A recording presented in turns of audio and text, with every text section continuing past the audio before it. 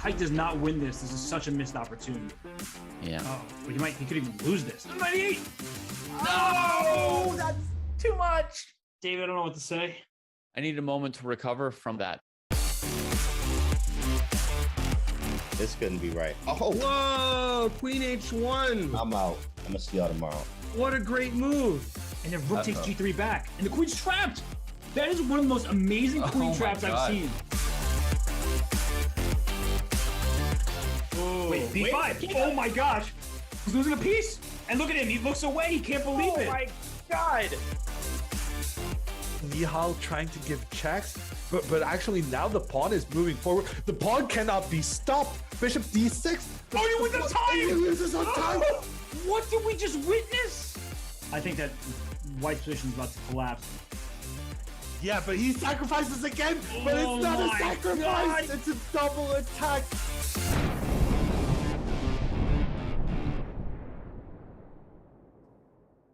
Welcome to the 2022 Junior Speed Chess Championship presented by SIG. This is the third qualifier, so don't breathe after yesterday. I'm Grandmaster Daniel Naroditsky, and it is a pleasure to be commentating the third qualifier with, of course, former world champion Grandmaster Robert Hess. Robert, good. It's not even afternoon yet. Good morning. How excited are you for the third qualifier? Well, watching you and Mike Klein commentate yesterday, how could I be anything less than absolutely stoked? That was the best finish you could ask for. Another tiebreak. We're 2 for 2 in the JSCC qualifiers. We absolutely are. Yesterday was absolutely unbelievable. And I'm sure that mathematicians right now are calculating the odds of both of the qualifiers so far reaching the tiebreaker. That is nuts. We will see if today will follow the arc of the first two. We've got another slate of amazing young players. And of course, we have another ticket to the JSCC as the main prize, Robert. Yes, that is the big deal that all these players are vying for. There's money at stake, but they all want to be in that 16-player knockout event that everybody knows and loves. So with $500 on the line plus that ticket, I think that these players, they'll give it their all today. They absolutely will. $500 is a lot of money, but nobody cares unless they qualify to the main event. That is what they are playing for. And let's review who has qualified thus far. We've had Aronyak Ghosh in that first qualifier we commentated together. Absolutely epic. And then yesterday, Andrew Hong defeating Brandon Jacobson by the absolute narrowest of margins in the critical game to be the second qualifier. And now, of course, the question, who will be the third qualifier as we have a look at the initial bracket, Robert? Once again, as with all of these qualifiers, it really is impossible to predict. I mean, the strengths are so similar here. I think you could put good money if anyone is out there doing that kind of thing. We're not promoting any sports gambling, but picking someone from Azerbaijan or India, that feels like a good bet because we have 4 players from Azerbaijan, 2 from India. Chances are a player from one of those countries is going to make it through to the JSCC. I didn't know you majored in math or statistics. That's pretty impressive. Well, speaking of math and statistics and cool stuff, Susquehanna International Group, SIG, the main sponsor of the JSCC. SIG is one of the largest quantitative trading firms in the world, using strategic games like chess and poker. SIG teaches new hires how to make positive expectancy decisions. SIG promotes a culture of reason, and gaming is a big part of that culture. Visit sig.com/chess, sig.com/chess to learn more and check out their open jobs. We thank the Susquehanna International Group. And we can't wait for the festivities to get started. We are going to go on our traditional break, make sure that everything is in order. And when we come back, the third qualifier will kick off. You are watching the Junior Speed Chess Championship qualifier number 3, presented by SIG. We will be back with the start in just a couple of moments.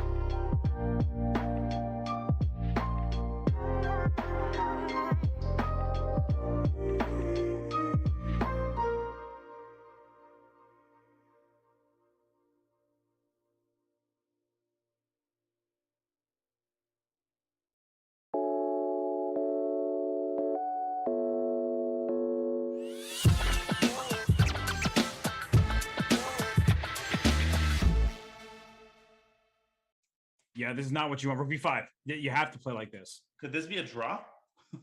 It should be, but I'm worried. Even if Fabiano's ahead in the clock, I'm worried for his time. Yeah, but if you might play rook takes c5 at some point. Oh! What Sorry. an idea! Okay, but it actually helps black But out. it's not. Let's go with the a file. Now black's got activity. No, it's going to backfire for Fabi. Knight takes a4. Now Sergey's rooks are streaming in. Yes, here comes the first one, and then the second one, rook g1 check. I think he missed rook g1. F6. Huge. Queen h7. Queen Oh my h7. God. Queen h6. Now Fabi's queen is running amok. Okay, c5. It's c5. Here comes from the other side. D6. D6. No. Queen e4 mate. It's mate. Oh my goodness. Oh my God. Look at Fabiano. You always say you drink water when you do something right. Oh that is my the Fabiano finale, the knockout God. punch. That is checkmate on the board, and Fabiano sails through.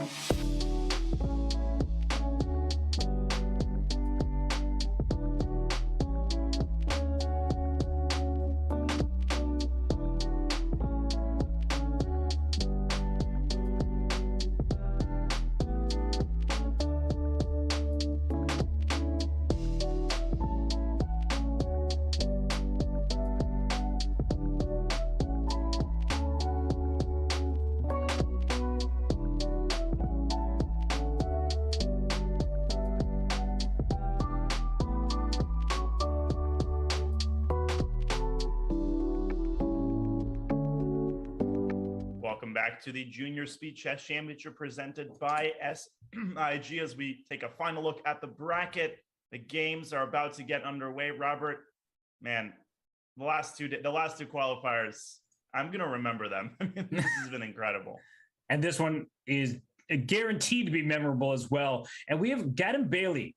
Abdullah Gadam Bailey is the 8th seed, which is absurd when you think about it, because he just scored, I think, 7.5 out of 11 in the European Championship. He had a Grandmaster norm, almost 2,800 performance. So as the 8th seed, I think that just showcases how strong this event is going to be. Yeah, I mean, I actually had no idea until you showed me his performance in the European Championship. His all I'm going to say right now is that his blitz rating on chess.com is a very poor representation of his actual strength. Yeah, I think he's a little underrated, one might say. Slightly. And we, his game just popped up first here, but his rating of 2687, I'm pretty sure his peak is nearly 3,000. So unfortunately for his compatriot, Mohamed Muradli, he's facing the 8th seed on paper, but maybe the best blitz player of them all. Yeah, that's like if the Golden State Warriors had lost a couple more games and then they'd be the 8th seed.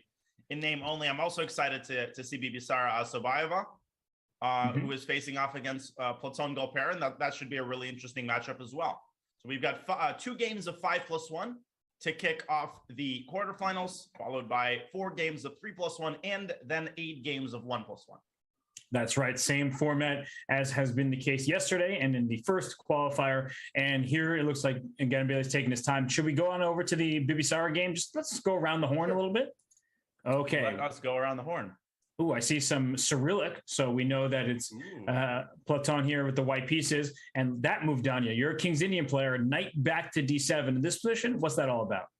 Yeah, this is Bishop D3. I've been referring to as the Saruman variation. That's how it was taught to me. Some are yes or smiling, or maybe not smiling. He doesn't want to be associated with this move. The point is that the drawback of Bishop D3 is that the queen loses contact with the D4 square. So you immediately move your knight back from F6 so that the bishop establishes contact with the D4 square. And now I've seen many ways that black can play this. Yeah, C5 is one way. You can also offload the knight from D4 and then go for a quick F5. Really unusual line for a King's Indian. You don't usually get, a knight that's sandwiched on D4 like that. Right. And now after D takes C6, you can just take back with the pawn precisely because this bishop is on D3. And for black, you could bring this knight to C5. You could reinforce the knight on D4 with the pawn. And at some point, F5 is likely to be a consideration. And she does, in fact, bring her knight rather than pawn to C5. This looks really good visually. I mean, knight's on D4 and C5, but sometimes white plays bishop D3 to B1. And then if you cannot sustain the knight on D4, then you've got a lot of these latent weaknesses in your position. D6 and C6 can get weak. So knight C to E6 could be considered as a way of holding down the knight on D4. I quite like this for black. It has nothing to do with the fact that I am a King's Indian player, I promise. And B4 should be one knight B3 also.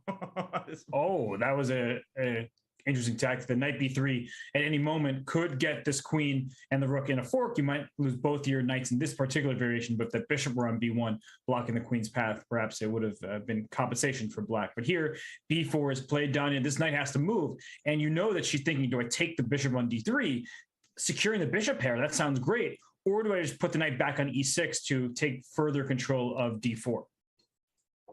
And there's our answer. She takes on D3, and the knight is now firmly entrenched in D4, but of course, white has the equivalent square on D5. Nonetheless, I mean, this is as good as it gets for black here. Yeah, there's not a single target that white can exploit, at least not for the time being. And this bishop on C8, when we think of the bishop pair, we want open space. This bishop doesn't have a clear diagonal. Perhaps its future is just to get rid of this pesky knight on D5, Danya, but it doesn't feel like a position when you claim I have the two bishops advantage. I'm not seeing the advantage just yet for the bishop pair. No, and another question that Sarah has to answer, does she play F5? Because that, of course, is wow. I'm asking these questions, they're getting answered. Yeah. And she answers it in the affirmative, F5, and then often you play F5, F4, and then you start the kingside pawn storm. But in this case, F takes E4 is, of course, a serious threat, like right now. Right, because bishop F5 to follow would trap the queen. And I just want to show something very quickly, that if you play F4 and we get a position like this, where this bishop on G7 is bad for the long term and this knight on D5 is very good, you don't want to be left with a dark square bishop often in these King's Indian positions. But that's not something that we think is going to happen, because F takes E4, as you pointed out, followed bishop F5 is a big threat. What's up? You're saying that you don't want to be left with a King's Indian bishop. Is that a affront to King's Indian? Are you saying what I think you're saying about the King's Indian? I'm saying that bad bishops defend fantastic pawns. Okay, you should have said that at the start. Now I can move on. So good position for Sarah, and Galperin has already spent half of his time here. Yeah, no, this is a great position from black's perspective. Nothing out of the ordinary. F3 played, so if F4, you could take on D4 or even retreat this bishop to F2. And very importantly, that black would have liked to use the pawn as a battering ram, F4, F3, and open up the king. That is no longer possible. And after F takes E4, the pawn will just take back. Right. That's a great point. So black has established a nice position. Shall we continue our little tour? Okay, so where should we go to next? Maybe the game between Sankalp Gupta and Aiden Suleimani. And for people who don't know, Aiden Suleimani, Grandmaster, teenager, he won the Aeroflot Open back in 2020. So this kid has proven himself on the grandest of stages. And back when he was an IM too, I mean, very few people had heard of him. And all of a sudden, this kid Aiden Suleimani is crushing all these 2700s. After that, whoa, you can't take it because of mate on Passant. Whoa. Do not en passant just because you think you're cool. Yeah, you were just saying you haven't heard, people haven't heard of him, and he's just saying, well, if you haven't heard of me, watch what I do. That is really nice.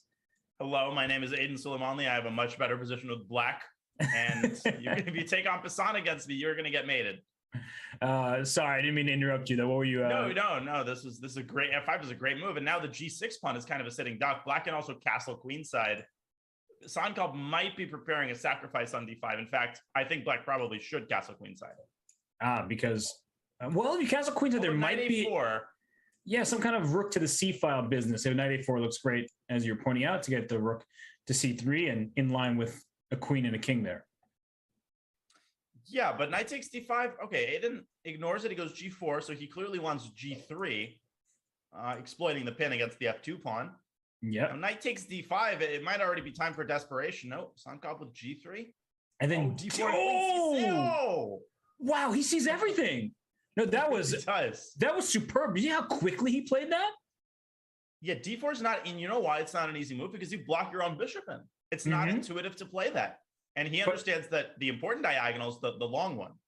Wow, that was, let's just go back a turn here, right? G3 was the threat. And as you point out, he closes that bishop down. But when one diagonal closes, another opens, as you like to say. And now queen C6, rook or queen to H1 is mate. And if you ever have to play F3, then that bishop will, in fact, see the light of this diagonal once more.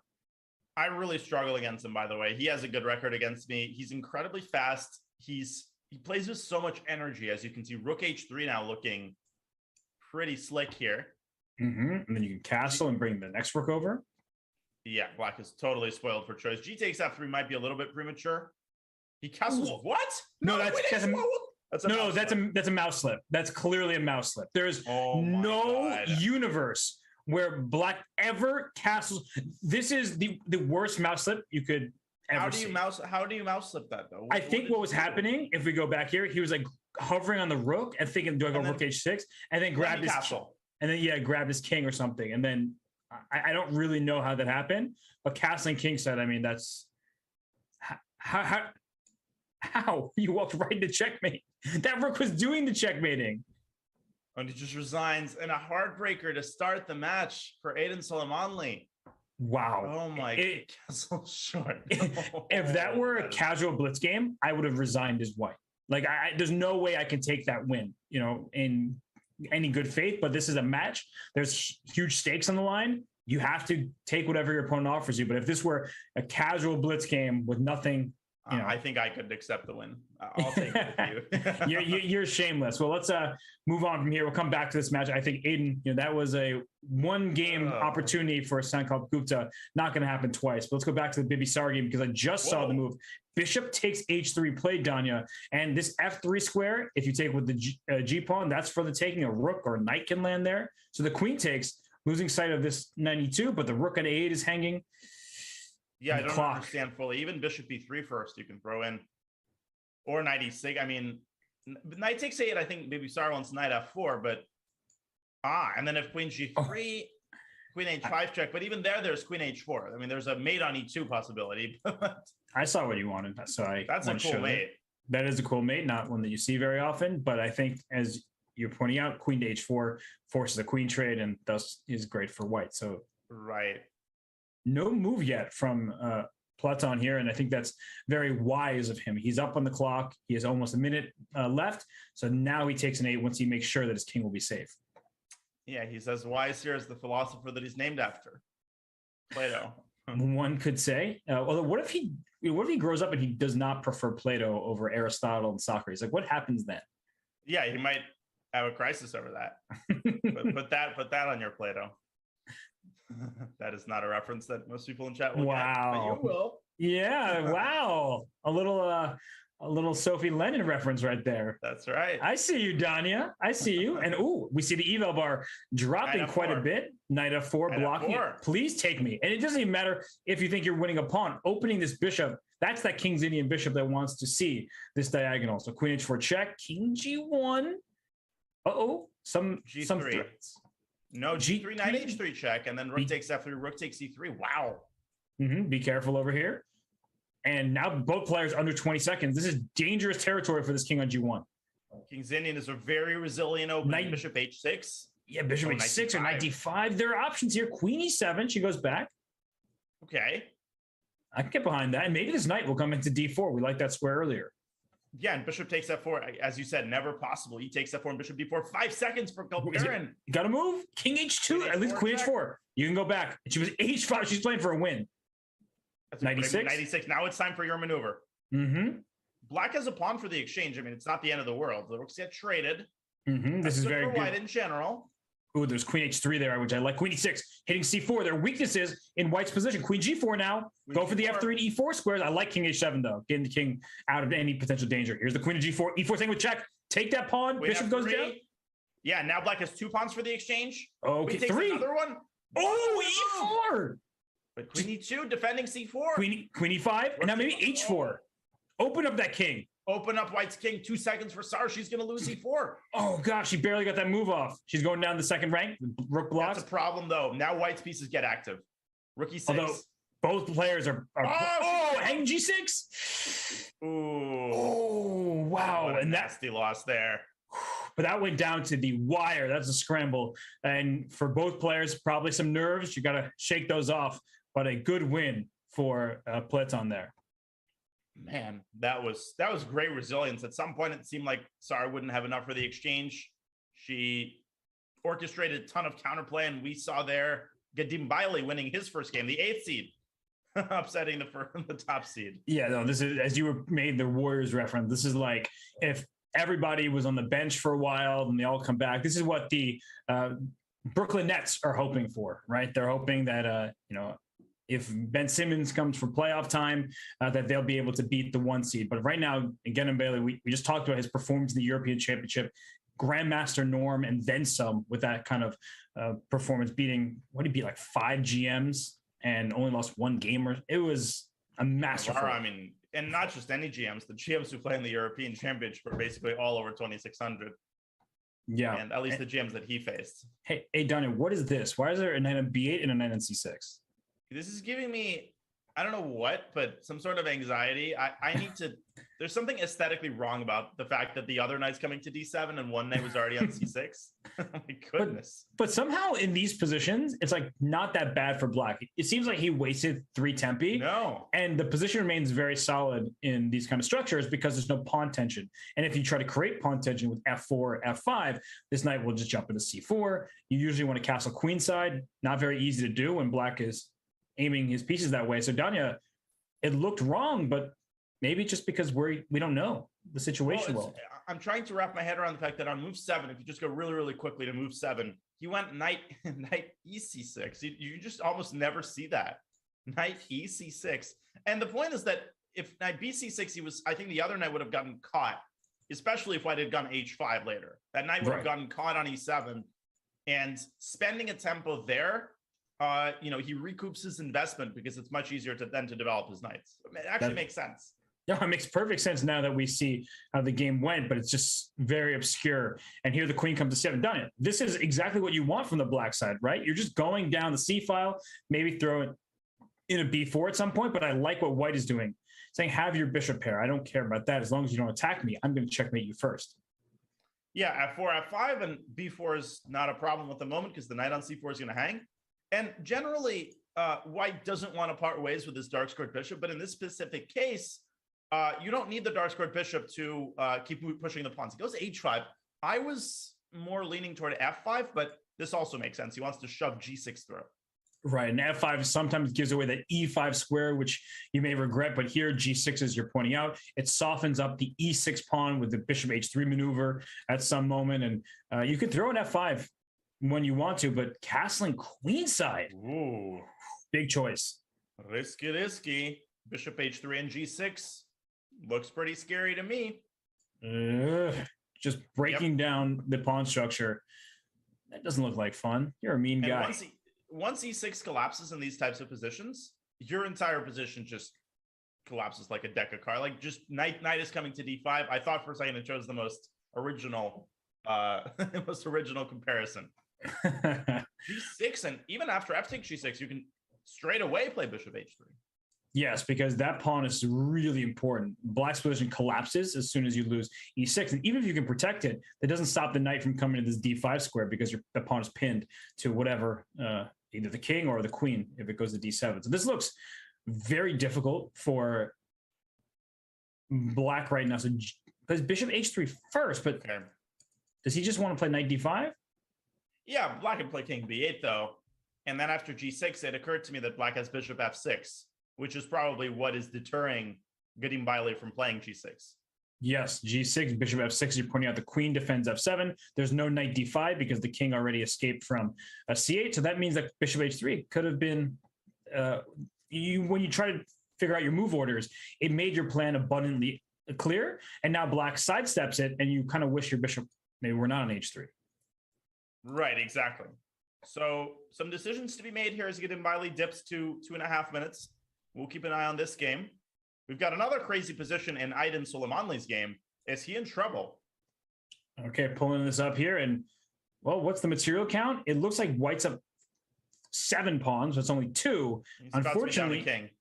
Yeah, a king or an exchange. Ooh.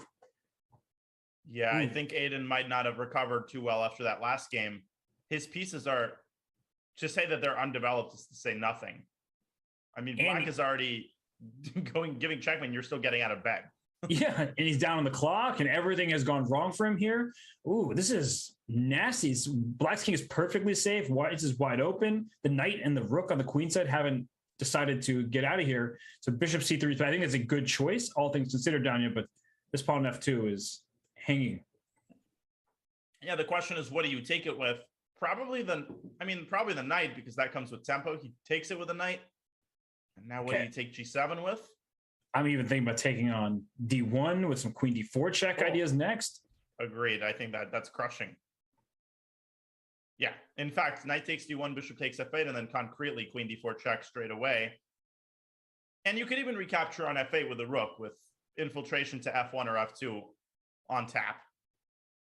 After knight d1, maybe White has like knight c3 and just go down in exchange and hope that you leave this bishop. And even if you don't, maybe the dark squares will be vulnerable. But now Black is spending a lot of time here. So we're getting to a 30-second game. Donna, this is how winning advantages can be spoiled. Yeah, and this is often this feeling you get where you can't quite find anything that totally satisfies you. Everything leaves open a little inkling of uncertainty. And he finally decides on knight takes d1. And now Aydin takes f8. I don't think there's much uncertainty anymore. I take on f8 was the wrong decision. No, but king h1 and knight c3. Rook takes f8, you go knight c3, and if rook f1, you lose your queen. Okay, never mind.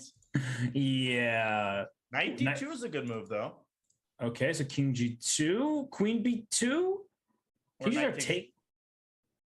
Oh, whoa! Wait, it's even. Yeah, now if you move your knight, White takes the rook. Wait, how does Black even equalize? Oh, rook takes it. No, Black has to just bail out. Yes, bail out, and then queen takes a7. That was shocking. And notice how at the end, after queen takes c4, White gives a check on b8 and then takes b7 with check. So Black doesn't have a single hope to win this game anymore. So can White try to win? No, he's going to go back and forth, and he's going to count his blessings. But he should be 1-1. I mean, he should have lost this game for sure, and he should have won that first game. So Sankalp Gupta, I think he can be happy about how these first 2 games have gone. But let's move on elsewhere. We have Ahmad Ahmadzada here against Indian P. And wow, this 19 seconds for Black while your king's on h7, that's no good. No, it's not. I mean, knight takes h5 here might end the game straight immediately, and he plays it, and queen g5 is coming next. Yeah, this is completely one-sided. Yeah, and that's going to be 2-0 in the Indian player's favor. And yeah, there's got to be just a knockout here, right? The Indian player or the Indian player? Of course, you have to throw a pun my way. Would expect nothing less. Okay, Queen h8. No, it doesn't work. It doesn't work. It doesn't. I mean, it doesn't totally not work because you can win the queen back, but it doesn't lead to checkmate. Yeah, but that would have been sweet for a checkmate. I was thinking of the exact same move at the exact same time. Wait, now where actually is the mate? Knight g6, rook e1. Okay, check on h7. Just like knight e6 and rook takes f5. Yeah. There's a king here. Rook h5 even. Oh, gosh. Just to grab this pawn. Okay, he goes for the business-like approach. And now rook takes f5 ends it. A million things have to end it. There's a king. Oh my goodness, rook f6. It'd be crazy though if this king like took and then went to e5 and back to d6 and didn't get checkmated. That's ooh. Oh, he wins a piece. Just this bishop is lost. And then the queen soon after that. Yeah, everything is just done. So, wow, that was a demolition on this board. And we still have one game going. Okay. Oh, that's the Sicilian game between Gedimbaili and Muradli. Mm-hmm. And Muhammad, he got some stuff going. He's gotten the knight on e5. He's gotten a rook to h3. He managed to survive the loss of the e6 pawn. Yeah, I mean, this bishop on d5, that when h3 took on e6, went to d5, and now g5 played. Bishop e6.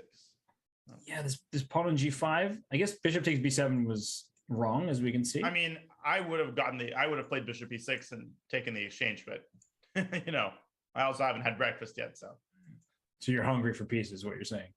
That's exactly what I'm saying. 12 seconds also for Gedimbaili, and the position remains highly complex. I think he wants a5, queen back to e2 to jump into this b5 square, and there's knight c4 that the queen takes c4 in these positions. So he's going for tactics. King, then you, I guess, give up the pawn on b4. Although c2 is loose. Oh, no, it's not. There's a rook here. Okay, so there's knight c6 maybe? Yeah, that's what I'm thinking. Knight c6, queen a4, and white's hanging by a thread.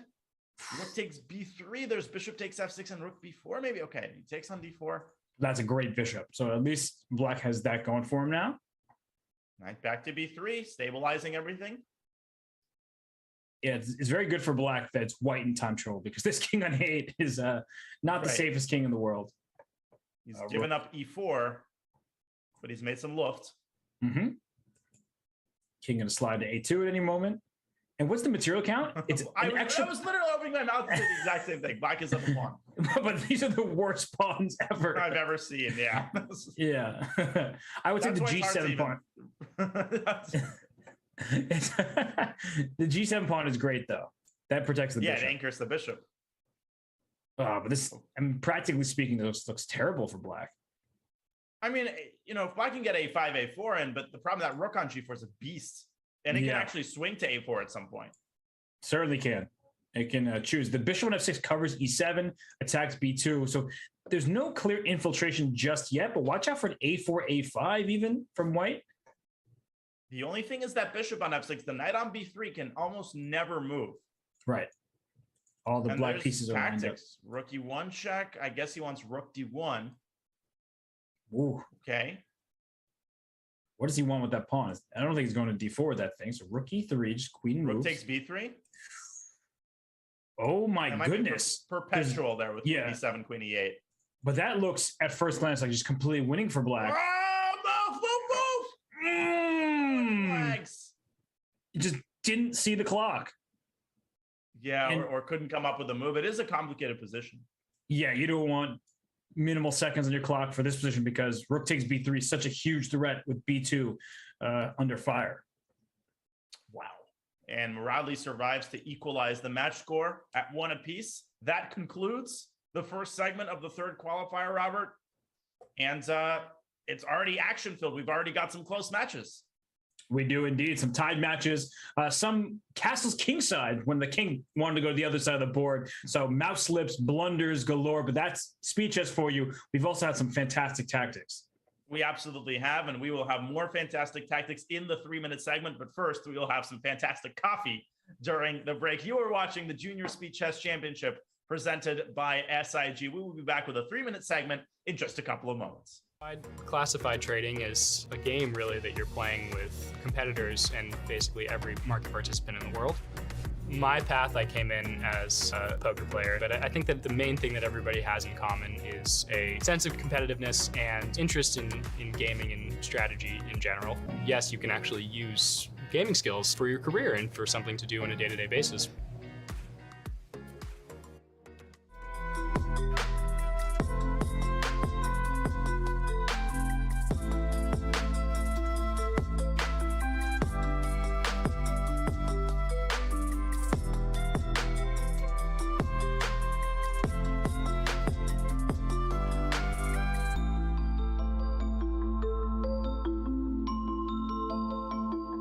Did you know you can watch top chess events right on your phone?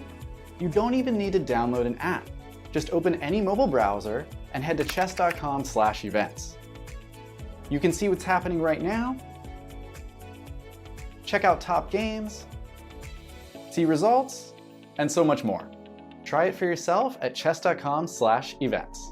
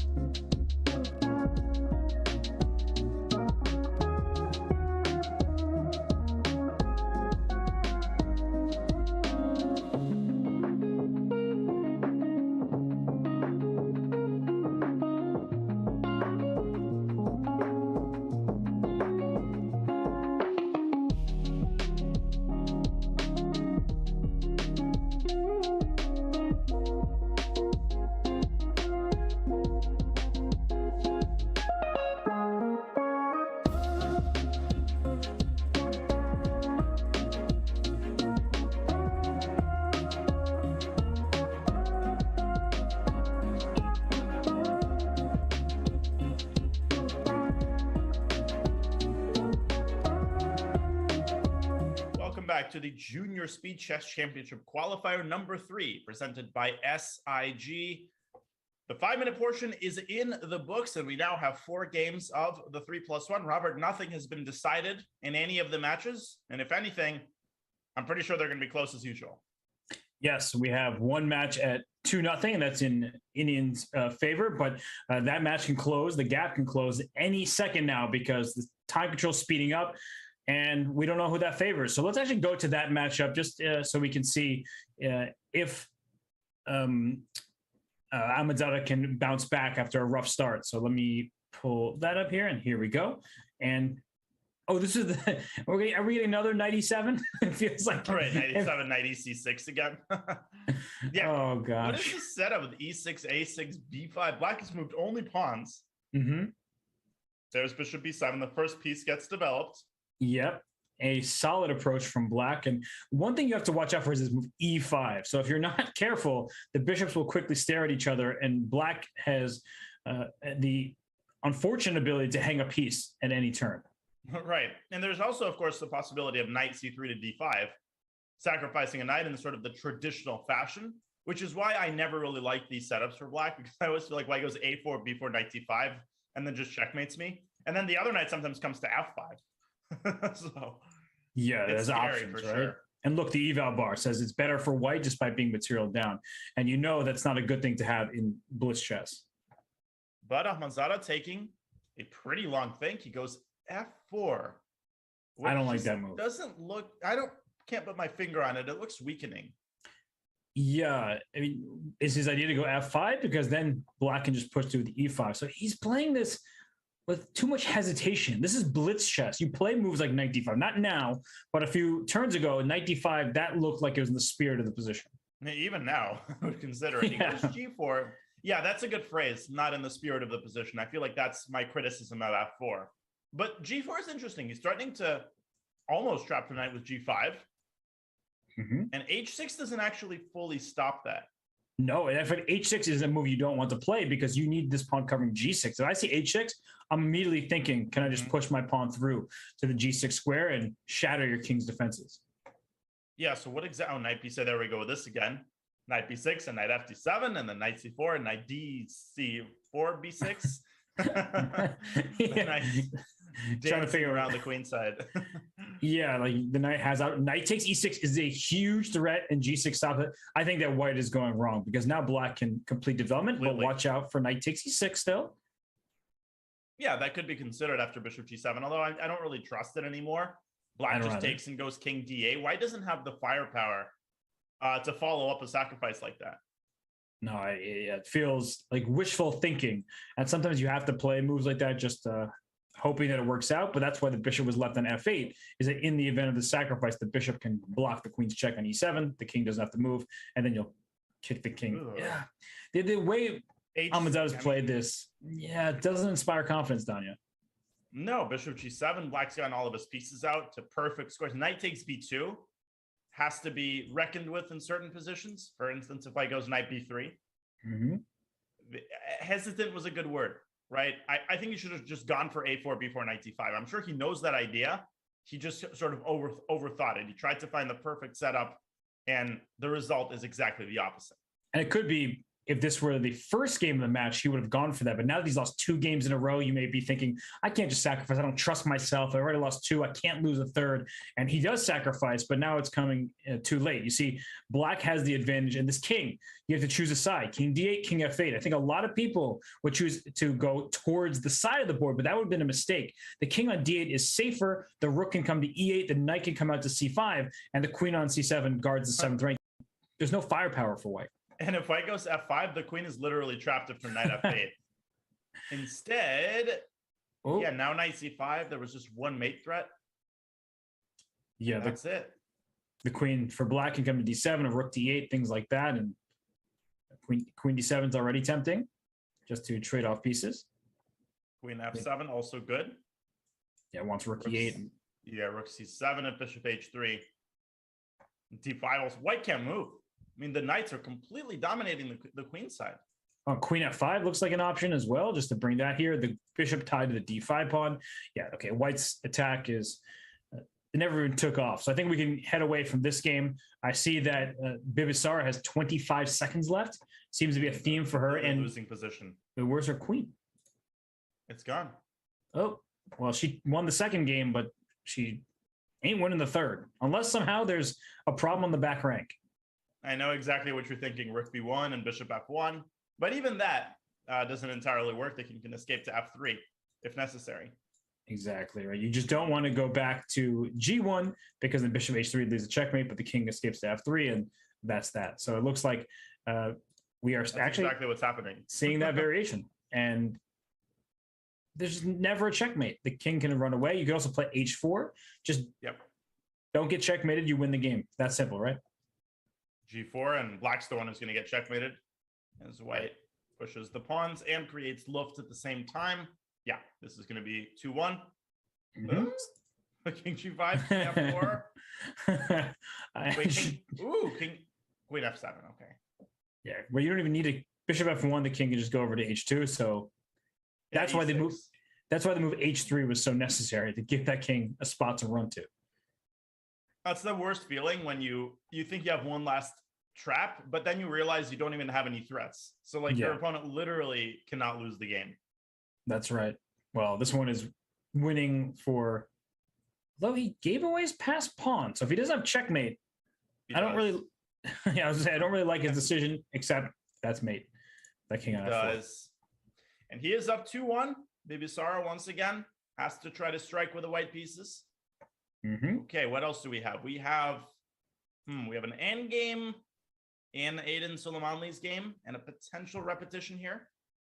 So 2 pawns are hanging. Oh, and white's going for the b7 pawn. Now, this could get dangerous for white. I mean, if you keep checking, the king can run to g6, and Black's knight can jump into d4 with check. You could lose the c5 pawn. I feel like, practically speaking, Black's the one with the edge. Yeah, it seems like there's only one black pawn to target, and white is targeting both c5 and e4, as you mentioned. And king g8 play, he wants to avoid any sort of knight d7 check, which protects c5 tactically. White could play f4. Goes knight c8 anyway.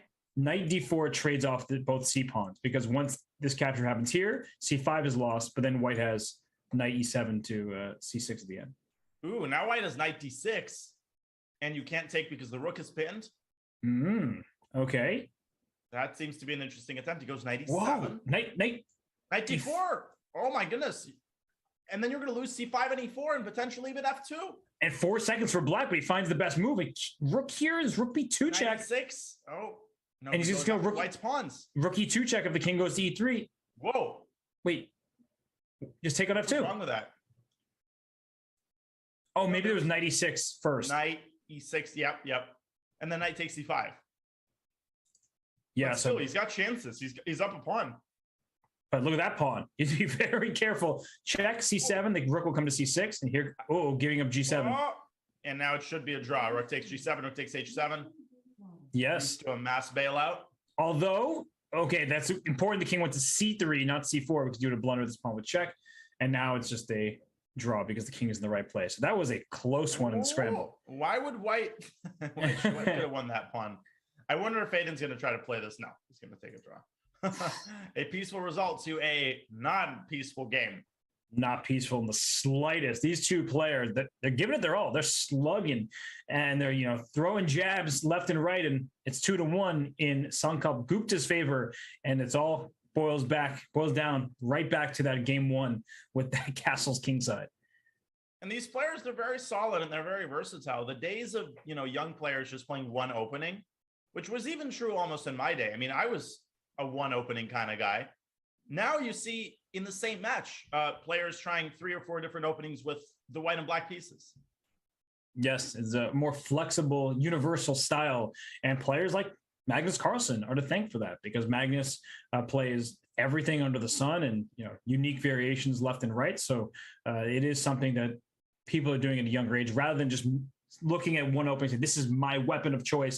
It's like, no, let's be flexible. And I mean, doesn't black usually play h5 in castle? Yeah, no, I was I've never seen white play h4 in these positions.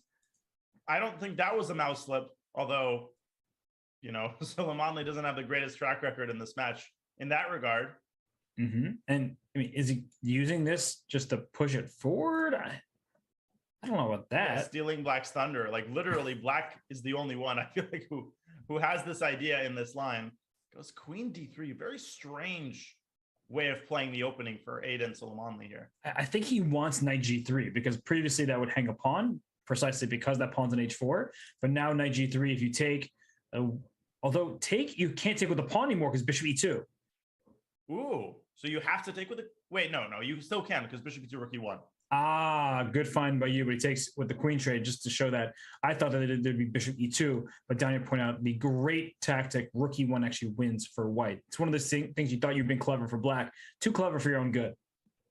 But he does take with the queen, and that leads to an endgame.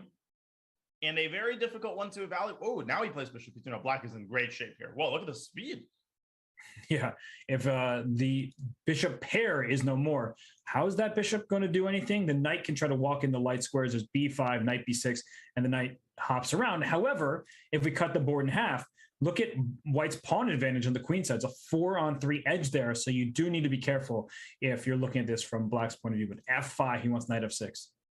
Yeah, I mean, that's a drawback with openings like the Berlin or this variation of the Caro-Kann, where most pawn endings are actually lost for you because it's so much easier for white to create a passer.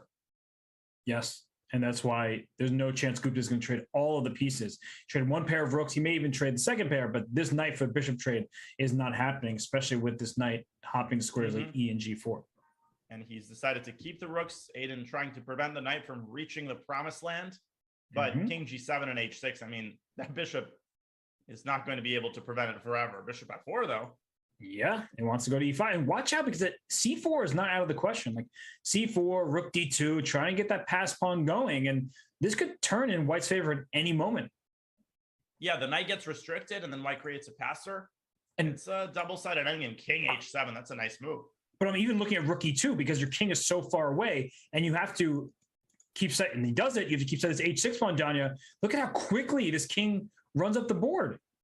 Yeah, in the blink of an eye, you get c4 d5 or c4 b4, and you start advancing the queenside pawns. I agree. I think that the tables have turned somewhat. Rook e4. But, wow, he's like, if you're going to trade rooks, you're going to fix my pawn structure. I would still consider taking. I don't really want to, but the end game, the pure end game is what I want.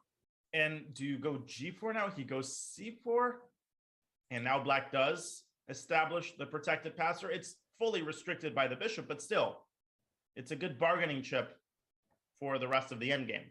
this king is tied to the pawn, so black will probably have to make a move like h5, which gives full control of the dark squares, but there's maybe no progress to be had from white's perspective. Yeah, now black is wanting to get that king to e6. White needs to act, and he does, d5. So he's going to put the king on d4. That knight on d7, Robert, is actually a great defensive piece here because it's preventing the white king from ever reaching black's side of the board. Right, this king wants to get all the way up, but the knight will take away its squares. Though black is maybe running out of moves. If you're not careful, you may not have too many choices for your pieces because this knight can't move. So actually, maybe there's a way to lose the tempo. The knight can't move from d7. So I'm wondering if after bishop g5, king d6, you just waste a turn with bishop d8. There could be a Zugzwang.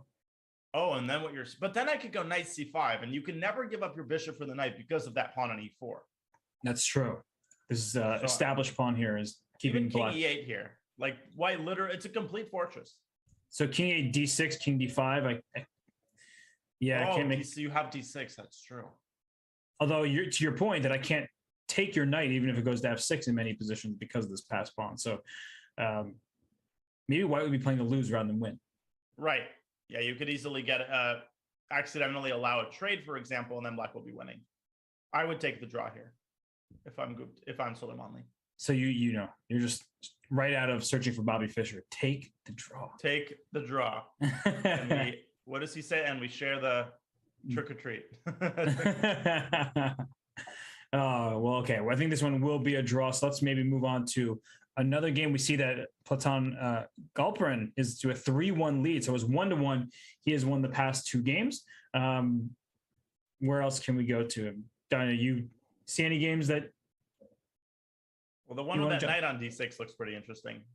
The one with the knight on d6. Let's go there. Okay. Yeah, as opposed to saying Rodley's game, the one with the knight on d6.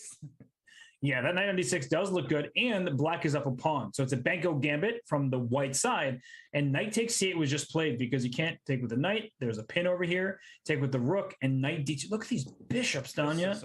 This is a dream Benko gambit. I mean, you never get these kinds of positions. No, because you don't get the first move. Right, but also like queen a4, rook b1. Knight e4, second knight. Oh my gosh, now I even want to go to c5 or d6. I'm not sure where I want to go. This is an absolute nightmare scenario. That bishop on g7, lame, just sort of staring at the pawn. And bishop takes c6, already a threat, because if you take with the knight, you lose an exchange. And if you take with anything else, you drop a7. So don't count this move out. If I knew the reverse Benko was this good, I would have never played 1e4 in my life. You didn't know it's an automatic win, and black can't play b6 because c5 opens up more stuff over here. Yeah, I have no idea what to recommend to black. He's also down a minute on the clock. Yeah. So I kind of think we don't like black's position. That's the gist that I'm getting here. Is that what we think? I don't know. It's pretty double-sided here. Double-sided. Yeah, rook c7 so that he can play b6 and defend this pawn, because a move ago, b6 walked into bishop takes e7 type of ideas. If the queen takes, you lose a knight. If the knight takes, this a7 pawn collapses, and then b6 is a problem. So you can see the evaluation bar skyrocketing. So now we have rook c7, knight e4, and b6. Is it time for the second piece to d6? I think it is, because that piece from d6 can then jump out to b5, and then eventually you can cash in by playing bishop takes c7 and knight takes a7. What you want to avoid is cashing in too soon and accidentally, allowing a bunch of trades, for example. Wow, rook b5. Ooh. Okay, so does he want c5? He very well might.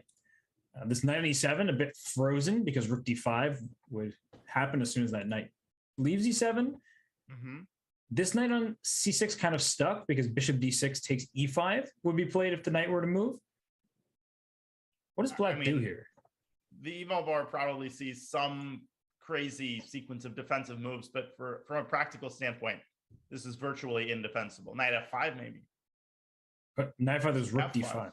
Okay, and that was a good move, f5. It looks like a terrible move to me because the king is wide open, but he plays e4 next and takes he1's d3. I guess so. And the a1 rook is hanging. You can't even get an exchange for it. He moves the rook to d1. Now d takes e4 is a big threat. So he goes e3, but now the position's closed, and that's bad news for black. And the rook can come back to a1. You can like brush the mosquito off his shoulder, and then he's back to hunting for the queen's head. But h6 g5, getting Bailey is creating significant chances here. Although then the f5 pawn is a bit of an issue. Is there knight a5 right now? There might have been, although I guess queen a2. Yeah, I'm just trying to get this knight on e7 more active. But I guess g5 it is. But then there's take on f5 because bishop e4. The king's on a good spot. But for now, the infuriating thing about White's position is that it's gotten a little bit tangled up. So I would consider queen a2 anyway. Goes rook a1. Knight c8 quickly played by Gunnar Bailey there. Okay. c5. I mean, White is down to 50 seconds now himself. And that move, not approved of. There might have been a knight to e7 to kick the rook out of it. Yep, I agree. Okay, but black is still up a pawn, by the way. We can't forget about that fact. No, and with every piece that's traded, that's becoming more and more significant and noticeable. Yeah. And you can see by the clock usage, Muradli, he was up a minute and 20 seconds almost, and now he's about to level up the time. Queen up to b5 as he continues trying to poke and prod, but 10 seconds for Bailey and tons of tactical threats here. Wow. 97. Cold-blooded. He forces bishop e7 either after a queen trade or before it, but you have to play bishop e7 because the rook is trapped in d5. And that's going to be huge. We have an endgame. Black is still up a pawn. Mm-hmm. How do you do that? Rook c5, another trade on the... Oh, it takes in rook c6. I almost, taking rook c6 wins the pawn back, but I'm trying to go after this g6 pawn, which take it here on c5, open up the 6th rank.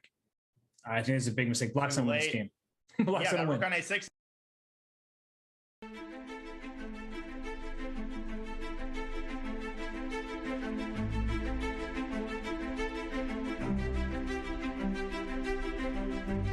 I would just try to break through with White, but Muradli's completely unequipped to deal with this. He never thought he would get this endgame a pawn down. No. And if you played g4, the rook would have gone h. Oh, gosh. Here comes the pawn. b5, but no, bishop c6 stopping. And now he breaks through on the other flank. Beautiful. Mm-hmm. And h4, rook g7. Starts the first. Bishop d6 at any moment. This is practically, as you said, practically speaking, this is completely lost. I mean, it just turned around h4. Oh, no, h4 would allow g4, so this is better. And now h4. You can't stop it. Yeah, and he loses another pawn, and he will lose the game. Bishop e4? No. Okay. Rook takes f5 is possible, but he just wins on time. You need to win on the board. This a pawn was going. So, wow, huge win there for Bailey. God, that is such a tilting loss. It just felt like you couldn't even imagine a scenario in which White's initiative didn't result in victory. And a Jababa London. I like it. Well, by the way, Bibisar won her game. We haven't seen her wins. Unfortunately for her, we keep tuning in to games that she's losing, but she won a second game, keeping the match close. Let's go on over here. Ooh, I love these positions, Danya. White with the big center, black with the extra pawn here. Oh, an e5. Okay. I've seen that idea before. But can you just take it and then play f4 at the end? You absolutely can. And I think you should. She goes to e5. Oh, I liked it. Oh, even better version of taking the e5 pawn. Yes. The one thing black had going for him was that he was up a pawn. Now he's not up a pawn. White has the bishop pair, f4, bishop e3 to d4, things like that. That knight a5 is not participating. And you can even take a second bishop. Bishop pair, monstrous center. The only thing that worries me about this match is Sarah's time usage, especially going into the bullet. Yes. She's been the one down on the clock every single game. But right now, look at her position, though, with these pawns and the bishop pair. The one consolation for Gilperin could be trying to get that knight from d7 to d3. Knight c5 or knight e5. You cannot stop both of these pathways. That's true. Maybe it's something. And then maybe c7, c6 at some point to try to cut into White's center. Okay, is this knight trap? It's so close, but black always is b6. I'm like thinking, do I have bishop b4? You play me like c6, queen a4, and then you have to play b6.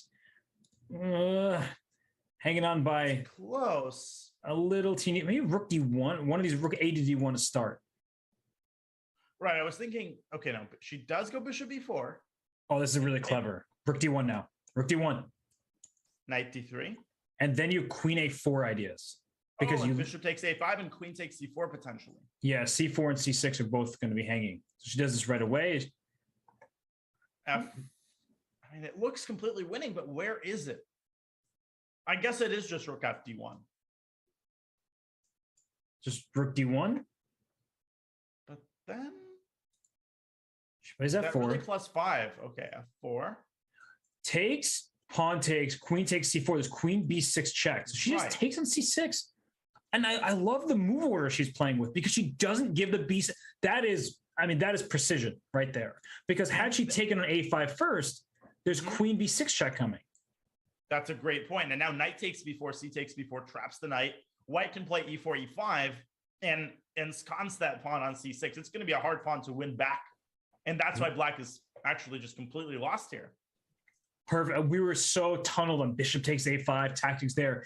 Just give me that pawn. It is directly hanging. There's nothing that black can do about it, and it's going to remain on the board. She can take on a5 next, and then c4 will be loose, and then she can block with queen d4 and be up 2 full pawns with this healthy passer. So, wow, really well done by Bibisara.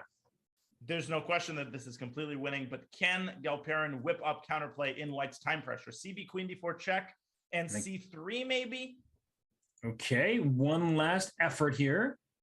And how do you untangle your queen from the pin? Queen b5, knight c4, and then if rook d1, there's knight d2. 20 seconds for Sarah. Yeah, she's got to move. She must find a move here. Even e5 looks very nice to go c7 next, but rook d1, exactly. queen c4, and then e5. This knight's not getting out. Bishop d5 is her threat. Great. This is bishop d5. Bishop d5. It almost traps the queen.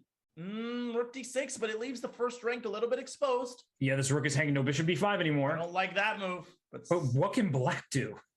Nothing. I mean, c2 could be an attempt, but then White has to play rook c1. Right, don't play bishop d5. You checkmate on f1. No. Ooh. Okay. Now c6 is going to fall. And giving up that rook was a big mistake. Now the other rook is really passive. The knight's getting back into the game. Oh my gosh, she's dropping all her pawns. Panic and time pressure. And I understand what she's going for, but that queen on c4 is perfectly situated here. And bishop e4 wasn't even a threat because the rook on f1 is hanging. And now black is the only one who can win. Queen takes f1? Oh, but then there's queen e6, king f8, no more checks. And that's probably what he's calculating. Wow, that turns so quickly. She played an amazing game, and then she traded on e6, and it went from winning to losing. And she found every accurate move in like all of the key moments, but that took a long time. And a heartbreaker. You called it. Her time trouble is what is not allowed. Oh, queen f1 mate. That's a great, what a crushing tactic, queen f1 mate. And the same after rook takes d1. Oh my gosh. So a nice turnaround there by Galperin, but he was in big trouble. It looked like Bibisara was going to even up the match score. She falls. Let's go to some of these other games still in session here. We have, what is this? And how is this 0? No, this is made in 12. Oh, God. Rook h7 and queen takes f8. How did this happen? I don't know. I just clicked on the game, Danya. Oh gosh. It seems like White made 20 moves and Black made 5. I'm just going to quickly go through the game. It was a Jabal London and then hook using this pawn as a hook. Ooh. Oh, gosh. 5. Are you kidding? That's a terrible move. Walking into the direct attack. And okay, this was as one side as it gets from here. White just, wow. Brutal. What a devastation right there. All right, we still have 2 other games in session. It looks like Inian is just sweeping Ahmadzada. So that match is 5-0 already. Oh, goodness. And Suleimani, he even up the match score, Danya, and look at these knights for White.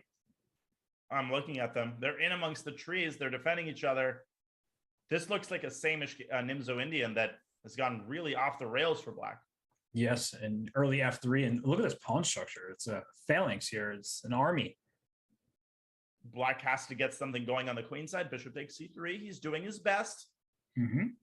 bishop d4 check at some point, but it's all very mild and harmless in comparison to those knights. It's funny because I felt like you wanted to say a paper tiger, but it's not even a position where it's not even paper, right? There isn't even a tiger. Yeah, there isn't even an origami. Like there isn't even a semblance of a tiger. Yeah, this king is very safe. Can always step over to g2 if you give it one little check, and c4 can perhaps be captured. If you don't want to go checkmate the black king, you can just win a pawn. So nothing going right for black here, and I'm just. Is it g5? Is it h6? Is it g5, g6? And the worst thing is that positionally, white is also just much better. You could even just play bishop e3 and just enjoy your life. And you're just better regardless. I think he wants bishop g5. That's why he very important king g2 move just there, because otherwise knight takes e4 would have been a check. So he plays bishop g5, and this is an eternal pin. How are you getting out of that? You're not. Well, this is how he's trying to get at. Rook b7 also. Rook b7, d6. I wouldn't actually play d6, I think. Because maybe knight d6. You should win a pawn. Oh, wait, knight d6, there's no rook c7, knight b5. Queen c1 preparing, loading up like bishop h6 idea. I mean, he's coming at him from all angles, all sides, all avenues, all boulevards. Rook b7. There's not, and knight d6 again works because knight b7. Even rook takes d7 and bishop takes f6 is a threat there. Oh, that looks like a Danya tactic that we want to see. Right. Oh man, this is so one-sided, Robert. Oh my god. Knight takes g7 if you just want to win a pawn and still go for checkmate after that. What doesn't win here? Queen g5, I mean. Yeah. What is wrong with queen g5 exactly? Yeah, isn't that why he played bishop h4? I thought so, but he also is up a minute plus, so he's like, let me make sure that I win this game. And he goes for this one. Yeah, but why get into an end game? Because it's not an end game. I'm going to take an f6. Oh my gosh. 98. Then just, the bishop protects it. I forgot about the bishop. Too. Oh, he does it. He forgot about the bishop. Oh my goodness. Jinxed him. Danya, how dare you? How did he not win this? Oh my goodness. That was F6. Really bad. Now he's lost. But can black pull it off with 3 seconds? I don't know. That king still doesn't feel safe. Yeah, white's got chances here, practically speaking. Go rook b7. Just throw your pieces up the board. Well, knight d6? Yeah. Do queen takes a7 then? Just start stealing pawns? Yeah, just take everything you can get. Bishop b6. Now the rook is kind of trapped. Okay, so the queen has to go c3. And if knight d6, there's rook takes d7. And then take on f6. So that's what he's aiming for. And rook h5. Oh, gosh. Oh, no. Uh-oh, knight f7 might have to be played. But now... Bishop h8? No, it doesn't work. It doesn't work. H8. Oh. Yeah, then, beautiful move, and he's going to win it after all. Oh, my gosh. Queen g7, queen takes f8. That's why he blundered, is he wanted to show us this dazzling display of tactical prowess. And that shows you how winning his position was, that he literally just loses a piece of the body, and it doesn't matter. He just keeps attacking without missing a beat. And that was the last game, right? It was the final game. I mean, look at the scores here, Danya. Inian is up 5.5. He just gave up his first draw. Mm-hmm. That's pretty impressive. Yep. And then we've got Getting Biley up 4-2. And the closest match right now is the match that we're watching right now, Soleimani against Sankalp Gupta. But let's not forget, 8 bullet games, everything could change. And we've already seen that in the previous qualifiers. So none of the matches are still decided. Don't go anywhere. We might see some epic comebacks. But first, we're going to go on a quick break. You are watching the Junior Speed Chess Championship Qualifier number 3, presented by SIG. Back with a bullet in just a couple of moments.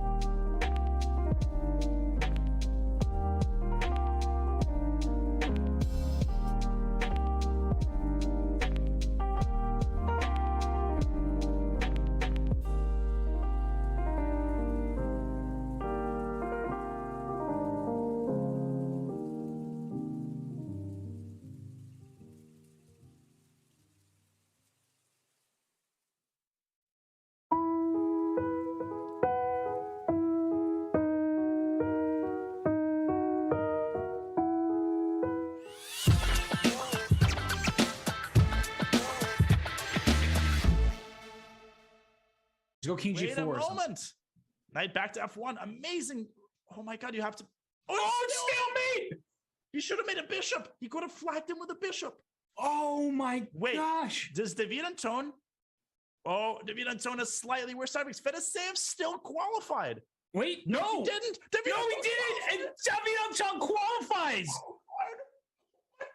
The stalemate gets him through. This is unreal. Oh my gosh. He surpasses Fedoseev, poor Vladimir, by less than one tiebreak point. And Oh my probably had goodness. Auto queen on. Kovalyov is cursed in this tournament.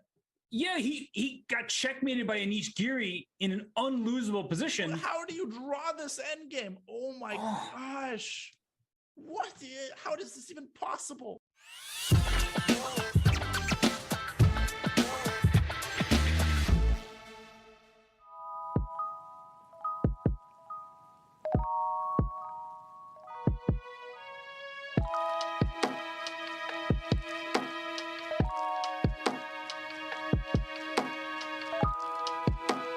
The Chess.com Rapid Chess Championship continues this weekend, featuring the top 100 players, top 10 women, and top 10 juniors in the world. Watch as the very best compete for their share of $20,000 each week, culminating with a $150K prize finals in late August. Catch all of the action every weekend, including this coming weekend, right here on Chess.com. But right now, we're catching the action at the third JSCC qualifier. A lot of exciting young Azerbaijani and Indian players participating. Robert, the bullet segment is upon us. That's your favorite time control, perhaps? You know, for me, it's dizzying. The amount of moves that come in before I can even turn my head, it feels like I'm on a swivel. Yeah, I mean, we've got 8 bullet games, and a lot of these players, particularly Ahmadzada, who just hasn't seemed to find his rhythm, his zen, they've got some coming back to do. Let's see if they can manage it. Here we go. Well, you mentioned Ahmadzada. That was the previous game. The games are all just starting. So as soon as the Ahmadzada game pops up, I'll try to click on that just to see if he really does have a chance. Yeah, I'm not too familiar with what his bullet rating is. I guess we'll take a look here. 28, 20. Okay, he's got a shot. And 7.5 points is the magic number. That's when the match stops, first to 7.5. So he needs to win 7-2, or not 2 because it won't get that many games, but he needs 1.5. Yes, 7-1 in these 8 games. And that's not going to be easy when you're playing someone as strong as Indian here, but it's not impossible. That's for sure. Streaky players in bullet, they can go on an absolute tear. Oh, without question, you can win well over 7 games. And another Sicilian, this time F4 actually makes a lot of sense. And this is a Shevchenko structure, bishop F3. But here comes Black's knight to C4. We know how annoying that can be. Right, and this bishop often has to go back to C1 where you don't really want to put it. But knight C4, that's auto for my point of view. Play knight C4, just hop that knight in there, figure the rest out later. What's up? It's taking a very long time on knight C4. Surprisingly large amount of time. And he plays knight E8. And then F5? Yes, please. Bishop G2 was unnecessary, but F5 still looks really strong. Okay, once queen H, is he trying to go for a good old-fashioned rook lift checkmate? Well, I like the good old-fashioned F5 because now there might be a good old-fashioned queen C5, and that knight on D4 could get caught. They're also... I don't like queen H5. Yeah. You know, rook F3, knight takes E3, rook H3, H6. Ugh. Yeah, it's never made. GH6, there's always G6. Like, it's never that easy. And now look at how much time he spent. Yeah, he needs to just go for it. Just play something. He gives up B2. Ugh. And maybe knight D5. And after it takes knight F5, just go for it. He's just so timid. He's playing this like a Queen's Gambit decline, but it's a Sicilian. Like, you gotta go for it. That's a really good way of putting it. So, you know, all chess players know exactly what you mean. Yeah, I mean, if you want to play like this, play a London, but G6, Queen H6, and F6, maybe there's still mating chances. Okay, but now the white king might be open as well. That's true. Okay, a trade of light squared bishops. The knight could come to D5, so maybe a check on C6. Whoa. Bishop D4? Oh, yeah, bishop knight F5. No! The queen has to go That's back. not the move. Bishop d4 was crushing because knight takes f5. There's rook takes f5. And Queen here F3. black needs at some point to think about playing h5. I would throw in queen f3 trying to give a discovery on e7 and win the queen. Ooh, you're a bad man. Knight. Oh. Wait, but Still not no, over. Queen but you H6. can't. Yeah, you can't take Oh on my d5. God.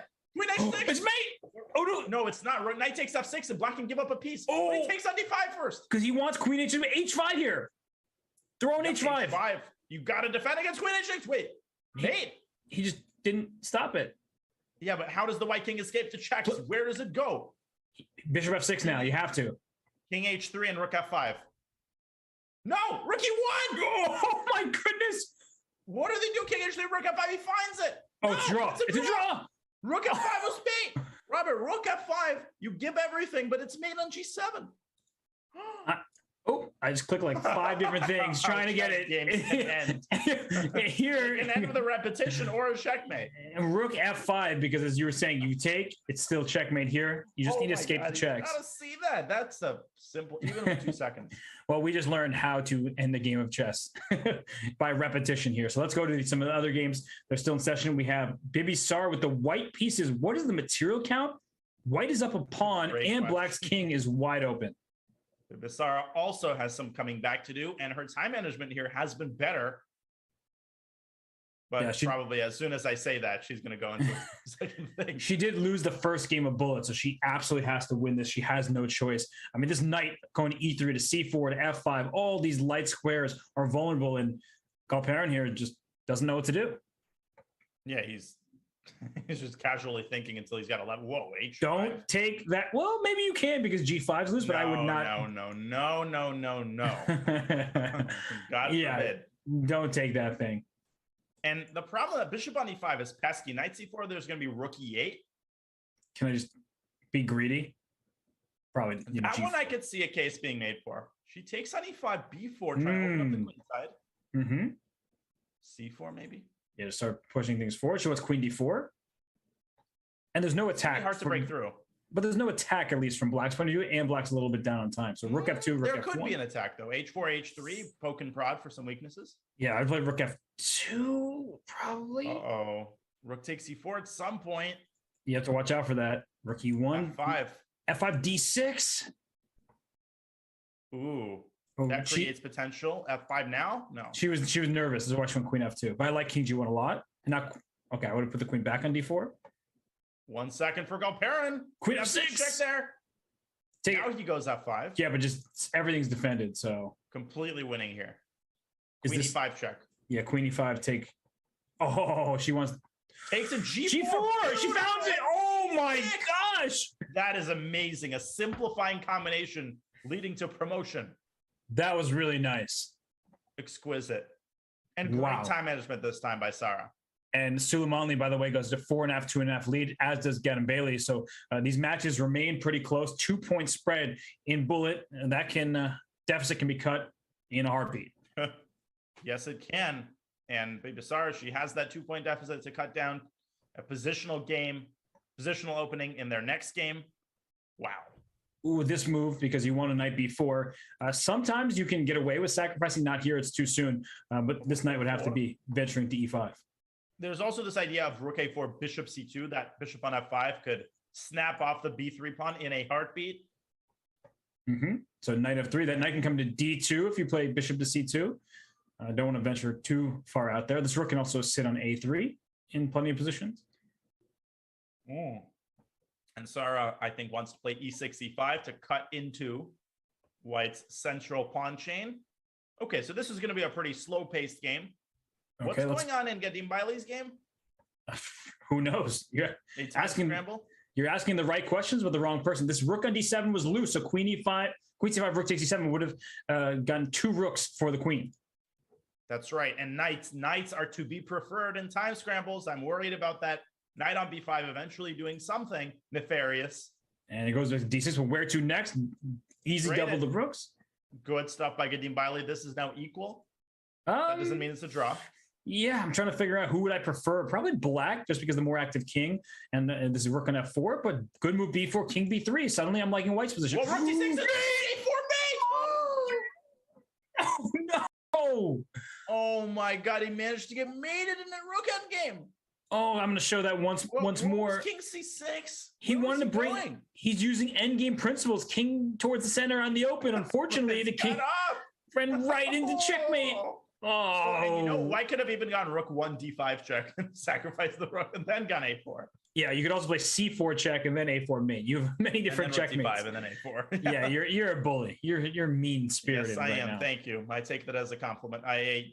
Very, very devastating game. Not a game you could have afforded. Whoa, G5 by Bibi. So how do they have so little time? And how is this the position based on where we left? Center is collapsing. Completely collapsing.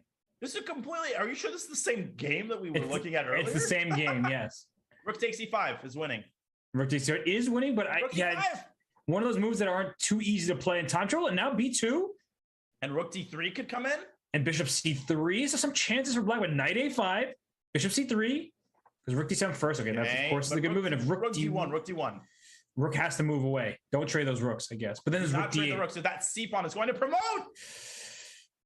I don't No. The pawn goes. You can't stop it. Ooh. That knight on b7 dominates the bishop, which can't stop the pawn. A painful loss for Sarah, who's down 3 points once again. Okay, let's try. And by the way, Suleiman keeps winning, so he likes the bullet time control. Look at his rating; it's ballooning up to 2,900. And what's going on here? It looks like White has a crushing position with all these pieces aimed at the Black King. Well, f takes g6 is now threatened, but rook f8 gives up e7. White's also down a piece. No, wait, no, he's not. Wait a second. Look at that cool-headed move. Oh my God! There's got to be something here. No, I don't know. D5, just to shut the queen down. Is there G takes F5? I don't want to play it, but I'm nervous at everything else. F6. F6, I'm worried about just takes. Oh, he gives up. And now White's going to make kebab out of these pawns. Bishop d6, bishop c5. Just skewer them all. Yeah, don't even take that rook. Okay, if you take that pawn lands in the 7th rank, the f7 pawn is toast. E5, e6. Try that on for size.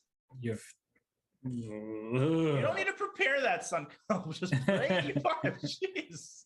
He trapped the queen. He saw better, Danya. Like, Daniel, you need to shush. Yeah, I know what I'm doing. And leave now me. Leave me alone. Yeah, I think that White has enough extra material. A queen for what, one minor piece? Oh gosh, everything's gone. Oh, bishop c6, but take it. You just take it at d7. That's how winning you are. You just blundered your queen down in exchange, and yet no, he sacrificed it. Got to be down to final seconds in this game. Oh, that king, queen, g8. No, why would you trade rooks there? Where's the knockout? Okay, he's up 3 pawns. Rook c4, rook h4 would have trapped the queen, I think. Ooh, you're a mean, but he should man. just win this positionally. He's up 3 pawns. Right, let's not lose sight of the forest for the trees. Rook c5. Okay, rook c6 is now rook c5. Another pawn bites the dust. And checkmate. Checkmate. Stop. Why do we keep doing that? You just say the same. Stop it. Did we just become best friends? Oh, sorry. Wow. I watched that at least 15 times.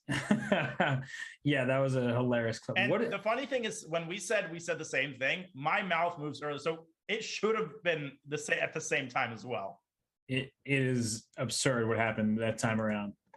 Okay, what is going on here? This takes, knight takes. Don't take this. Oh, knight b7, rook d7. Simply rook d7 or queen e5, something like that.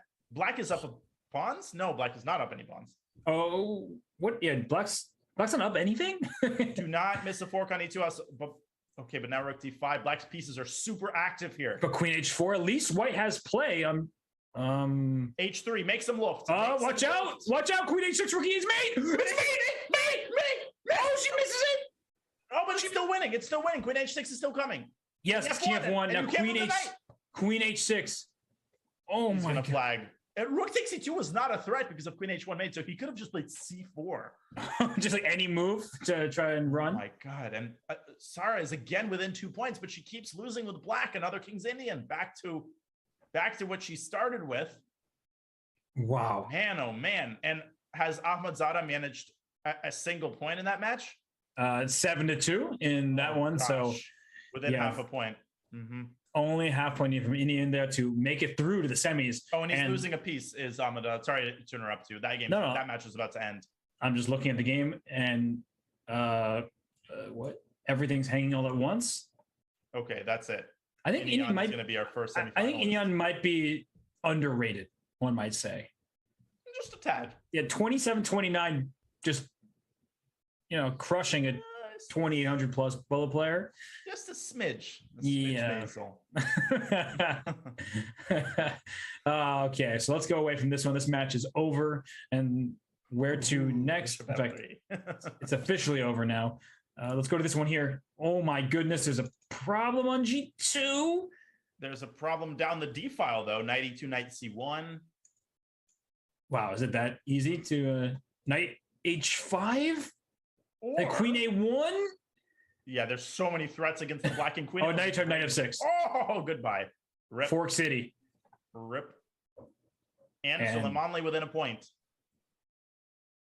6-0. He needs one win, and then he's through. I see that this game is in time trouble. Gannon here. What's the material count? Extra exchange for white? But black has how many pawns? And white is a pretty wide open king if black can coordinate his pieces. He just keeps snagging pawns. He's a hungry, hungry boy. Okay, black has 3 pawns for the exchange. Couldn't play F6 as G6 is hanging with check, I guess. Yes. Offering a queen check. Black is more than happy to go for that. Yeah, this bishop is a monster defending everything. Bishop back to C6, shutting that rook down. Take that pawn. And then Knight C5 and then Knight E6. That's going to happen. Oh, there's so many forks. Okay, he escaped it. Still, even taking D3 and going A5 here. Yeah, you have 3 pawns and a bishop for a rook. Too much. Simple chess. Every pawn is on a light square. They're all anchored. And rook C5, he wants to push his pawns, I'm guessing. Couldn't he protect his bishop? Yeah, you can just win this slowly. G5, just keep pushing all of your pawns gradually.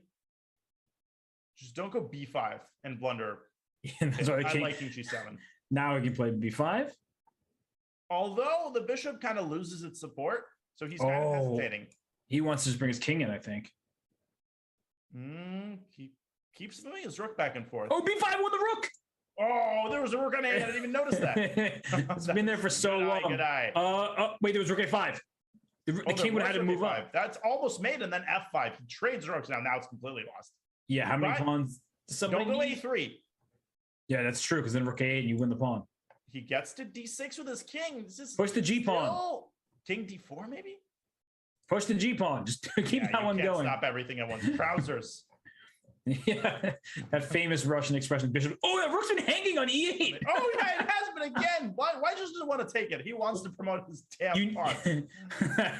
All right. So what it looks like Galperin is a half point away from match victory. He won another game. And look at Gavin Bailey, this is the closest match because Suleimanli trying to finish his match off. Let's check in on that game because did he just sack his queen casually? Yeah, as we tuned in. So it's an exchange up for white, not even a pawn for black for that exchange. Yeah, black has chances in connection with a white king and in connection with his active minors, but knight D4, I mean, white should be able to stop these threats. Rook E3. He wants rook F4. But okay, rook E3 and rook D1. Yeah. Just don't miss rook takes D4 and knight F3. Yeah, rook D3 would be a terrible move because of that. Maybe there's knight F5 and just get that king over here. Yeah, black, again, a lot of piece activity, and it's hard to deal with 10 seconds. A king H5 play going the other direction. Okay, but I don't like that move because now the pawn is a little loose in B4. You've made another target for yourself, so the knight can't really move away from D4. How do you make progress is the question. And this bishop. Bishop on D7. So bad. Knight E6. 96 rook B4. That's exactly. Oh, knight G7. You mean man. Wow, you took that not in the direction I thought you would. Okay, but he's got to see that E6 pawn. I think he sees it now. He doesn't. Way too timid. He could have traded and gone after B4 potentially. But he could have gotten ladder checkmated there. And the king runs away. G1 is possible. Back on B2, 6 seconds for Suleiman. Oh, the knight F3 is hanging. King F1, King G2. I don't like that move. Dude, where do you move your pieces though for black? Bishop D7, no way. Rook C7, Rook G1. Now Rook King Rook escape? H7. Rook H7. Oh, Rook he H7. missed it. That was a huge blunder. He should have went King E7 and run. Wait, Rook D2. Rook D2. He finds it. He's still in the game. But he's lost. He's lost. F4 and Rook B7. You're going to go after that pawn. F4 is huge. Hey, play Do with. not miss a fork. Do not miss a fork. Oh. No, 93. King goes back. Now here, King F5 coming. He goes back. How do you make progress? You got to go all the way around, maybe? No, he goes to G5. He's going to G5. So maybe K7. Maybe throw in D4 at some point. Knight D4 with King F6. Nah. Yeah. And even King takes E6 and King D6. That E pawn is so much. Ooh, okay. I would have gone D4. Just throw the. Okay, just resigns. Okay, another close match. This one's not over either. No, we're going to keep going back and forth between the matches. The Bibisara game down to its final stretch, it looks like. And what is happening? She cannot so much as give up a draw. E5. Queen F5? Yeah. Take this. See, she pushes it, moves away. I don't know. This is protected now. No, White's now winning, takes in Queen A1. She goes back to C1. Knight takes E4. What's going on? Oh my gosh. C5's hanging. Rook H1 looks good at some point. Walk right into a fork. She's playing too fast. She's playing just too fast right now. Oh, you can just trade. Whoa. What? What is that? What is happening right now? I don't know. What any of these moves are doing. This pawn is hanging now. The player was so. Queen F3. Hanging. It's hanging. Rook F2. Play too fast. She has time. She's had time, but she's moved way too quick, and she resigns. Yeah, she's just lost her. Oh, yeah. There's a king on F3, but up a rook is white. Although but white could get checkmated here. Yeah, white could get Queen E6. There's not a single check for black. Oh, there was Queen F4. Oh, mate.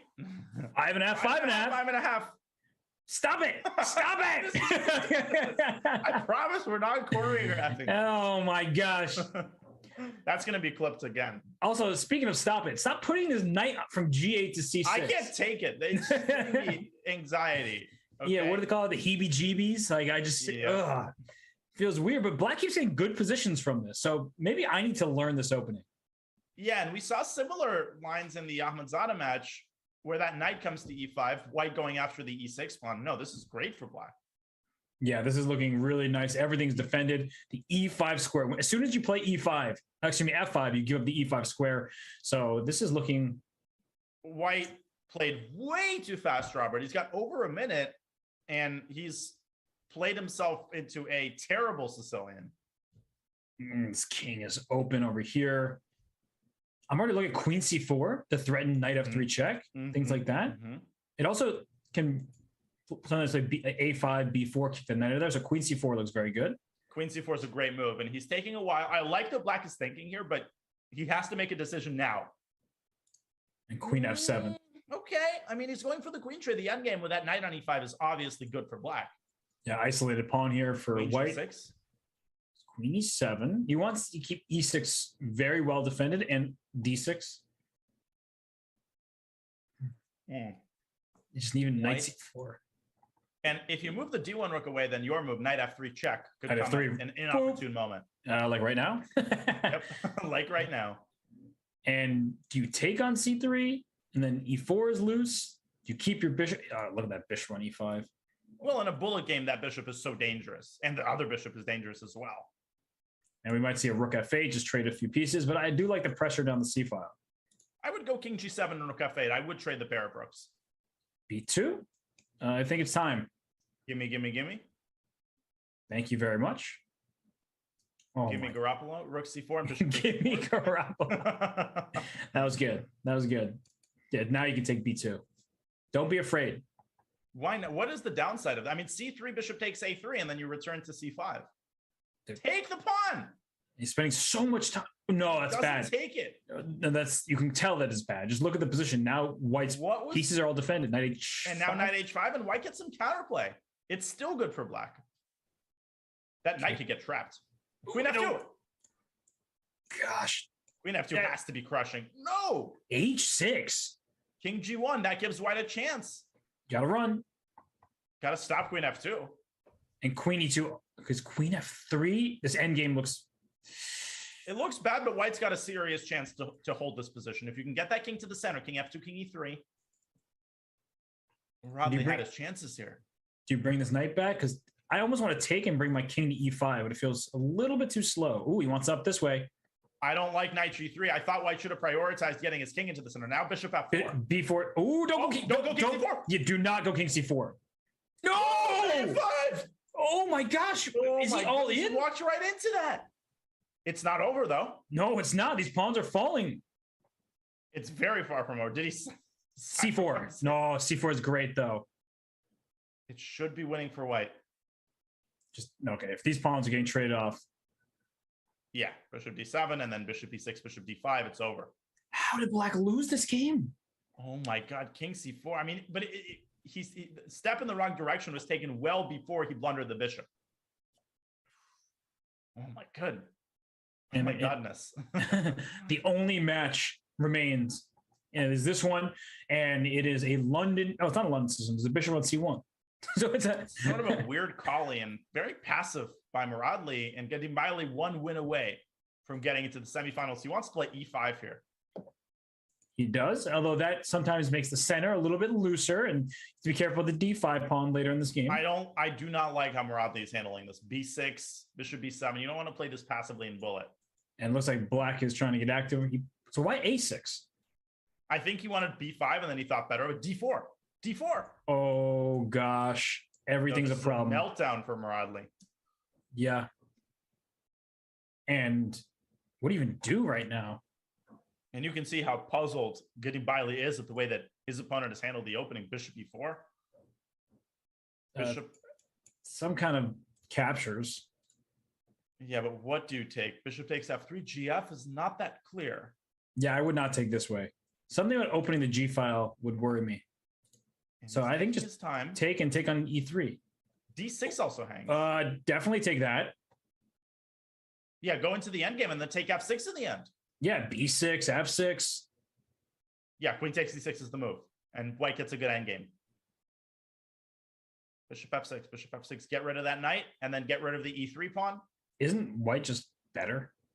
A little bit. I mean, I would play I would play g takes f6, forcing white into another decision. Yes, because then there might be rook e6 as an option for black. Good decision.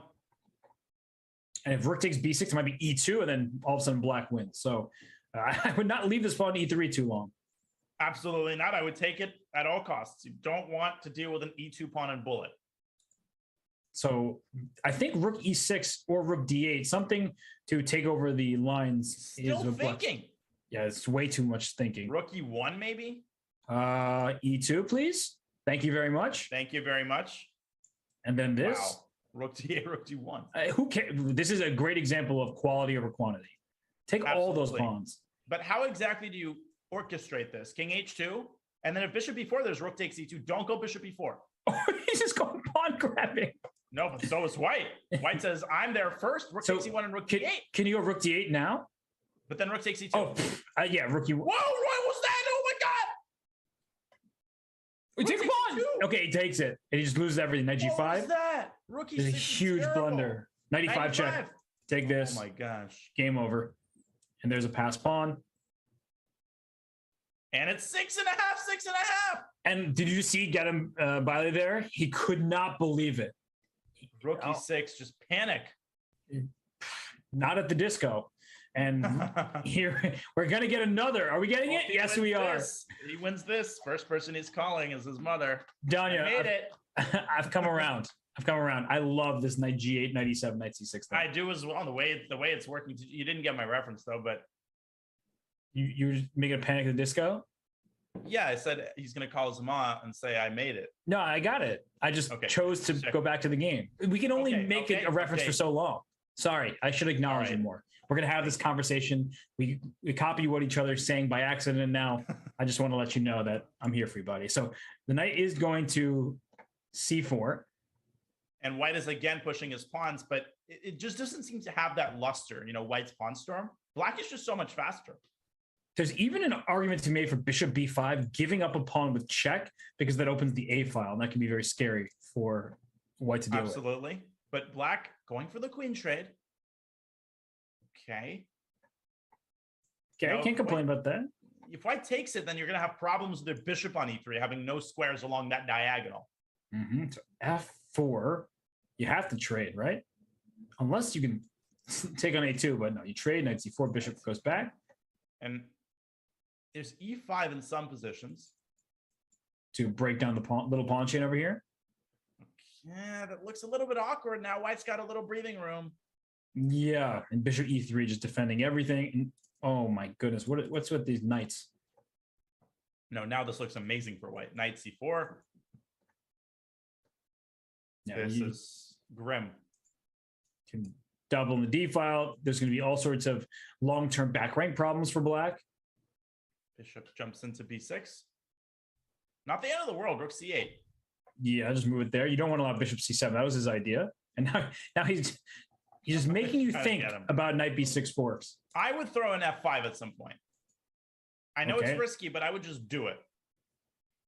And rook c8, so knight b6. He's going to go knight back to c4. No, okay. I thought rook c7 was going to be played. Great. Now he wants f5 and bishop h3.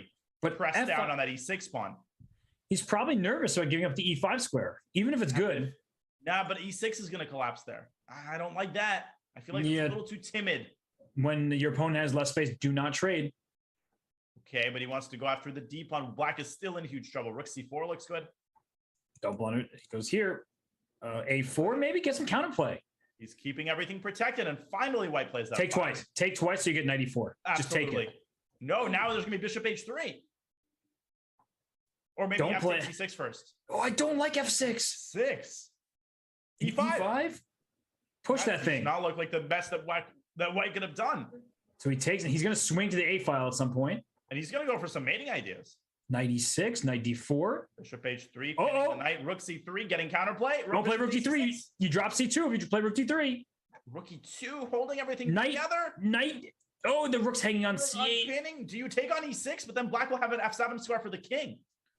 The bishop is stuck on f8. It is completely trapped. You need to get the a file. That is a crucial file. Yeah, rook a1. Oh my gosh, playing two. Rook a6. Black should get the a file. They're ignoring the a file. Look, you get mated. And there it is. Rook. He's gonna trade, and then he's gonna get d5 in at some point. Rook a8 infiltration. Yeah, I like rook a8 a lot. Not rook a8 for sure. It's check. A4, he wins the pawn. He got the pawn. And watch out for d5. Watch out for d5. How do you defend against that? A d5 right now. Trade and rook b7. And then white's winning. Rook h7. Take that pawn. Or f7 check, and then rook b8 and bishop b4. Yep, excellent catch. Or but not bishop a5. Oh. Okay, plays it now, but this is not as clear. I'm not sure this is that easy. c3 bishop b4. Bishop b4. Oh, no. You would have won the pawn race. Now black is pushing. But b6, b7. Go. Good move. Winning move. Winning. He's promoting. It's over. And that's the match. That is the match. And the king stops the pawn, and getting Biley is going to win. Oh, one last try. It's not over. Not quite over still. Whoa! D6. What was that? E6. Wait, what was that? What was c4? I have no idea. But can black hold it? I think so. Oh my god! Bishop f4. Bishop f4 is coming. Like now. Oh, he's gonna win his pawns. Oh my Bishop god! e7. Oh, what? Is this a draw? It's a draw. The king is f7. It's a draw. Oh my goodness! It's a forced draw. Is that? Do we have? Yes, we do. But there's only one game. It's not like in the finals. Oh my god! We have overtime. Let's get the board on screen because this game is for who advances the semifinals, and we have a swap of pawns in d4. Danya, the players, they must be quaking in their boots. That was unbelievable. The game was over. It was totally over. C4 was just, he lost his mind there. Oh my gosh. Let's see what's happening here. Bishop g5. Oh. All right. Extra pawn for black, and this knight can come to b6 at some moment. Yeah, white declined the Albin counter gambit. A little bit bizarre. And black's got everything he could ask for out of the opening. It's a very solid position. The one issue I could see is that this pawn d5 is a thorn in black's side, just takes away space, but it also can be an easy target. For sure. Knight b6, attacking the bishop. So bishop b3 played. And if you take... Snag a pawn. feels too risky. He goes for it though. Queen d4, maybe something like that. It just seems practically tough to play. Yeah. Queen d4. I mean, bishop d5, you have to take with the queen. Bishop f6 after that. It seems Now like there's black a threat. Sorry, Robert. of bishop d5, bishop d5 f6. and bishop f6. That's right. I was eliminating that a move ago because of the queen trade, but now it looks even more promising. Queen f4. Rook d1, rook e1. This looks really bad all of a sudden. Yeah, I was saying I would not have taken that pawn on d5, but bishop e6 is rook e1, knight d4. There's rook e1. Knight d4 is next. How do you stop this? And then knight f5. Without the dark squared bishop, you can never play g5, obviously, because knight takes g5.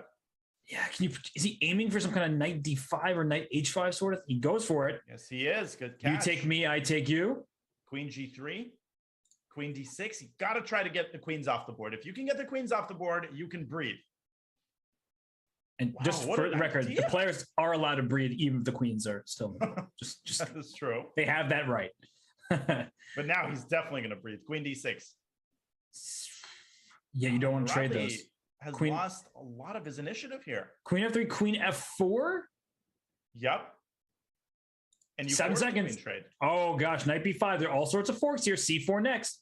And you can't put a rook on d8. There's a bishop on h4. It's easy to forget about that. And if you play g5, you walk that bishop back to g3, and that hits the d6 pawn a second time. So it's 8 Okay, seconds. Yep. Rook c3, rook c6, and black is stabilizing. White's taking a bunch of pawns. Black is as well. Oh, look at that move! Uh-oh. Oh, Look at that those was- players. That was sick. And now White's going to be up a pawn with the two monster bishops. He's going I to don't- trade the rooks instead. I don't like that. I didn't like it either. You could play for checkmate. You absolutely could have played for check, but the rooks were in White's favor. King White e7? is still much better, of course. Yeah, but the king's getting out. Don't play king f8. Knight d5. I like that. Where there Now- are knights, there are forks. Oh, I would have played king f8. No, don't want the bishop back. a2 was a weakness. Knight takes g3. We have a trade. Okay, but this pawn matches. This And pawn look doesn't. at how active Black's king is. White's king is still stuck on the second rank. I think we're Black's getting got more. chances now. Oh, I didn't like knight a3. Don't put your knight on the rim. And now White's traveling upward, going for Yeah. that a7 pawn. That was a huge mistake by black. Oh, a2 is the Wait, there could be. Yeah, but there could be a king here and sack the knight. And knight c3. Don't I think like he had that. Don't like that. I think he need. Okay, take the pawn. King Knight before, back. king before. He had to go king before. Oh, here goes the pawn. Can he get his knight back in time? Knight here. Bishop e8. Bishop e8. Oh, bishop is dominating the knight. And knight c4. Knight c4. Whoa, knight f7, a7. The pawn promotes. Go knight c6, but bishop e8 anyway. Oh, he's gonna lose on time. Oh, and you He can't got stop the pawn. Knight c4. Knight He c4. got it. Black. Wow. And look at Gautam Bailey. Unfortunately for him, he is eliminated. He looks distraught, and it's Mohamed Muradli. I can't believe it, but he's through. He just pulled off the unpulled offable. How did he win these two games? He Oh my God, drew. he drew the last one. How? I mean, he was just dead in the water. He was getting mated. White was promoting two pawns at once. This is absolutely out of this world. And these were only the quarterfinals. We've got the semifinals and the finals left. Oh my goodness, Muradli. Well, he's going to try to make his name known in the rest of the tournament. We need to take a breather, ladies and gentlemen. That was already epic. And we've got 4 more players into the tournament. You are watching the Junior Speed Chess Championship presented by SIG. We will be back with the semifinals in just a couple of moments.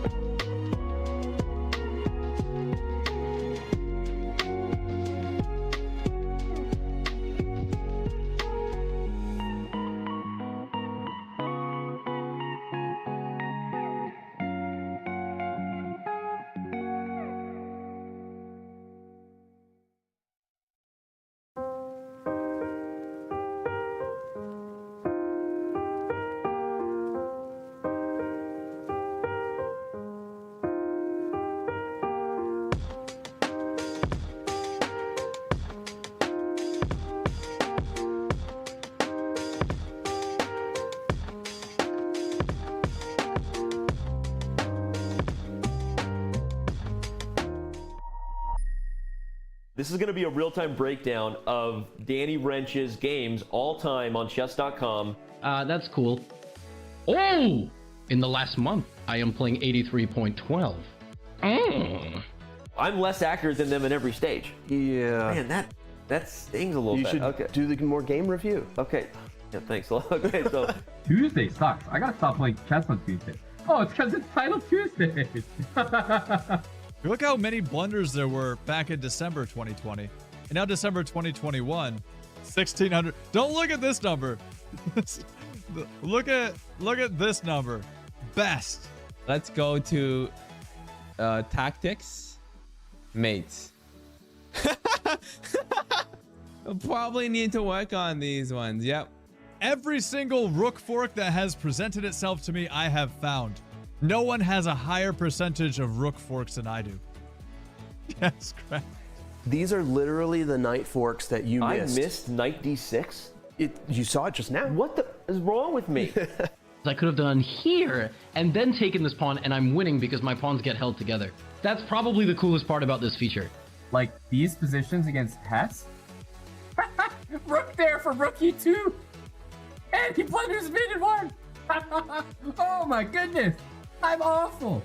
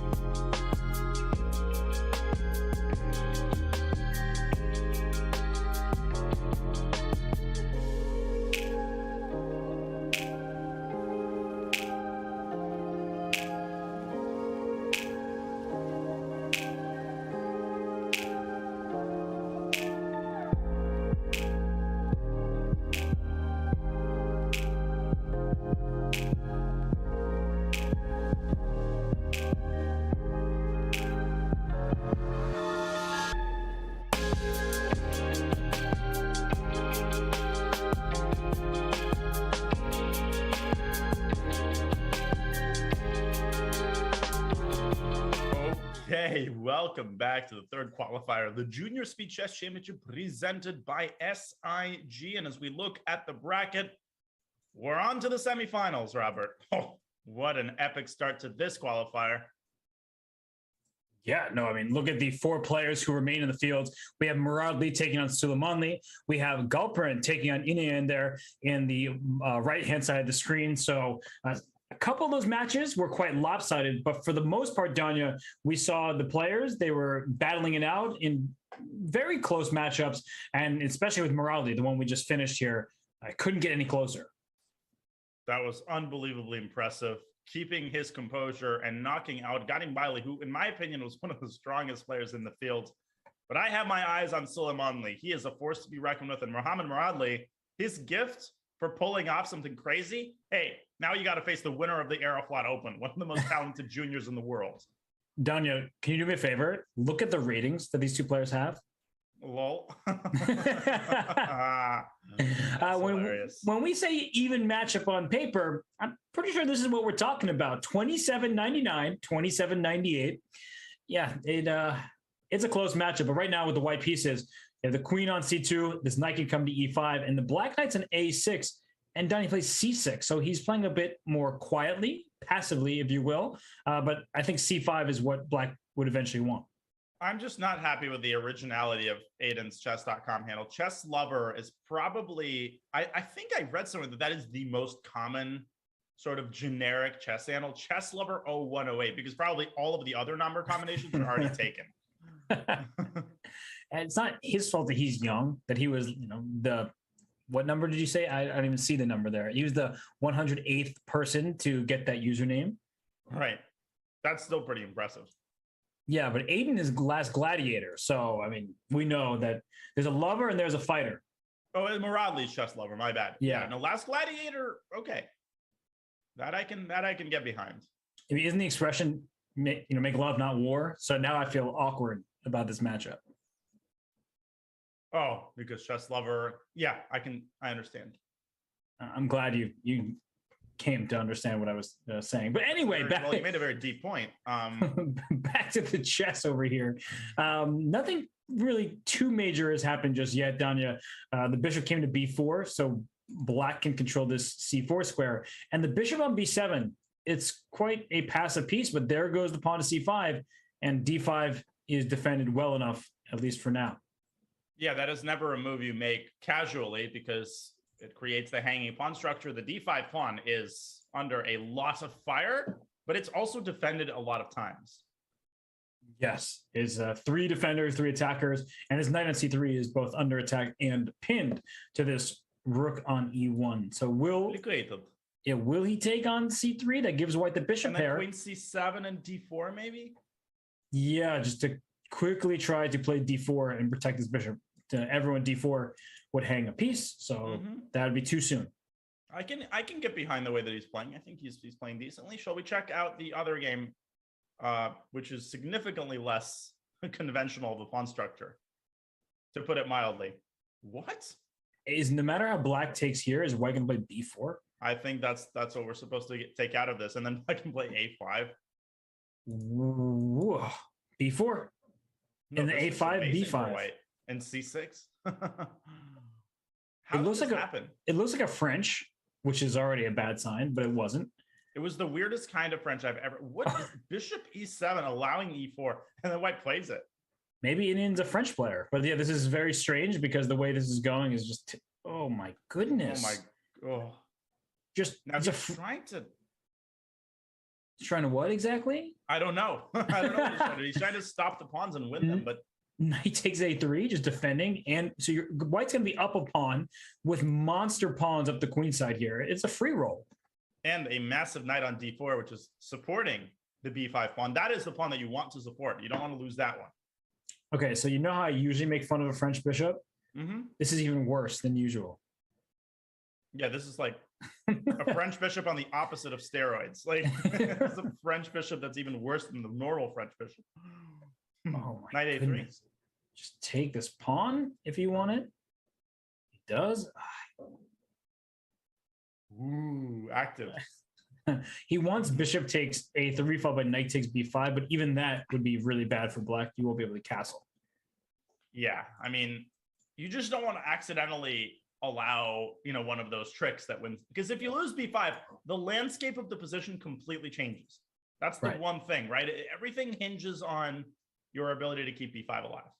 So queen d3 defends b5 quite nicely. Knight takes c3.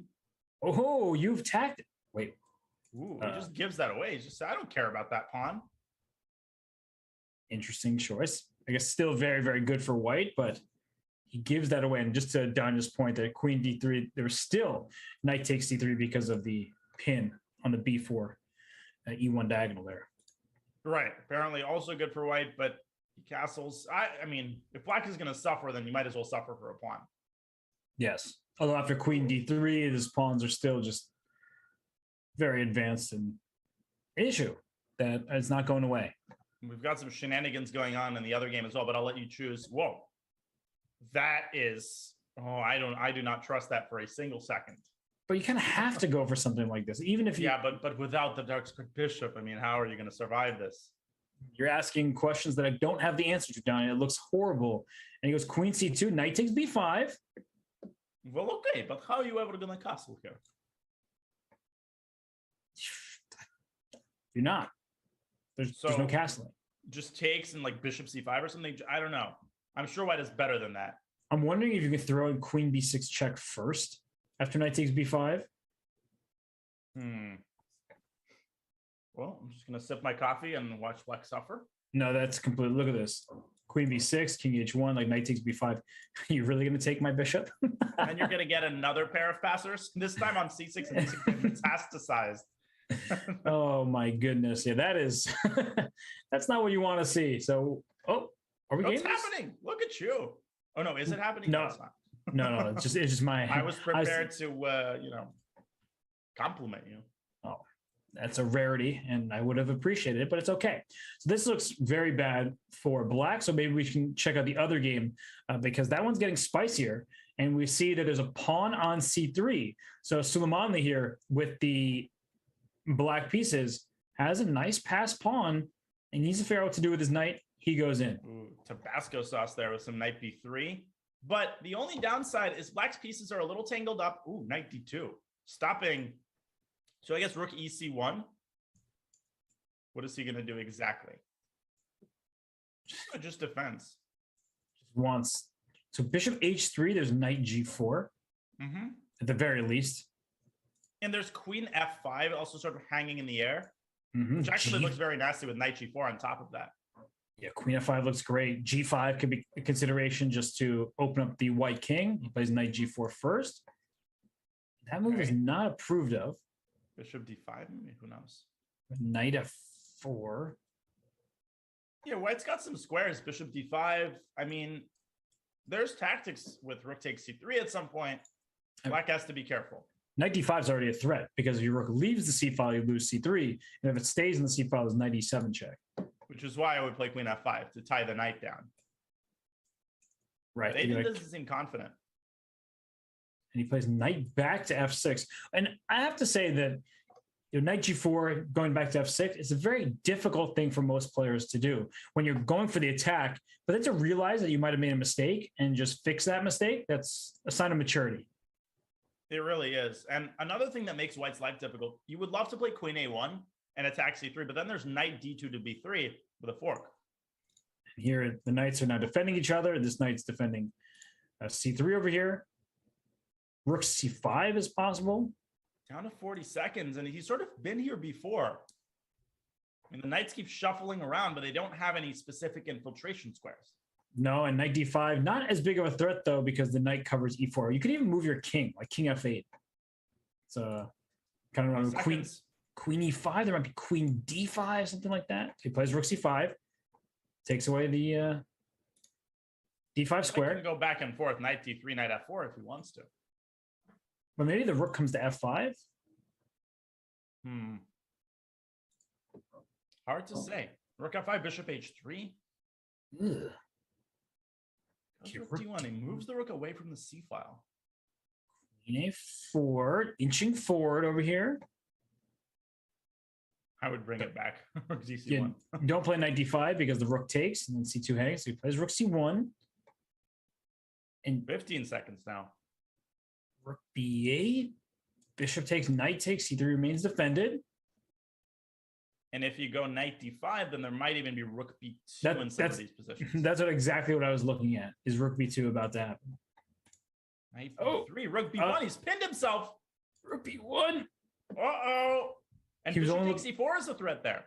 He was only looking at the c3 pawn, Danya. Rook b1. Uh-oh. Rook b5. There's even knight takes c3. Give me that pawn. But bishop takes e4 first. He's going to lose a piece. Yeah, he's losing. Oh What a turnaround. Knight takes c3. Great move there. What is happening? So there's pins here, pins here. Rook d2, queen c3. Rook b2, rook b5. Ah! Where's the win? 3 seconds, by the way, for black. Yeah, I mean, yeah, rook d7 is a great move, by the way, and bishop d5 going after the king.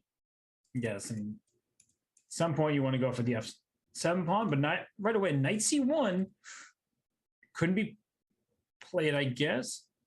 Knight d2 trying to muddy the waters. Black has some chances against white. It's getting queen c1. You got to move with the second left. Check on e8, and that's mate. Rook d8 and rook e8 and queen e6. It's queen 6 Takes immediately. first. Don't go king g2. 91. There's king h3. Queen g1. He's going to go after the white king now. Wait a Rook second. d2. Rook d2. Rook d2 is. If you don't have that, your king is the one mated. What a game. And Suleimanli, just like in the first match, loses a heartbreaker in the first game. Yeah, and Muradli, he's the miracle king right now. And the way he withstood that pressure, is putting it mildly, against Ganabali, and then to win that game, wow. He loves his Scheveningen structures. Knight d7. No, he goes bishop d7 this time. But we have like a classical, setup now for black. Very solid.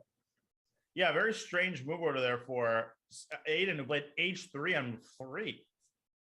I don't think I've ever seen that before. It's getting spicy. It's getting the open position already. If you take, bishop takes. But this e5 square down here, I hate giving up that square from the white side. Yeah, it's so hard to play when you constantly have to deal with that. And taking that knight, from the frying pan into the fire, then you give up all of the dark squares. Right, this bishop on e7 comes to life. So knight c1, he wants knight d3, especially in the event of a knight c4. I can understand that move. Knight c4 is interesting. Yeah, knight c4. Is there b3? Can I just boot your knight? Yeah, I was just going to go back to e5 and soften up your c3 square, but it's a little gimmicky. He goes knight h7, the other side, and does it go bishop g5, knight g5? Well, we're about to find out. Bishop g5 it is. Now, why can't move the bishop back? Bishop g3, bishop h2. I'm just wondering when black's going to strike with h5. That's what I'm aiming for. And black cannot easily castle queenside because there were problems in the f7 squares. That's where the bishop develops to c6 and puts pressure on e4. This just looks good for black. And now it's possible to castle queenside if he wants. If he wants to shelter his king. No, he doesn't want. He's going to keep his king in the center. Knight d5 alert? Knight d5. Yeah. Knight d5 alert. Oh my goodness. It could just be crushing. It is crushing because Queen b8. Queen b8. He missed it, obviously. Yeah, you don't allow knight d5. I saw it. I was just planning queen b8. Right, of course. h4. I don't like that. He played too quickly. That's so quickly. So just to show everybody that pawn d5, this knight is now under attack a third time. So if you try to save your bishop at the end of the sequence here, you lose e5, your king is going to be checkmated, and pieces are hanging all over the place. So knight b4, Danya. Well, she was threatening to take on e5 and take on c6. Oh, now he gets my. the knight back around to d3. Lovely maneuver. Never play f6, your bishop gets trapped. Yeah, but if you play bishop f6, there's rook takes f6 and bishop takes e5. This is just destruction. And that's why he brought this knight to b4. Wow, what a knight. That was so deep. Yeah, it looked like he was just going for the bishop. We'll go back. He's like, oh, I want the bishop pair. So, of course, you move back. This is defended. But he just wanted the knight to be b4 to d3 here. And castle. Okay, this is looking very problematic for this king on g8. Well, yeah, slight issues. And he's also down a pawn. Yep. So, how's the other game going? Just let's check it out. It's not as exciting. So yeah, it's just sort of very symmetrical. So queen f2, h4 at some point could be a threat. And queen f4 to follow up, hitting that. Okay, he goes bishop f4. I guess queen f4, he saw f6, and that could be why he didn't play queen f4, but this looks... f6, 0-1. King g7 walks into queen e3, lining more pressure up. Down goes h6. Incredibly strong player. Like, he is just playing with such confidence and all of these complicated... Oh, my goodness. GF and bishop takes h6. Sometimes the best way to defend is by throwing pieces in front of your king forward, but this is not one of those positions. He played e takes f5. I mean, I would have played GF in a heartbeat, but he's going for the center. I think, right? I was so focused. Can I take h6? Can I play g5? He says, let me just improve my last piece because now all the pieces are doing something. Gosh. I mean, the accuracy is crazy. He's not giving him a single chance. Oh, Bishop takes h6, and wow. He wants mate. Another great move. Mm-hmm. King h8 probably is necessary. Is he? Yeah, I mean, don't tell me he's gonna play like g5, g6. He very well might. Just he also okay. Yeah, there are many winning options here for white, and Naroditsky just trying to find anything that gives him the smallest chance. But that light is just blinding. Behind Naroditsky. Naroditsky's light. Oh my god, it is like it's like the sun itself is shining on. It feels like anytime you see a police officer in the nighttime where they hold the flashlight, right? Just like to blind you. Yeah, that's what it seems like. So right. No, it is bright as shit. What's going on here? It looks like it's going to be an extra exchange for white because the bishop's under attack, as is the rook. And importantly, this rook captures the bishop on e1 while protecting the bishop on e7 if black tries to go rook d7. So this game, it's over. Naroditsky's going to go down. The match is going to be tied. So let's go to the other one. But whoa, okay. Now this one's heating up. White is just busted. E takes f2 and bishop c5 check. What is happening? When I hovered over the game before, Danya, it was like it was just some position. I don't know. It was no, but I earlier. guess white's much worse. Yeah, this somehow black won a pawn. Like he took this pawn here and then lost d4, and he just blundered. He blundered with e5. Yeah, but it's already terrible. White just can't hold anything together. Rook c8, knight c5, everything sort of coming in. Ooh. So what's the material count? Just one extra pawn? Yeah, but look at white's king. There's got to be some sort of a maneuver that leads to checkmate on the dark squares. Yeah, you need to get your queen there. Queen e5, maybe just centralize and go after h2. I like the look of that. Attack a pawn, threaten queen e3. No, I think queen e5 ends the game, basically. Yeah, white desperately needs to... Rook d. Oh, you can't take it because I guess you can technically take it. He's just gonna take back with the pawn, right? And cut off the queen from f3. And he might want some kind of queen f6 to h4. And as you said, the queen needed to get back to f3 to defend the king. Can't get there anymore. And that opens up the e files where rook e8 could come in at the most inconvenient moment for white to add insult to injury. No fun. Not at all. Good stuff by Galperin as he is en route to winning both of his 5-minute games. Yeah, big start from him. But we saw in the first round what Inian did, and he was great in the blitz, then he was great in the bullet. So we know that he's capable of coming back from a deficit. But right now, there's a forced checkmate for black. So, and I think it starts with rook f5 check and rook takes f3 check. Bang, bang, bang, bang. Queen g1, queen e3, and queen f2. See, this is important because I think the e3 square, most people would see, let me just stop my queen on f2, right? It's closer. So, but then the king goes to d3 and like, oh, let me take this pawn with check. And then suddenly, as you see, you're not checkmating your opponent, and then white would have a chance. So it's important to recognize the mating patterns, and queen e3 forces the king back, and queen f2 then would be checkmate. Bishop and queen work together marvelously. That's a great explanation. And in general, I think the king is a lot more slippery than a lot of people realize. It's very hard to hunt the king down in an open center because the king has so many escape routes. It can use other pieces to block various checks. So you've got to be incredibly disciplined when you're orchestrating a king hunt. And this was a clean game there at the finish. So a 2-0 lead for Platon Galperin. And Danya, the 5-minute portion is done with. That means we're heading on over to the 3-minute. And Grandmaster Inian, he's got some coming back to do. And it's all tied up in Naroditsky's match against Aiden Suleimanli. Although it seems like Aiden, he just seems a little bit more confident. We will see how the 3-minute portion goes. But first, a very short breather for the players. You're watching the Junior Speed Chess Championship presented by SIG. It's the semifinals, and it's the 3-minute portion on the other side of this break.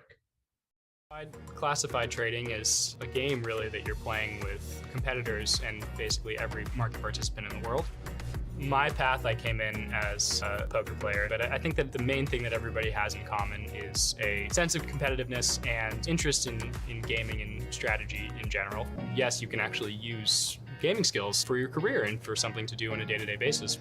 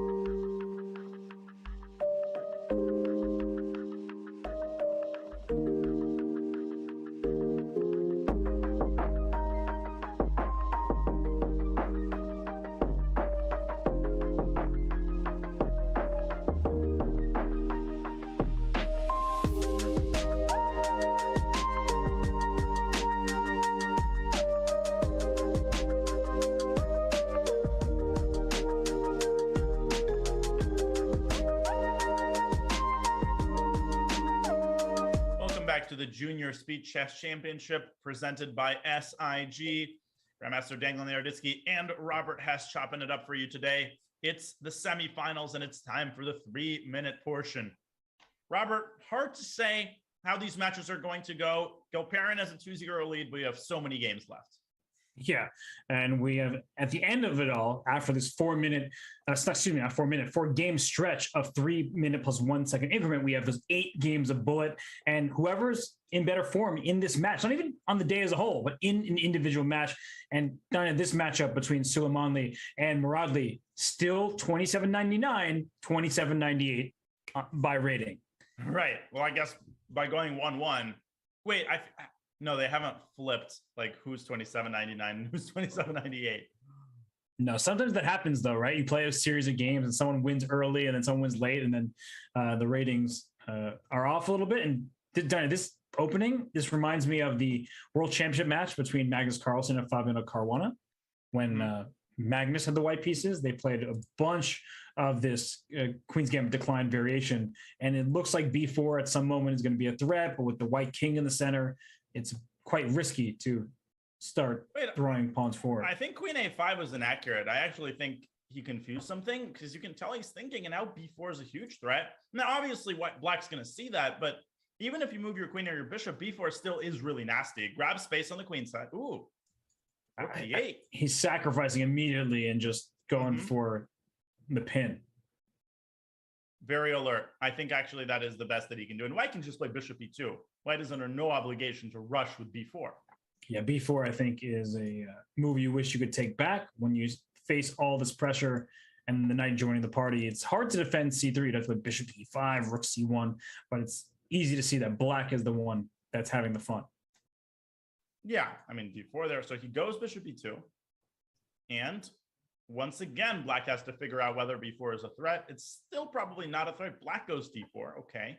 And look at that, takes with the bishop. So many people would take with the knight on D4 here, but you start to see that the position is favorable for White after just simply takes, and even castling, I believe, with problems on the D file and the back rank. B4 is about to happen. White just can go after this position easily. Yeah, so the good thing about taking with the bishop is that you keep the knights on the board. You allow for the possibility of E65 in certain positions. I still don't love black's position. I feel like that problems with the bishop on c8, but if he plays carefully, he should be able to stabilize. And bishop d2, I think we see what's happening here. You might want to move your queen because a knight discovery will not be fun for black. Yeah, you might want to consider that indeed. But where do you move it? I was hoping you'd have the answer to that question. And he goes to f5. I was hoping Aiden Suleimanli would have the answer to that question. So and he does. We see this in some other openings, Danya, right? Where you get this double pawn structure for black, but control the e4 square. And here you were worried about the bishop on c8. I don't think you're very worried now that the bishop's on e6. No, and I'm actually quite starting to worry a little bit for white, who is still very cramped. And Aiden did a great job of navigating the complications after initially I thought that he was in a little trouble. Right. And one of the big questions in a situation like this, is white ready to take on d4? The last one was rook to e1, which gives the bishop the f1 square to retreat to. But if black plays rook c8, then the c4 pawn becomes such a quick target. I don't know if he's taking on d4. Yeah, or you could start with bishop f1, but then black continues to double on the d file. Maybe then you take on d4 and go bishop g5. White needs trade is what we're saying. That white would love to trade some rooks, some minor pieces, because don't forget that white has a 3-on-2 advantage on the queen side, and black's pawn advantage isn't much of an advantage in the pure king and pawn endgames because these pawns are doubled. Yeah, just like in the Caro-Kann, right? We have the same structure with the doubled f pawns. But yeah, he goes bishop f1, and yeah, rook a8 I actually think might be inaccurate because of knight takes d4. Right, the bishop is already tucked away, so even knight takes d4 doesn't threaten to grab it. So let's go to the other game, just because I see a black bishop on c2, and I just want to venture over here for a second. What is that bishop doing here? What is this? And how is this even? What is it doing here? How do you evacuate it? And why is this equal? We have a lot of questions. And g5. Oh my God. And does he want f5 or something? Who knows? What's the material? It is even material somehow, right? Black's missing a b pawn. I don't know where that. Whoa! What? That is a great tactic, but he gives up a very important bishop, so I'm not sure it's all. Whoa! And where does black's bishop go? Bishop d3? No. Bishop d3. You want to rook. There's then knight f3 check forks at the end. I see what you're going for. And bishop d3. I believe that is the move here, and because rook after d8, d4, knight f3. Oh. Yeah, you just rook d8, and after bishop b4, I think you could even just take it, right? Oh, take an e5. Wow. There's no way he saw all of that. No. And he didn't, because he went knight g4. Yeah, but now the bishop drops back to g1, no? And then now the bishop is trapped. The bishop is really trapped, but bishop g1 is such an awkward movement. I just say queen f6. I said queen f6, but the queen is on c8. Oh, so it's on c8. Not legal. But with this king on d2, Danya, and incomplete development, black will have chances for like the next few turns. But as soon as you get like a bishop d4, even pawn h3, and the king finds shelter. And that is precisely what he is doing. Knight f6, bishop d4, already looking like white is on the cusp of consolidating. Queen c7, though, I mean, look. Just hanging on by a thread there. Some chance. The rook takes a6 also looks very good. So I want to go for g3, but I can't move my knight on e5 without. He moves the other one. But bishop target e5. A great move. Knight takes e5. There's rook a7 separating the queen from the knight. So rook b7 play to avoid rook a7. Rook a8 will be available. Maybe now. Rook b6. Oh, I don't like giving up the a file. Yeah, black is still holding on. I mean, somehow Inian, as passive as he is sowing a little bit of doubt into white's mind. Yeah, it's a piece up for white, but it's anything but a peaceful position. So rook b7, maybe rook b8 next, if you allow me. And he goes here. I'm thinking about rook. And there he goes. There he goes. But queen c3, it's a paper tiger. Knight d5. Rook a8. And if knight c5, there's maybe rook takes e8 check and rook takes d5. Yeah. And running out of pieces. He goes rook c4. What a calm move. Queen b8. Is there pressure? Knight d5's coming. Knight rook f6. b6. Wow, what a move. The rook trade, that's big. That is big is an understatement there. still not over with that knight, a monster on d5, and queen and knights. You know where that could lead. Knight g7 to f5 at some moment. Okay. 5 seconds. It's not over. Oh, he gets his move. Queen f5 is super active now. Knight. Where's the knight going? Goes to f6, but bishop running out of piece. d3. Oh, it's winning for white. Yeah, that's that. Queen. He got him. Knight f6. Trade. Queen trade is forced, and well, that's easy then. Rook c8. Rook c8 was much more accurate. Now f5. No, rook a7. Tricked him. Oh, they tricked everybody. Don't miss a fork. But knight e5. Don't take there. Yep. This check is covered. I was like, is there stalemate? I was looking for stalemate. Right. With some sort of situation where the pawns are all frozen. Yeah. All right, man. All right. I went away from that game because it was winning. So we go back to the other matchup between Aiden Suleimanli and Mohamed Muradli. They're early in this one.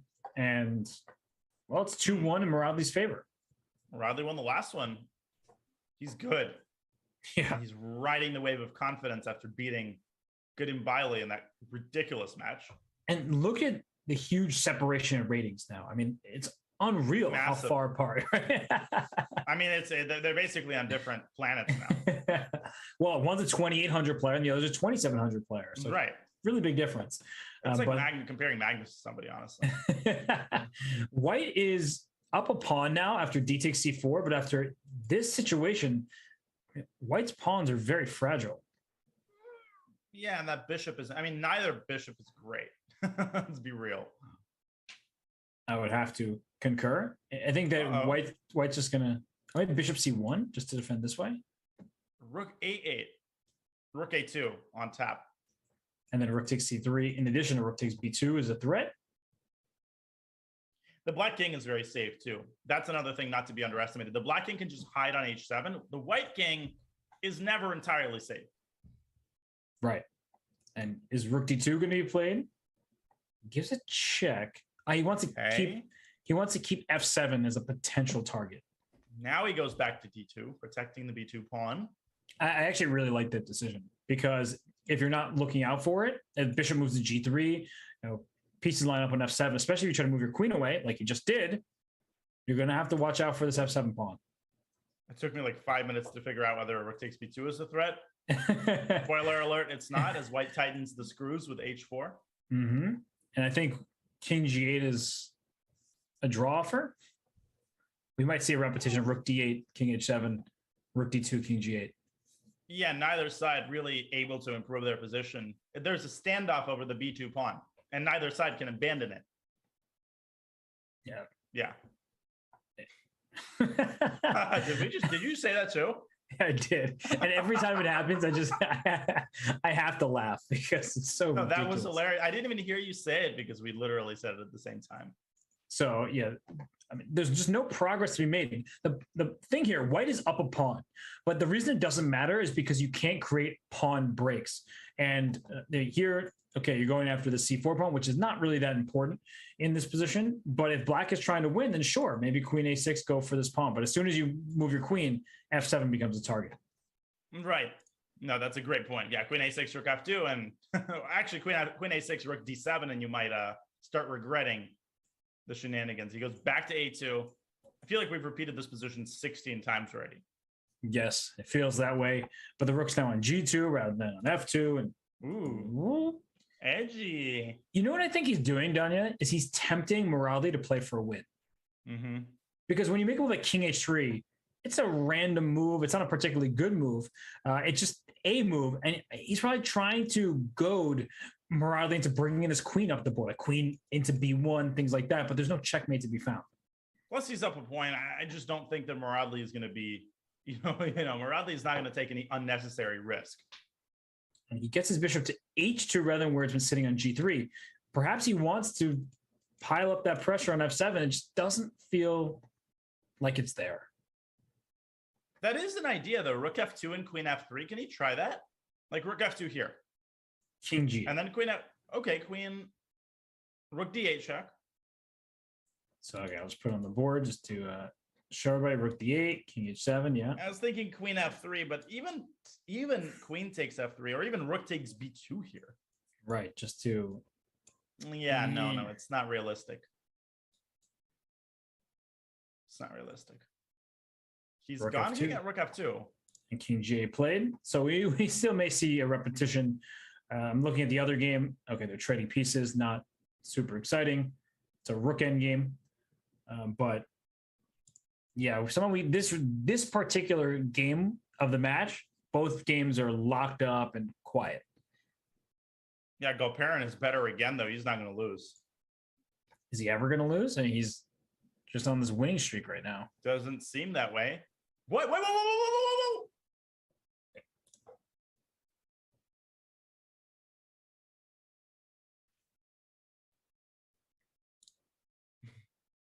I mean, that was a mouse slip, but it's a mouse slip that, you know what it derives from? It derives from tilt.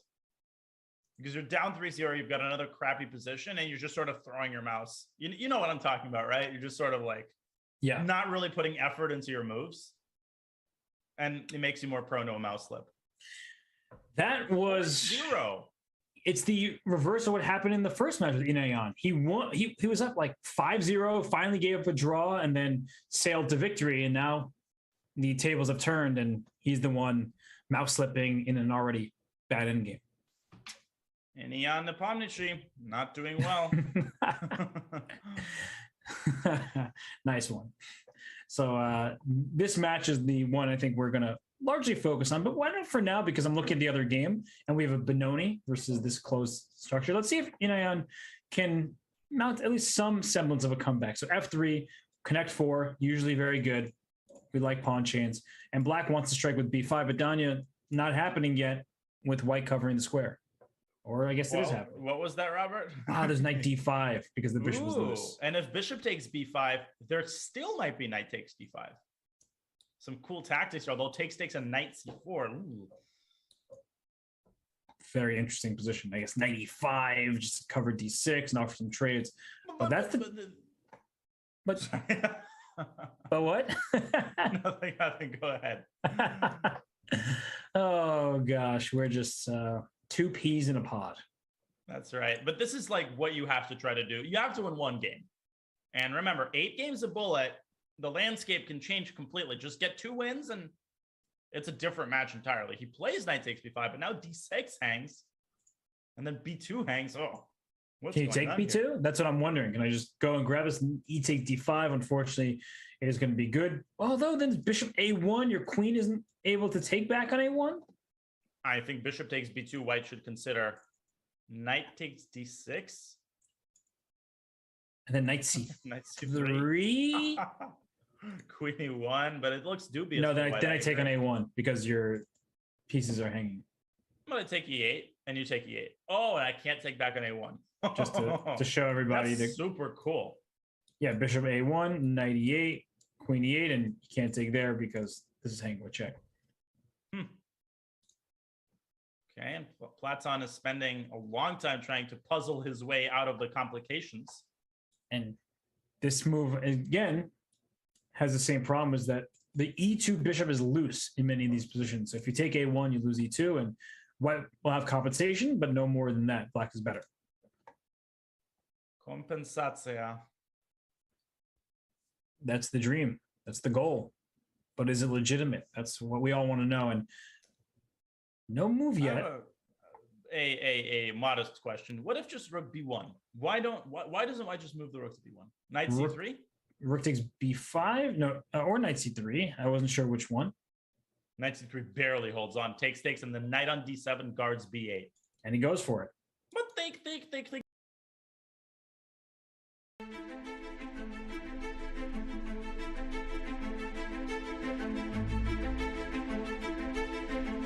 Let's go to the live board. Knight c4. And is there an argument for knight c6? I guess knight takes d6 hits my rook, which is annoying. D5, you have to take with the pawn, by the way, just to throw that out there. That's true. What about bishop a6? I guess queen takes d6 then. Yeah, likely that, well, it's so close down here because bishop a6, knight d6, of course, fails to, not that. Bishop takes e2, distracting the queen with a piece. If you take with the queen, after takes, boom, boom, boom, boom. It looks like bishop e5 traps this knight. My next move is king over, but white can even just take this pawn in c5 and free the knight this way. So correct. Just an even exchange. And now it's Inian's turn to go into the tank. Big moment. He plays bishop a6, and that might allow the liquidation we were just discussing. And if that's the case, no more problems for white. I think the worst is behind him. And I think we're going to get that minor piece endgame, and it's going to be a draw. Looks quite forcing at this point, because where do you even play for a win? You have to move your queen somewhere, but already the c5 pawn is hanging. Nah, you can't play for a win for black. I think you just trade everything and shake hands. Right. So should we stay here? Should we go to the other one? Where do you want us to go? Let's check out the other game for a little while, because this one I think we're heading head first into the minor piece endgame. Okay, so here Maradli once again has a lot of pressure on black position, more space. He's got the b file, knight coming to e5. This looks really good. So I like that practical decision of giving up an exchange, because if you take on f8 and here comes the queen, you just have to watch out. You're not getting checkmated. That's, oh my gosh. Okay, knight's coming out. Knight e6, knight f4 as you're showing. So do I? It's not over. Takes the bishop, knight e6. c5 can be captured later. That king on g2. It's a problem. He wants knight d3. F7. Oh, but the rook's hanging over here too. Yeah, so you have to move it to f7 first. But that's another tempo. Rook b6 is interesting here for white. But rook b6, then I play knight d3. Oh, I see. Because I have these forks. Actually, I feel like one, so thank you for calling me that. Waiting for me to play rook b6. What about knight b3? Knight b3.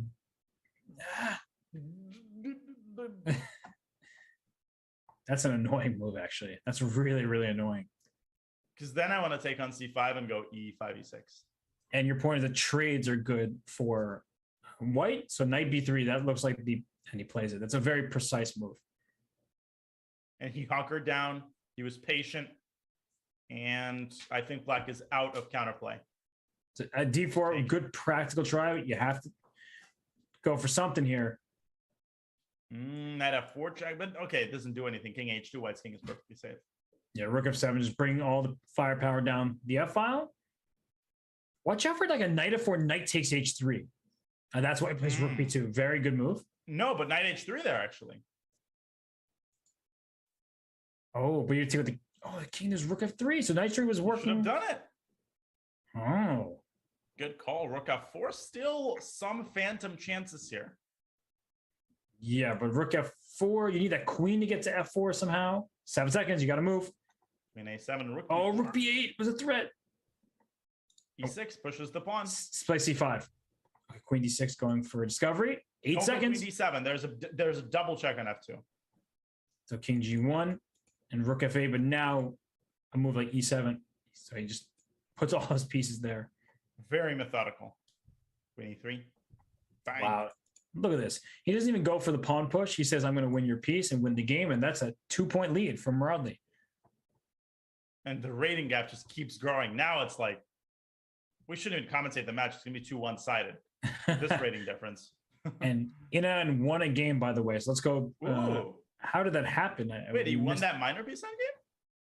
Yeah. How did that happen? Wow. I have no idea.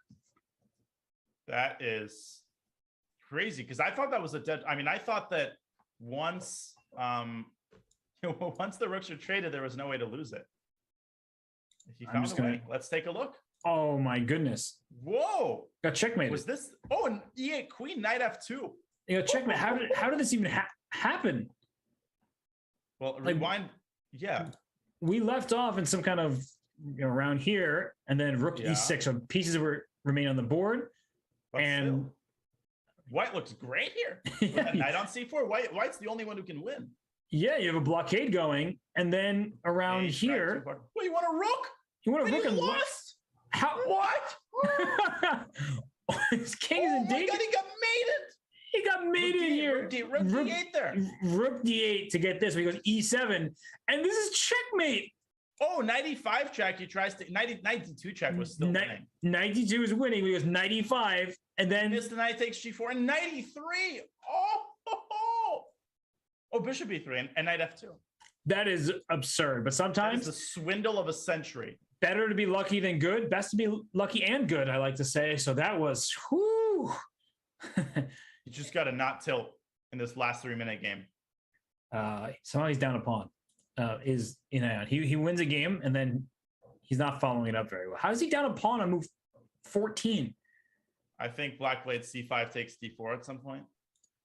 Well, he played B3 and then double fianchettoed. And What is Inian doing? He's playing terribly. Knight F4. What is going on? What was D4? Like he just gave away a pawn For no reason. And now he's giving away the bishop and he's completely lost. That was a atrocious game by Inian to follow up the win.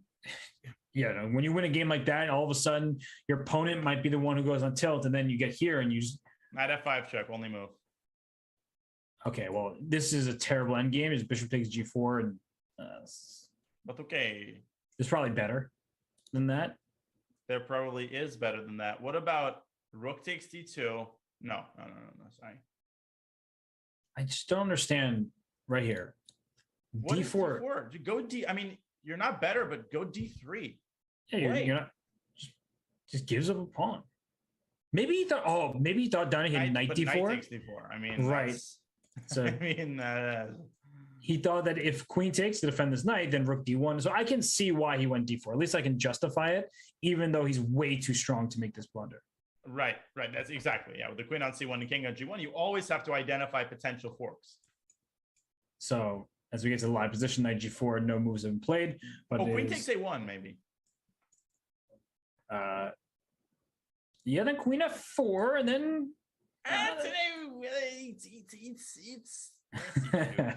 no, but then rook D1. I think that might be the scientific move, but I agree that it's unnecessarily risky. I want to make this move, but he does it. Oh my gosh! G4, great catch. That's the idea. Wow. I was just like throwing it out there. Like, I just noticed it, and then it happened. Knight H3, and if you take bishop takes G4, now the queen, the knight, and the bishop all are under attack, and he pre-moved it because why not? And bishop takes G4. There's rook takes G4, and then queen D4 with another fork. Oh goodness! I guess there's bishop F3, but still, just trading pieces into one position. But yeah, knight H3 check, and you win the game. Robert, why didn't you play in the JSCC? You're under 21. I mean, come on. I'm waiting for your under 2100 joke. I felt like that's where you were going with that. Wow, am I ever that savage? There have been occasions. Usually you're not that clever, but you try to be that in that vein. Dang, so talk about savage. Well, this game, it looks like Inian here is just down material. Queen D4 forces more for the board. But Danya, in a moment like this, some people wait a lifetime, but more seriously, if you start trading too much stuff, there could be a position where white could hold on. Yeah, these positions can be very deceptive. You think anything wins, and then either you weaken your king too much and you allow your opponent's pieces to coordinate, or, as you said, you allow some sort of a fortress. So 38 seconds, Platinum has to be very careful, especially given the last game that he lost. He needs to be precise. He wants this rook to come to C2, exactly like the bishop from here. Bishop D3, bishop C. This is the exact way where white tries to weasel out of this, but after bishop D3, there's probably rook D8, and you're trying to get those rooks off the board. And if bishop F3, then the rook dives into C2 with decisive threats along the second rank. Yeah, you don't want to allow that rook there. So I kind of not seeing too many options over here, Danya. Nope, I'm not either, and neither is Inian. And there's this problem. Like if that rook gets into C2, after rook F1, there's just rook takes F2 because this rook on A1 is loose. Rook A B1, and then rook takes F1 is check. Yeah. Bishop D3 played, rook D. Oh, because rook. No, but that's also good because he's threatening rook takes D3, and he's probably going to force his way to C2. Okay, so queen d2, rook back to d1, and maybe rook takes d3. That has the look of a winning ending. Okay, bishop c, rook back for bishop c4. Indian is holding it somehow. I could see this all three results possible, especially with the clock. Yeah, very unlikely that Black doesn't win this game, but it's possible. Unlike positions where, like, let's say he went to rook endgame where his up opponent can never lose. Okay, well now after allowing this, it's just a problem. It takes and e5, e4 even. Take the rook. I think he's worried about like some kind of bishop c4, pawn a4 situation. Yeah, but with an extra pawn on the king side, he's just the one thing is the time, right? He's setting himself up for failure with 10 seconds left. You can blunder something here. Right, bishop c4, rook d7, and bishop g8 if king h6. Here it comes. One last or h4. Mate. Checkmate to e4. Oh my god, that was close. You take the pawn. The king can sprint now. Yeah, but if you give up g6, it's not that clear. I'm wondering if b. Oh, that g7. Oh, move. Oh, e3. E3 is the idea. Either is the idea, but rook d6, rook d6, king c5, king c5, and then and take here, take here. There are a lot of pawns. E2, E2, E2. Yeah, but you have so many pawns. Oh, what was a6? Rook f3. Rook f3. Rook f3 and rook e3, and black is not worse, but black anymore. Time. Oh, he barely got that move off. Oh my God, throwing a check. Oh, he's gonna flat. He got 0.1 setting it up. How is he doing this? He's gonna flat. Oh my God. And he freaked out. He's so upset with himself. And 2 games in a row, Danya. Way too long. It was so winning. You called it, Robert. You called it so much earlier than I would have suspected it. 3 results were possible, but only 1 happened. It's a win for India. Danya, it was 4-0. Suddenly it's 4-2, and we have Bullet coming up. And it should have been 6-0. He was up a rook in the first game and up a queen in the second, and he didn't pull out even a draw. And he's going to have to calm himself down, play faster, and Inian, he's got to be feeling on top of the world right now. But don't go anywhere because this will all be decided in the Bullet segment. We're watching the semifinals of the Junior Speed Chess Championship presented by SIG. We will have the final segment of the semifinals here for you on the other side of a short break.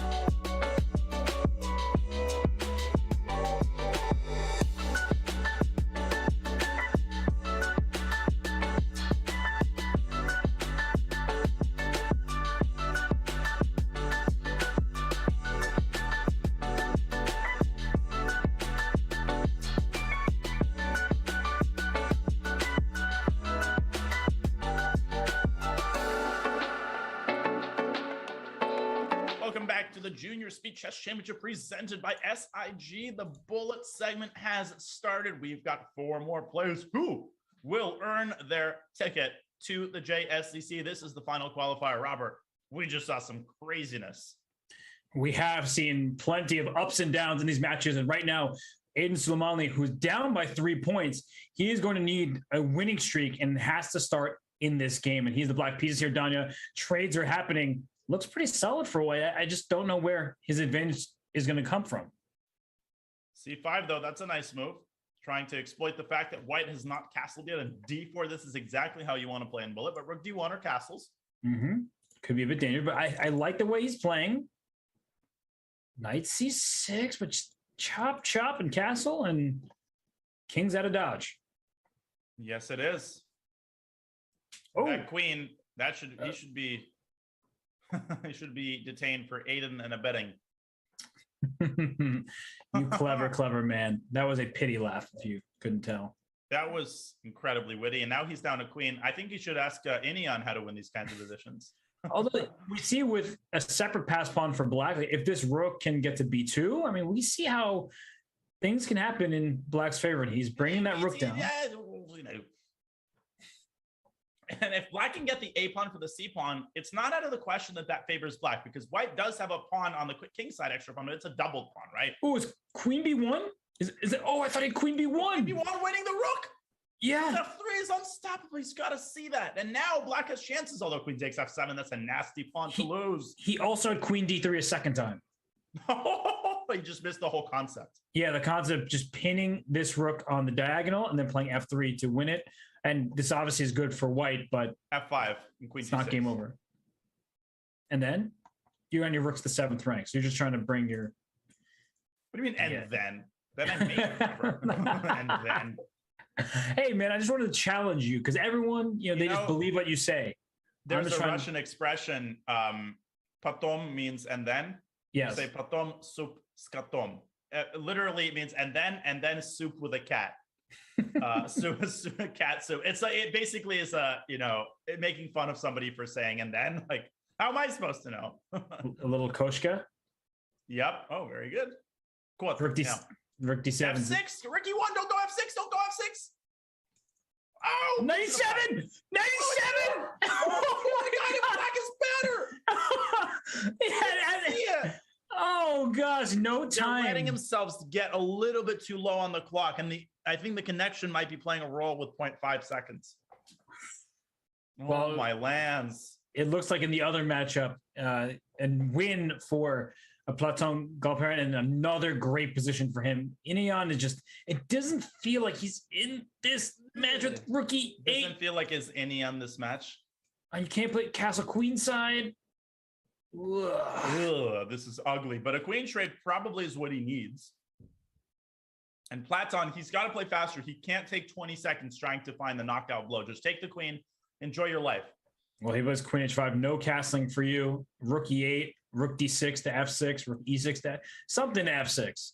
Hey, bishop g2 also looks interesting. Rook e4, but is that as good as it looks? Probably not, but it does look very good.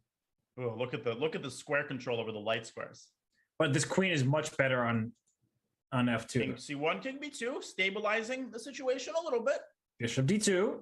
Okay. And Rook c1. Extra seconds on the clock. Maybe this rook's coming to c1 and c4 is happening. Queen coming to d3. White keeps improving his position, whereas black is kind of stagnated. Yeah, I mean, this queen is venturing towards the queen side, and look at the time. Okay, rook hf1.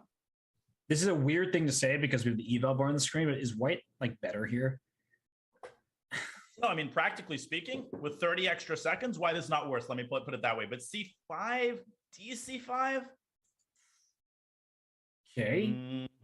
I don't like c4. I think that was a little premature. I think white's going to pay the price. I agree. I think you want to take with a piece on c4. I have a rook already on c1. Attacking c4. Now if you go d5, you make massive holes in the center. Yeah, king b3. Let's go. This is Sparta. Oh, there's no c5 just yet, but I'd like to make that rook f4. Nice move, but queen c5. Rook d4. There we go. Ooh, take out the pawn. No, but rook d2 check. I don't know about that. Yeah, you have a point. I would take with a rook. And he does. A4, bishop a3 traps the queen. That would really happen out of nowhere. Like how we laughed the same way. Bishop. Wait, this is actually getting kind of scary for black. 7 seconds. Rook c3 and c5 eventually. And blast open the c file. Queen is infiltrating with 5 seconds. Here it comes. Alfred is losing control of the game. Queen a6. a6 check. Oh my god. D6. Queen a8. Oh, D6. He missed it. You have to find these tactics. And Inian is just missing all these chains. He still should win the game. D6. There's CD. Don't go D6. Don't put. He plays C5. Don't take on D5. That opens up your king. Oh my goodness. Now but now he loses all of his pawns. Inian with a terrible stretch there. He wants like a rook D7, but that doesn't even work. Queen B8. Rook D8. You got to try it. No, okay, he wants rook D7. Anything. He wants rook D7. He's like, please take me there. Oh, way too passive. Queen E6, and he's going to lose all of his pawns. Yeah, C6 is done. Oh, King B3. Don't take on H2 because then C7 falls. Not over yet, Josh. Yes, it is. A draw? Okay, I mean, that's not the worst thing in the end, but Indian had to win that. He had to win that game. Yes, but and he's not looking for the knockout blow when he's got his chances. He's just sort of passively, just slinking away. Yeah, that was a big save in the end, but you're right. He should have been able to convert that. And now we get to the next game. And what's going on with, oh my gosh, let's go to the other match. That one might end after this game. It seems like the last gladiator is making his last stand because one win from Morality, the match is over. But bishop g2, there's knight h5, and I think that might win the bishop. Have you ever seen that idea? So bishops, that's so, I'm just going to show that. So sharp. I'm going to show that. I have not seen that. No, the queen can't back up to d2 because the a5 queen covers it. So that would have been a huge oversight. So that's why he put bishop c3. And now in the game, as we're seeing here, the bishop was able to defend itself. Keep him closer. And I'll be honest with you, I'm really surprised because to me, Aiden Sulaimani is incredibly dynamic young player. And Muradli, after that close match against Gadim Bailey, I think that gave him tremendous confidence. I think he was determined to make the most out of his run. Right? He's the St. Peter's of this bracket. 98. Okay, so protected. Now hitting the bishop on C3. Can I throw in a d6? He does. Oh, Muradli is just a beast. Oh, whoa. Where did that come from? Rook c3 and rook c8 and d7 at the very least. Yeah, that's so. Take the queen. Opposite colored bishops. Okay, what is he thinking about? He was maybe thinking about a queen sack that wouldn't work. No. White should win this. Yeah, practically speaking, this is a miserable defensive task for black. Aiden has to hold a draw here. That does give him a tiny chance. Cavaliers did win 3-1. Maybe he should call LeBron. I need some advice. Well, LeBron is on vacation, so he can't take that phone call right now. Yes, he can. An undeserved vacation. Didn't even take them to the playoffs. Getting old. Hey, it's not his fault. Now, what happens if I get a couple of fossilizing players to play with me? Well, that's a different story. But LeBron, on the other hand, was great all season. So, yeah, this threat is if the king's on G7, the F7 pawn is pinned, but that's not happening. Let's go to the other game. Make progress. I don't know. The other game, though, is, oh my gosh. Oh my goodness. Oh my godness. Why is Inian playing? He's got 30, he's got 15 seconds. Because Andrew Hong yesterday never resigned, and then he made it through. This has been, and one more game that Platon has to win. He's got to reach 7.5. Yes. Should we go back to the other one? Let's check it out. Let's see if Muradli, now is the red carpet has been unrolled for the B pawn. But if it goes too far, maybe it can be captured. In fact, it would have been if it kept going. So the pawns are all on dark squares, which is hurting white. Very true. Okay, King D3. Okay, slowly. Rook A2, Rook A6. Yeah, Rook A2 almost traps the black rook. I don't feel like Black's going to hold this forever. I think eventually something's going to give. Yeah. Something's got to give, Danya. Okay. There's some kind of bishop takes e6 somewhere. Can it happen? Like, going for a draw. Surprising. Okay, but it's 7-2. Aiden needs to win 6 bullet games in a row. I've seen a certain Daniel Naroditsky do that before. Well, don't make me emotional here. I mean, a compliment from Robert Hess. I'm just saying, we can reminisce.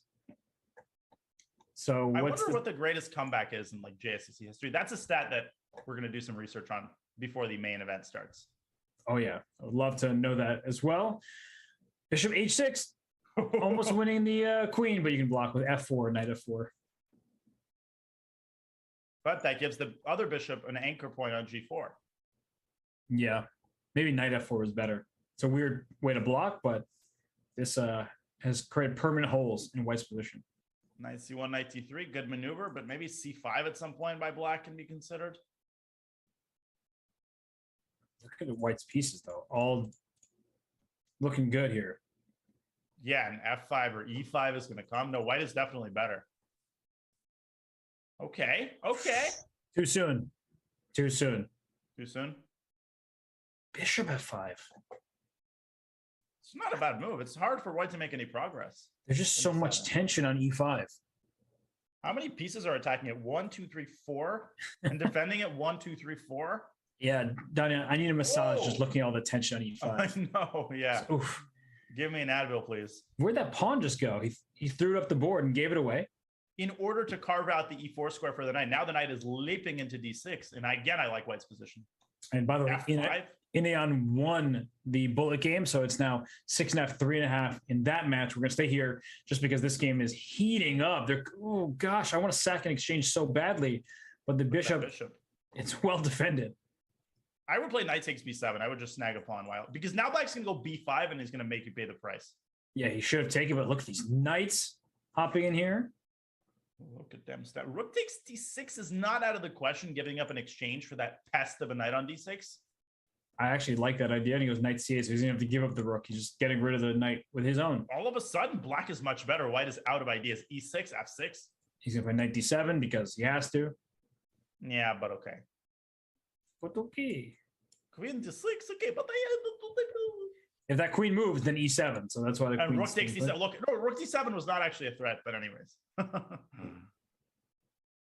So what's going on here? This and this are both under attack. So queen takes a4. Queen c2. There's rook takes d7. So he has to move the knight back. b6. There's b6, knight a6. Knight a6. He walks right into it.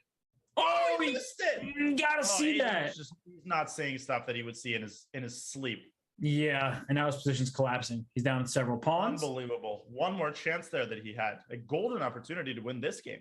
Bishop e3 would have won this game. Still not over. c5. Okay. Don't play c5. Do not play that move. No. Rook f1, bishop e4.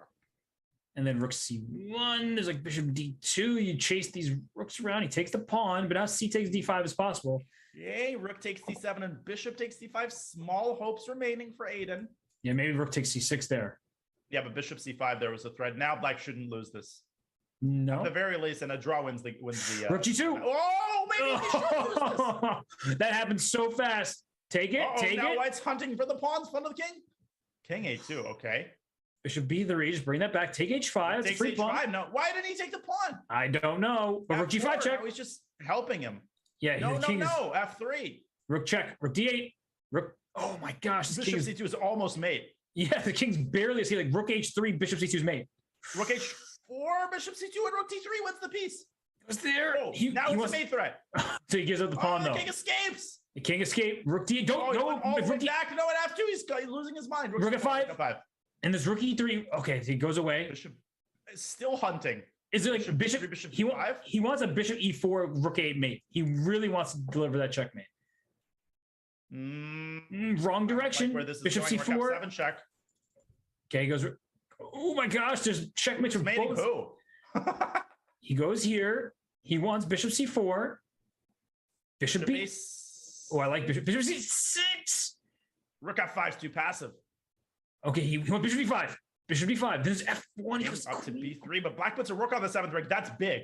Make oh my gosh. Oh, he barely escapes. Escaping. Don't make a draw. You can't make a draw. No. Move your bishop somewhere. Rook takes d5, rook takes d5, rook takes d5. He walked right into it. He misses it. Oh my god, now white has chances again. You need to bring white make progress. You need to bring the second rook in, but there's no way. Okay, bishop b5. Rook f8. Gotta try it. Gotta put the other rook on f8. He keeps putting the g8 rook on f8. Yeah, he's so nervous of his f2 pawn. That's not gonna win you the game. Oh, he goes. Okay, once he. Oh, yeah, king b5. Oh my gosh. But rook b6 check. Oh, rook b6 and rook b6. Oh, he goes. And then rook c5 for good measure, trading off rooks, promoting. That was a roller coaster. Oh my god! And in the meantime, Galperin won his decisive game as well, and we have our finalists. Wow! Oh my gosh, Janya, that was like a seesaw. I mean, I don't know how I feel right now. Somebody help me decide. Can I just tell you something hilarious? In the final position, instead of rook c5 check, black could have played f1 queen check, and rook takes f1 rook c5 mate. Wait, so that means you know what's even better? F1 bishop. No, but it's not mate because you're not going to take it. Look at this line. King takes a5, rook c5. Takes Zwang. Oh my goodness, you have to play b4 at some point. You play b3, I go here. Oh, this game, I thought it couldn't get any better, but a 2 bishop checkmate? Yeah, that's sweet. Unbelievable and very well deserved finalist. It's going to be Muradli against Platsoun Galperin, and the IMs have dominated the field and made their way into the finals. They are blitz specialists, and this is going to be one for the ages, ladies and gentlemen, as they both crush their fellow semifinalists. But first, we're going to give them a breather. We're going to let them collect themselves, and we are going to collect ourselves as well. You're watching the Junior Speed Chess Championship presented by SIG. The finals coming right up in just a couple of moments.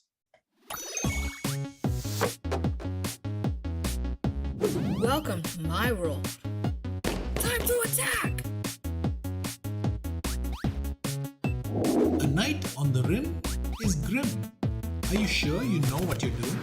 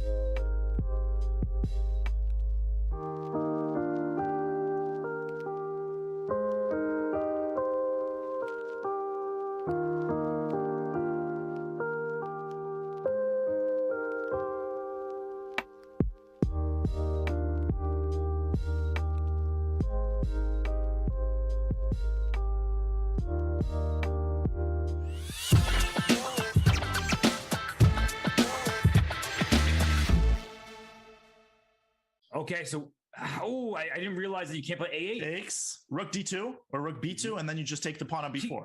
Oh, king of 6, rook b4, bishop e7. Only chance. If you go rook 6 b4, bishop e7. But then rook b8, and then black gives up an exchange, and he's got chances. Vlad is not in 4 seconds. How does he win? Oh my, he doesn't know. Bishop e7. There's chances. Take e7. Oh, play rook b1. Play rook b1. If you play rook b1, rook b1 mate. Oh my gosh. Oh my gosh. That didn't just happen. Oh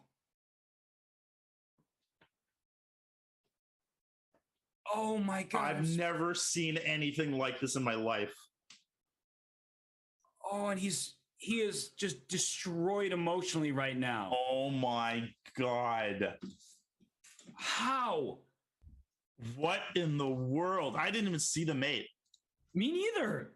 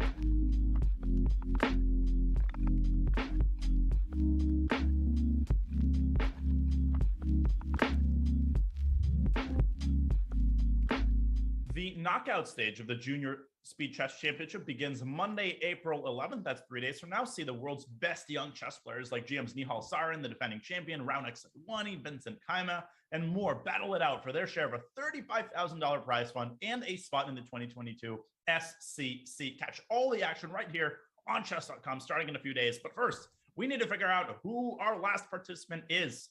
Will it be I forgot the players. Will it be I Am Platan Galperin, or will it be Mohamed Muradli? These two players have made it all the way to the finals of the third JSCC qualifier presented by SIG. Robert, we are set for an epic final, and here we go.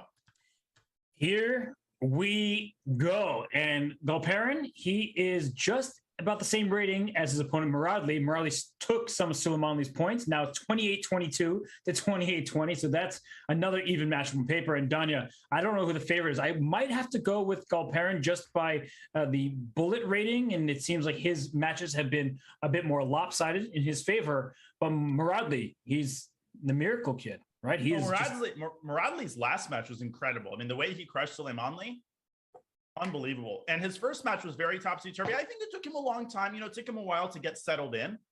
But once he does, he's on a roll right now. He's playing aggressively. I have to agree with you that I have to give a small edge to Galperin, but I think it's going to be a close one. Will we see a third overtime in a row? That's what the people want. So these kids better not disappoint. But in all seriousness, they're giving it their all right now. The last move play was D takes C5. And notice how Black did not take the pawn right away, because if you took on C5 right away, this D5 pawn is already loose. There are problems in Black's position. So Queen A5, bring another piece out. And only now, Queen A2, by the way, is an idea because the knight on C3 is pinned. Yeah, Black has two pawns that he can take, or he can take neither of them and just castle. And sometimes Black wants to emphasize the development. Bishop takes C3 and knight E4 is an idea that White has to reckon with in some of these positions. Let's see what Galperin chooses. And he's spending quite a bit of time here. And we see that light that's shining behind Muradli. I mean, it really is blinding. Like, I wonder what it's coming from. Is it like his room light? Yeah, I think this is a room light. And I think that it's probably not a big deal for him. It just is staring right into the camera. So, you know, for him, it's just behind his head. But it's either way, solar eclipse. What is happening? There's a king on D1. Whoa! This is really dangerous for White. I guess Black can just castle here. He just casually played Queen takes D5 and then moved his king to D1. Just another day in the office. You know, make a move like Queen C2 to protect that. No, Queen D5, King D1, Bishop C4. And if knight takes C5, is there bishop E7? There's a rook takes C3, but then queen takes and bishop E6. Even that's not clear. Oh my gosh. What if I just bishop E7? Is there C6 as an idea for White to trade queens? Knight F6 play. Knight F6 takes and what? King E2? Wow. And White is more or less fine here. Let's not forget that White is up a pawn, which I just forgot about until I just realized it just now. Well, that's actually one of the reasons why I was suggesting C6, and it's not as powerful at the moment. But in some of these positions before the knight came to F6, I was thinking maybe C6 to try and trade queens since White is up a pawn. But in the game continuation, Black has a pair of bishops. There's this A2 pawn that's under some pressure, C5 as well. And B7 threatened. Maybe rook E8. Yeah. I think Black's initiative is starting to fizzle out, though. Because rook E8 doesn't carry a threat, does it? No, it actually doesn't. So White can play rook D1, rook C2. Because you don't want to go pawn grabbing on B7, because then after bishop takes C4, A2 falls, and that's how you get into trouble. So rook D1 played, and if bishop C4, queen takes C4, queen protects both targets. Black? No.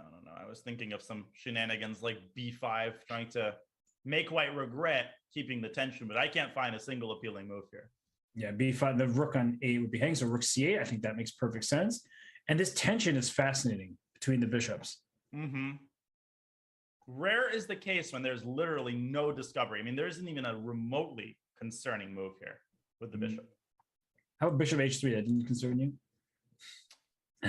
Well, your face concerns me as well, but, you know, if I talked about everything that concerned me. Wow. Yeah, you know. Wow. Okay, Danya. So He took on c5, which seems to be the wrong choice. I mean, we should go a half step back.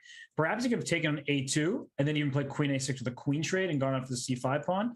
But either way, I mean, taking on c5 looks so natural, but starting to like White's position here. It gives a check. Whoa. He wants to be able to check here. That's an amazing idea, because basically any black move is going to run into queen d3, forcing a queen trade. Yeah, like queen back, and there's queen d7. Black is in trouble. No comp. Huge trouble, because if the queens come off, then you're just down a pawn and hoping that you survive, but not very likely, especially look at the clock situation down here. Yeah, 2 whole extra minutes. And the way that White navigated those complications with that king just casually chilling on e2, that was really impressive. Not over yet, obviously. No, but black just go queen c7 and play. But queen c7, queen d7 comes to mind. I guess then queen a5, something like that. And then, yeah, queen f7, queen a2, and then there was rook takes e3. Queen b4. Can play queen to b3 if you want. But that's the kind of trade that White probably doesn't want. I mean, you're not going to trade queens, but putting the pawn on b3 makes an easier target. Because yeah, I mean, does Black want to trade a for b pawn? Will Black go for that endgame if he can ensure that he trades the pawns? Yes. If these pawns come off the board, then you want that trade. Which is kind of counterintuitive, because we typically say bishops are better than knights when they're pawns on both sides. But with this pawn on a2 on a light square, it's very difficult to attack and just feels like Black will be overwhelmed. I agree. h3, both sides making improving moves. King g7. I like that a lot. Just make sure that f7 is guarded. Never going to be a problem. And this knight, we talk about this all the time, right? A pawn 3 squares away from knight dominates it. A bishop does even more, because the bishop covers 4 of the squares that knight wants to jump to. Queen b3 offering that trade. And again, taking on b3, going rook b6 and a5 might force the trade of the pawns. But Galperin, I think at this point, is playing for a win as well. I think he's hoping that Muradli loses his patience here. Well, the king is not perfectly safe from White's perspective, and the king on g7 now is extremely safe. And rook b2 play, queen a3 next. Hey, but then there is rook d7, so maybe it makes sense for White to play g3, which he just did, creating some luft. a5. Queen b4, don't count that out. Now you can count it out. Rook b1 check, king g2. I want like a queen b7. Oh, takes in queen d7. Takes in queen d7 to the fork. Oh, that is so nice. I mean, it's not nice for White, but it's nice to see that tactic. Didn't Yasser say this to you when you commentated recently? He's like, the most common thing in chess is like a double attack, what people fall for, right? And there was a double attack. Well, we got to go back and show that just on the board. Knight takes d2, queen d7, LPDO, loose pieces drop off. Sorry. I remember the first time I fell for a double attack. It is against Johan Hjartarson in the Lone Pine.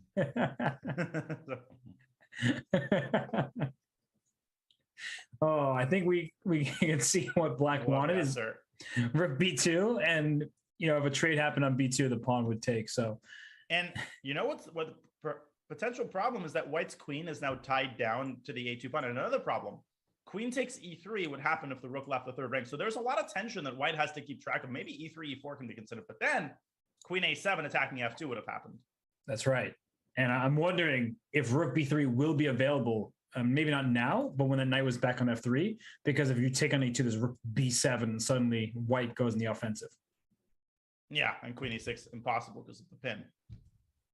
But knight d2. What's White's next turn? Is it knight e4? That looks pretty reasonable, protecting f2. Yeah, I think it is knight e4. 30 seconds now for Galperin, who's taken a long time trying to keep the status quo in this position. And knight c4 is not really going to be so available because a2 is hanging. So he's got to move. It's hard to find one, but he plays rook c2 at long last.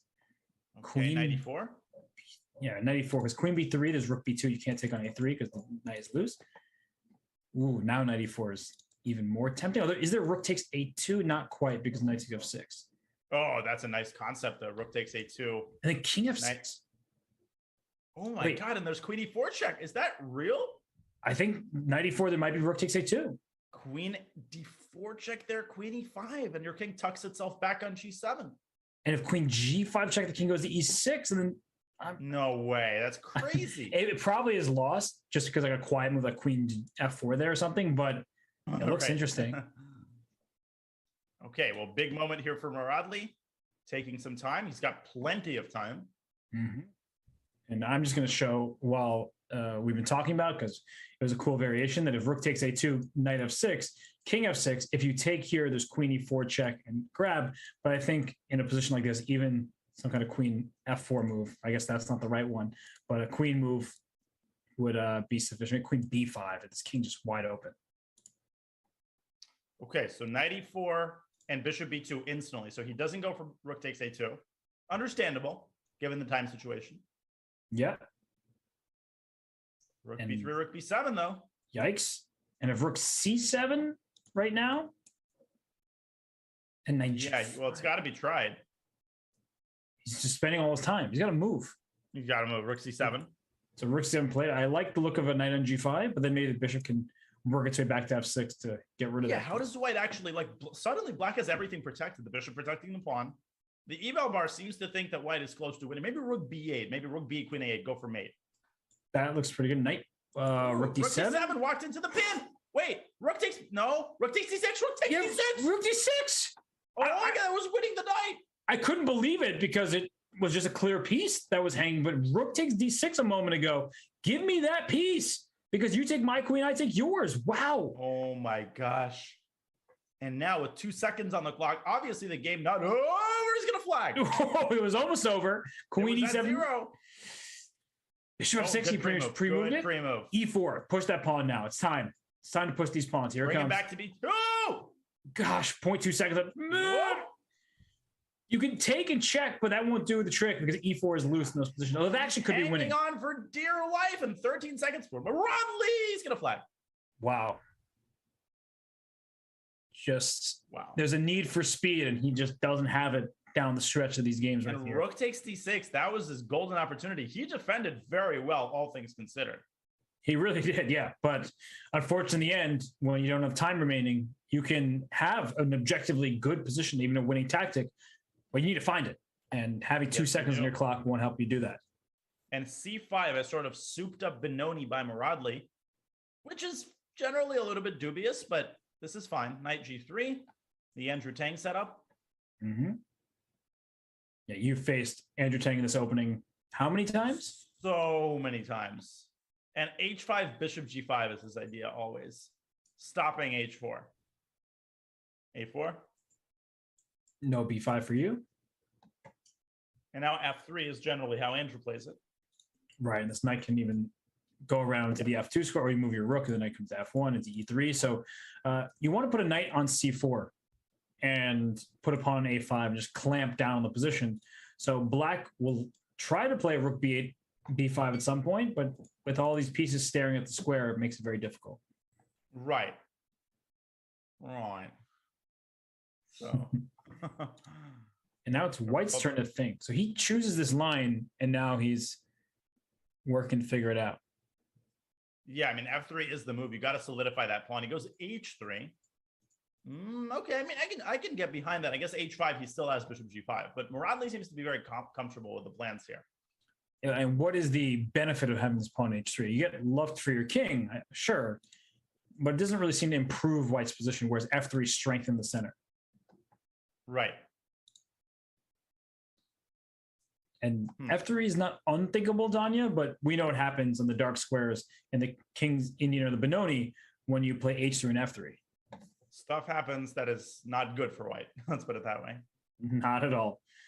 So a huge lead on the clock for Muradli right now. b5, can it actually be played? That's the big question, because the e4 pawn is a bit loose, but in all variations, d6 is a problem. Yeah, I mean, we've already seen these Benko Gambit style ideas by Muradli with the white pieces. He seems to be very comfortable in these structures. He plays them for both sides. And bishop f4, not the conventional setup here, but okay, 95, I guess. My favorite part about that was you didn't actually do it on purpose, was as soon as you heard the words "but okay," you then had to put the accent on. Right. No, I can't just say those words for no, without the accent. Okay, well, C4, B5 is... Okay, I mean. But okay, I mean. It's what we're looking at here. Can we get to this pawn? Rook C1, I'm B5. B5? Oh, and takes B4. That's a classic idea. Nice. I mean, I'm very impressed that Platon knows it. It is a standard idea, but I don't really want my pawn on H3. I would have preferred my center been defended because now you're trying to remove the guard of E4. Yeah, and how do you, because bishop F3 runs into knight E5, and the last thing that you want is to give up your dark squared bishop. That is unthinkable. So he goes back. But now H4. Knight E2, isn't just knight takes E4 hanging? I'm confused. Yeah. No, knight H1 you might have to play. Oh. But yeah, exactly. I think we see right. what trading dark. It's not like white is losing or anything. Bishop takes F6, just a little bit passive, but if you reactivate this knight from H1, you'll be fine. And here comes the dark square domination, right? Can you bishop takes H3? Can you grab this pawn? Well, you can, but bishop G5 at the end. Yeah, it's no. And then takes in rook E1, rook E8. You remember that game between Wojtaszek and Caruana, where that's exactly what I was thinking of. Yeah, where he does it. I was showing it to a student the other day. Nice. Well, I think wow. Fatty. But look at that move, knight F4. He says you can't take twice. Not only are you losing exchange, but your queen almost gets trapped. DSD, dark square domination. I didn't know what acronym. Yeah, I didn't know what that was at first, and I just invented that on the spot. A knight EG6 to support. I mean, it's not even necessary. You're not even afraid that white takes. Oh, the queen is literally trapped there. Now it's trapped. Yeah, before they had the H2 square, but now the king is there. It's trapped. Gosh, what a game by Morali. He's playing a positional masterpiece right now. Knight takes H3 is almost a threat, but the knight can take back. So that's important. You could play queen C8 and try to set that up, but the problem is there's the G5 pawn would be hanging at the end of it. I don't think you should go for tricks here. Yeah, you also lose control over G5. So then bishop takes and queen takes is possible because there's no bishop G5 at the end. So he allows it. And F4 can be captured, but he'll bring his queen back to D8 and go for the dark square domination, as you said. Although at the end of that line, white could drop the queen back to D2 and try to go F3, F4. Wait. There's a tactic here. Bishop E5. I need to replace. So knight D3. No, knight D3. Yes, and then hanging. No, the bishop was hanging. He just plays bishop G7, and now knight G6 and queen A3. Wow. He really understands this is impressive. He just gave up a pawn. And try this on for size. Queen D2, queen A3, and then if knight E2, there's like queen takes F3 ideas. I mean, they're all over the place. Oh, I had a win. Bishop E5. And dark square domination. Oh, look at that! Look at this. Bishop E5, bishop G3. I mean, white doesn't have a single move. F4, knight takes F4. But it's one of these situations where everything looks good, and that makes it hard to choose. And for black, that is. And white needs to make a move and just pass the turn. Try to put your opponent in time trouble. The problem is Morali is 3 full minutes. In E5, you can smell the desperation. Rook takes E5. Could be considered if you don't even want to give away, not even a chance that white gives up the rook for the bishop. A decent clearance idea, right? Where you want to get knight to E4, knight to G4, and try to attack the black setup. But yeah, as you're saying, it reeks of desperation. Unassailable is black setup. I mean, no weaknesses. Can I play F5? Because if we take D6, and then I have queen B8 and... Yeah, you absolutely can. I think he wants knight G5 as a last attempt to get the knight to E6. But, I mean, obviously, it doesn't work. It is queen E8. Knight E6. Where? No, now I meant. Sorry, I changed my mind. It's gonna... Whoa! Takes. Not a bad idea. What about queen? No, queen E8, there's already knight takes D6. Okay. And that's queen b8 again. You take on g6. You might make a draw there. Here, rook takes e1, queen f7 check. But I don't think there's that got to actually be something cleaner. Yeah, there must be. Just don't move the knight because of knight f6 check. That would be a tragic blunder. Where is it? Say what's wrong? Queen e8 is knight takes d6, right? So bishop e8. Wait, Robert. Queen e8, knight takes d6, rook takes e1, and bishop e5 check. And then g3. Oh, no, never mind. Then there's king g1. It's unclear. It's unclear. You're just trying to go for a checkmate and maybe even have at least a draw. It might just be a draw. Yeah, but it's not worth it. He goes bishop e8. Bishop e8. Yeah. Whoa. Because knight 6 you take, and the rook on e1 is loose, and now it's pinned. This is one of the best games we've seen today, if he can carry it all the way home. Right. I think you have to play f4, but there could even just be rook e7 then. Fe? Oh my gosh. Bishop e5, bishop c3. Whoa. Queen a7 can be thrown in too. Queen a7 to f2? Queen f2. Rook, but queen e3. Just everything defended. d5. Jeez. He's on another level. Yeah, you said early when he was playing quickly, it's like he knows this position, and he doesn't just know it. He's writing the book on it in front of us. Yeah, and he's got the sun behind him. Don't let the sun go down on him. Rook h4, queen a7, and queen f2. Yikes. Yeah. Yeah. Knock, knock. Who's there? Mason. Mason who? May the sun shine on you. Or in this case, Muradli. May the sun shine on Muradli. So Queen a7, queen f2 resigns. Yeah, he's hoping for some kind of quick pin here, but as you said, bring the queen in, and that should be that. Okay, he's got forever. Of course, he sees it. He sees everything. Here it comes. There it is. Queen c1 forced. Ugh. Right. I would rather resign than face that. c3. He plays it. Push that. He's going to play bishop d7 next, and this rook is booted, and then this knight can come to f4. Yeah. Like right now. Yep. And the bishop. Okay, he's going right for d5. It's just. Oh my goodness. There might be g3. Goodbye. That was incredibly impressive. That felt like perfection.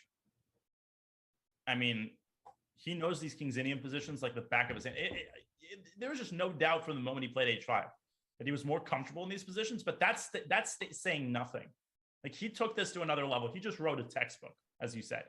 Yeah, I mean, just this right here, the knight f4, giving up a pawn, saying you can have this pawn because of the dark square domination, and you lose material in the end. So what a game by Muradli. He deserved that point, and now he's up 2-0, Danya. So his opponent, Galperin, is going to have to mount a comeback somehow. Watson has his work cut out for him. He has to hope that Muradli will take his foot off the gas pedal, and he will have 4 games of 3+1 to try to get back into the match. A short breather for the players and for us. You're watching the Junior Speed Chess Championship, the final qualifier presented by SIG. We will have the 3+1 segment of the finals when we come back in a few moments.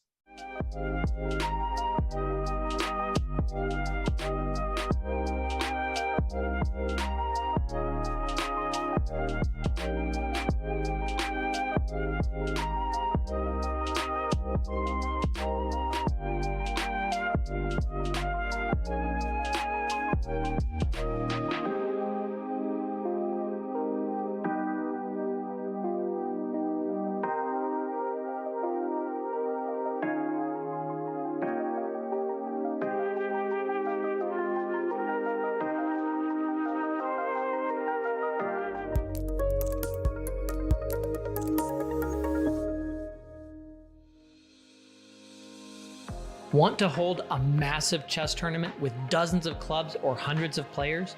Or maybe a small chess tournament with local but competitive clubs? With Club Arenas, you can. Club Arenas allow for tournaments of any size with any number of clubs and players.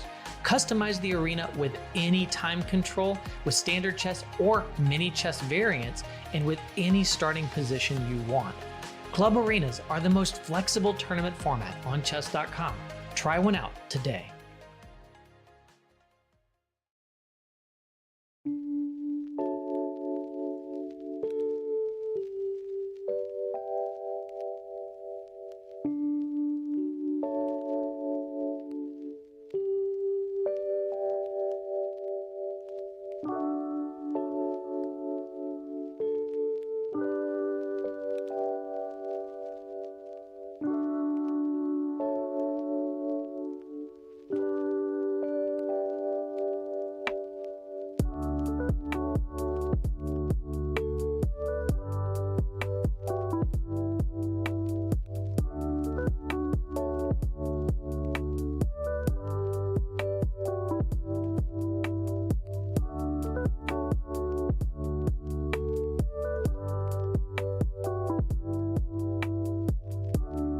Welcome back to the Junior Speed Chess Championship presented by SIG. It is the finals of the final qualifier, and it is time for 4 games of 3+1.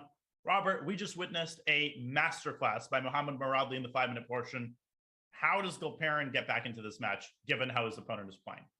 I'm just glad that I didn't have to pay for a masterclass. Usually those things are very expensive. So the fact that we were able to witness that firsthand here, it was a beauty. But how does Gulperin get back? His time management wasn't great in the 5-minute portion. He was spending too much time. And that happens when you're used to playing 3-minute chess. Sometimes when you get that additional 2 minutes, you spend it very quickly. He needs to keep up with Moradli on the clock.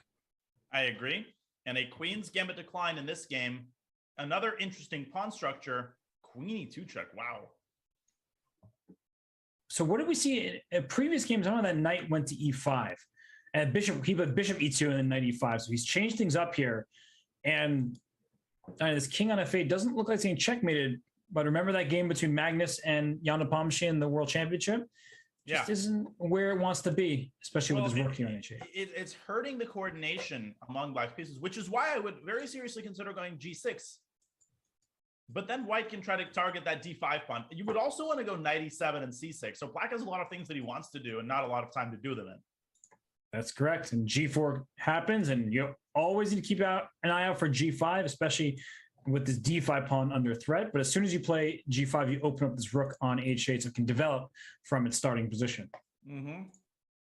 Okay, let's see how Platon handles this. Again, he's falling behind on the clock. Understandably so. This is a tough position.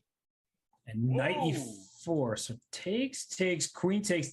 Can he get away with knight takes D4 there? Well, he has C5 to anchor that knight in. That's true. And B7 is falling, but it's not about who's taking how many pawns. F4 was hanging with check, so that's why he brings the king over here. From a practical standpoint, this is a very difficult position to play for black. Yeah, because this rook. Okay, C5. I think we need to see your idea down here with G16, G7. Yeah, I mean, one way or another, he's got to get his king to safety. And Queen B7 maybe, just to be a nuisance? F5. Yeah, he's stopping G6, but he's allowing...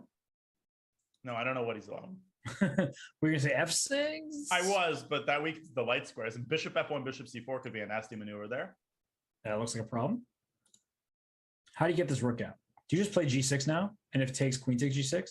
As you like to say, you're asking questions that I don't know the answer to. Well, that was the incorrect answer. Not you, but what Gulperin played. Queen D7. The evaluation bar is going way, way up. And F4, that move wasn't appreciated either. So in this position, Danya, it seems that your idea, perhaps, bishop F1, bishop C4, rerouting the bishop, that might have been preferred. And here, okay, but now it's definitely happening. You've got to play it. But bishop F1, there could be rook E8, and then I guess white can just drop the queen back, let's say, to G2. White benefits from the fact that the queen and bishop are both long-range pieces, so you don't literally physically need to have them in the center. Ooh. Queen D3. So if king F7, there's queen C4 check, using the queen rather than the bishop. Nice prophylaxis. So maybe king G8, king H7. Here it comes. Okay. White can play G5 at some point. Yeah, the king's run. What you need to have happen is king H7, rook E8, and then hope that white pushed the pawn all the way to G6, so your king can slide back. So I would consider going G5 here in order to preempt king H7. What if I just start taking it? F6. And then if I take that to, no, I made it. Yeah, I get it. D5, rook E8. I know, Danya. I know. A3. Whoa. His last two moves had nothing to do with each other. What's an A3? I'm speechless. I don't understand. I don't think that's that great. Black can do the rook E8, king H8 thing, ignoring. Oh, rook E8, there's bishop C6. What if you just take the rook? Queen takes D7, I think, is the idea. And he's going for piece domination in the endgame. Yeah, but we get here and then F4 hangs. Yeah. Well, I think that's what he's doing. So we're about to find out what is the idea of A3. Luft. Right.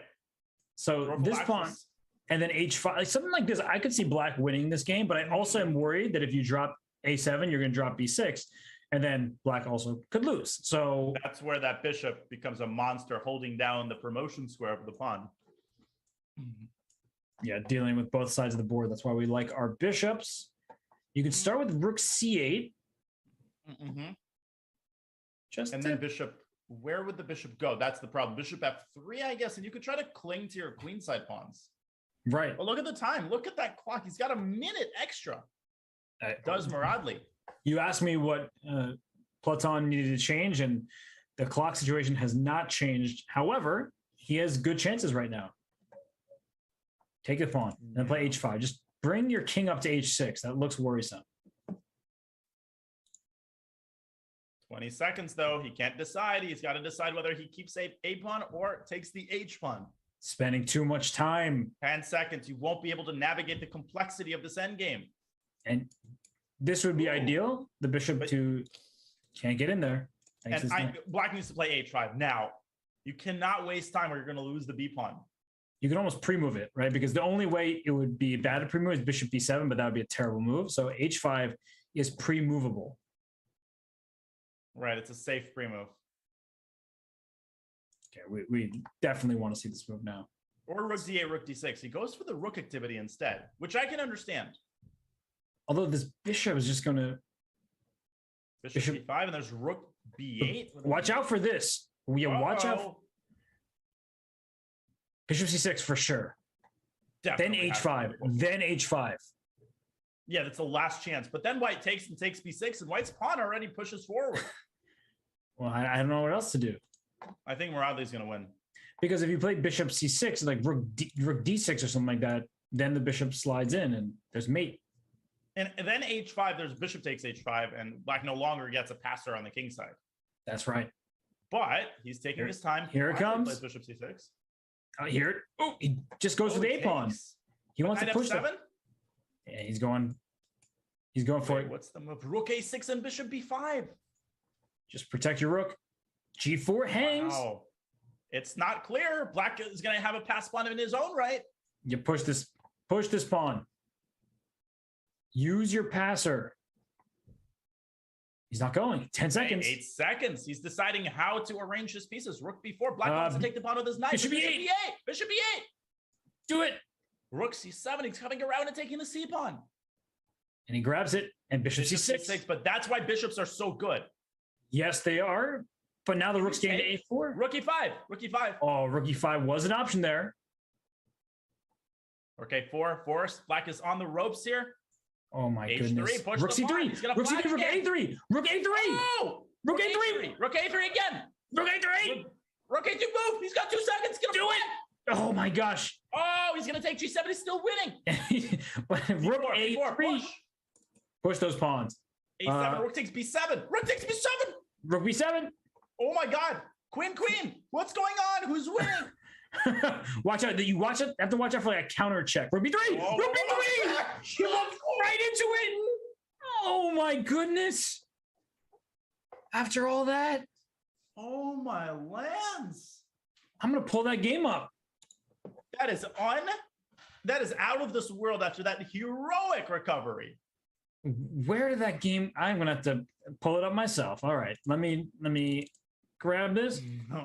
What in the world just happened here? So if we go back, because we were screaming for rook A3 at some point, Like which won on the spot, right? Because it forced the black rook out of a4. Yes, and this bishop covers the length of the diagonal. So if you take, boom, boom, donezo. And if you try to even stop the pawn with knight b6, I just push my second a pawn. That's amazing. This is why bishops are amazing pieces. So then as the game continued, we got this craziness, and all you had to do, you could take this pawn. I don't think you're getting checkmated, but he wanted to give checks, and then he gave the wrong check. I mean, here, rook b2, I get it, it's complicated, but playing here walked right into this queen, and he loses queen, and thus the game. Unbelievable. What a heartbreaker for Platon, who's down 0-3. A whitewashing so far, but he's got a great position out of the opening in the next game. Yeah, he threw his pawn to e6, and in doing so, he ruins the pawn structure and makes this bishop's life more difficult because g6, bishop g7, you already have to watch out for g4, and just watch out for this e-file in general. Yeah, and the key to the kingdom for white is to keep control over that e5 square. As long as he controls e5, he makes it almost impossible for black to get his pieces out. That's right. And it's white's turn. He's thinking here. And look at the evaluation bar. It's really in white's favor. So knight g5 may be a moment too soon, or maybe you trade bishops and get your knight to f4 and g5 and go after this pawn. Like black is going to have to be very passive. I like knight g5. He goes for g4. That's sort of the principled approach. I think he wants to follow up with bishop b5. Yep. Oh, gosh. Knight comes to e5. Look at these pieces. This is really, really bad for black. A bad opening here for Naroditsky, who goes knight d7, trying to control the e5 square. You know, all things considered, I like that move, but I just don't like black's position. And knight g5 is tempting. Rook e1 as well. Black is going to get this bishop out, though. Yeah, and if black can castle, then the worst is going to be behind him. That's for sure. Yeah, but with knight g5 and knight takes e6, your d5 pawn is going to be loose as well, and no fun. Wait, but what if you play g6, knight g5, bishop g7? What concretely is white going to do? Right, so you're essentially saying if I take on e6, then you get this position, and maybe d4 is already a target, right? Naroditsky, though, he plays h6, so he stopped. There's something about knight g5 he didn't like. Can he afford this, though? Probably he can.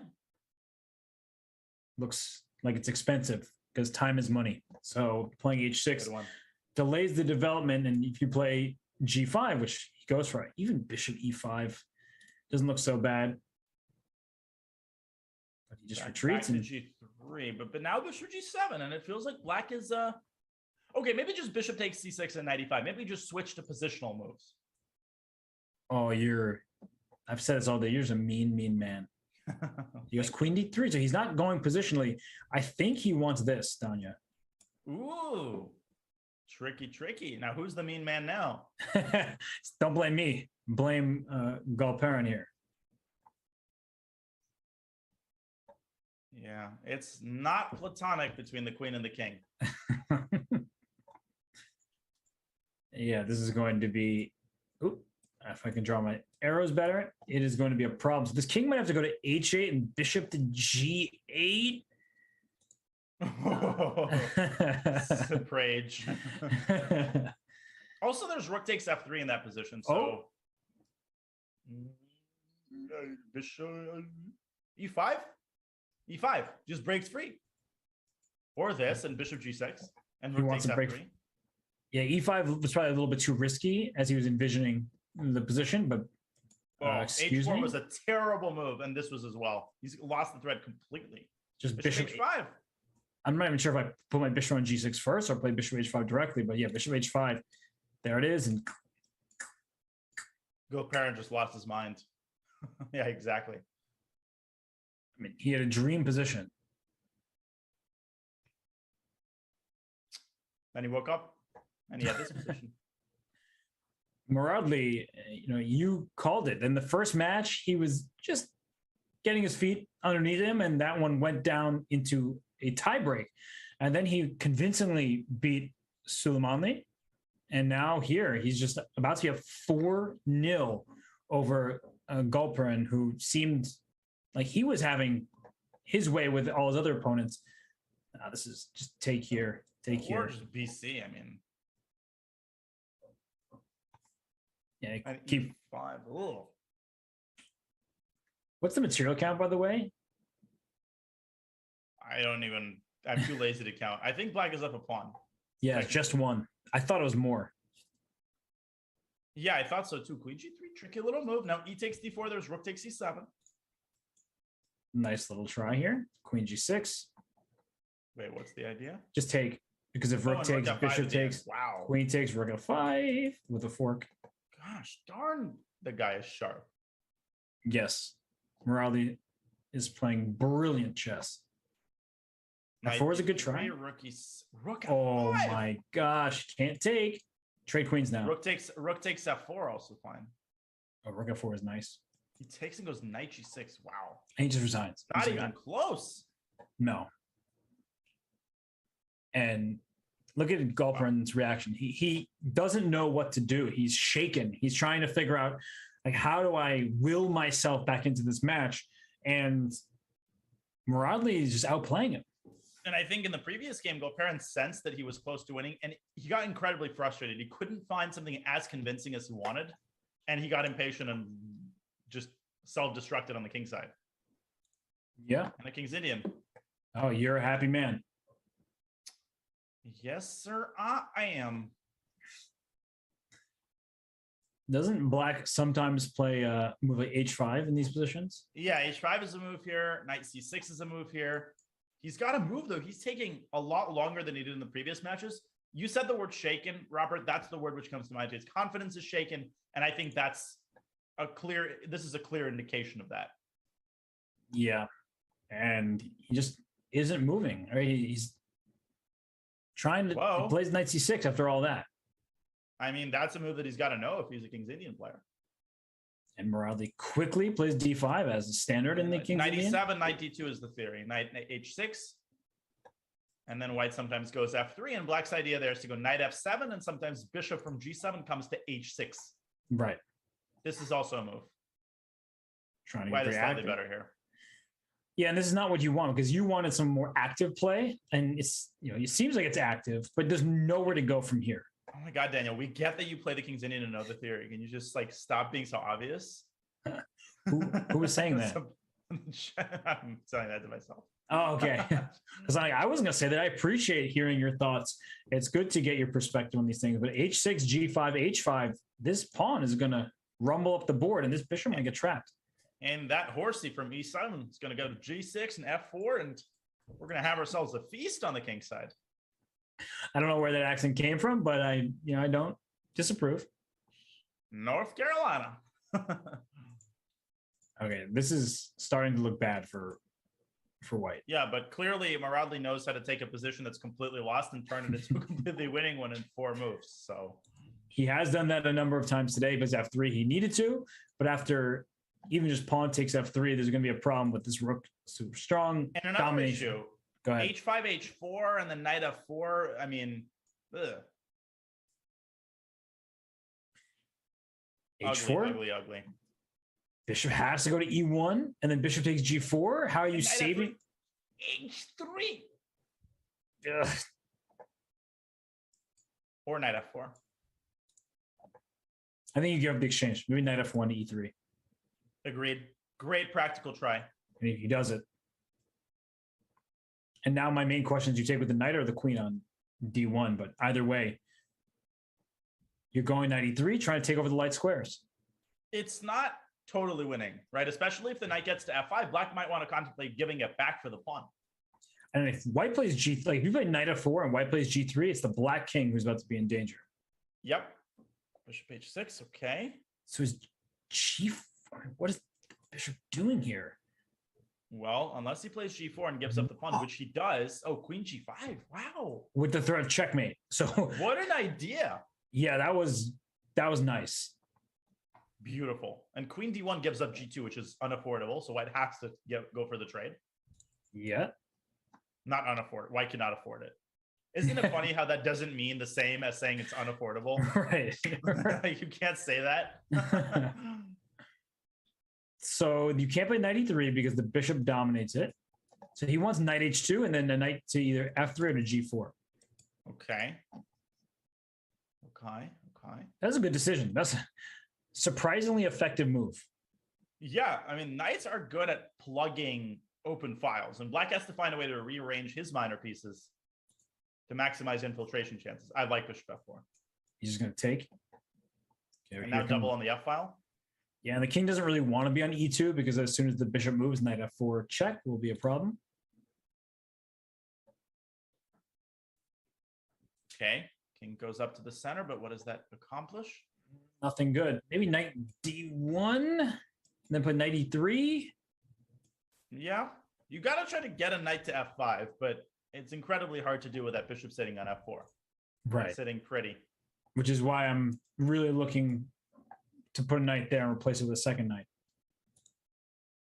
Parent basically has to win this game. Yes. And he's up so much time right now. So knight e2. Bishop c1.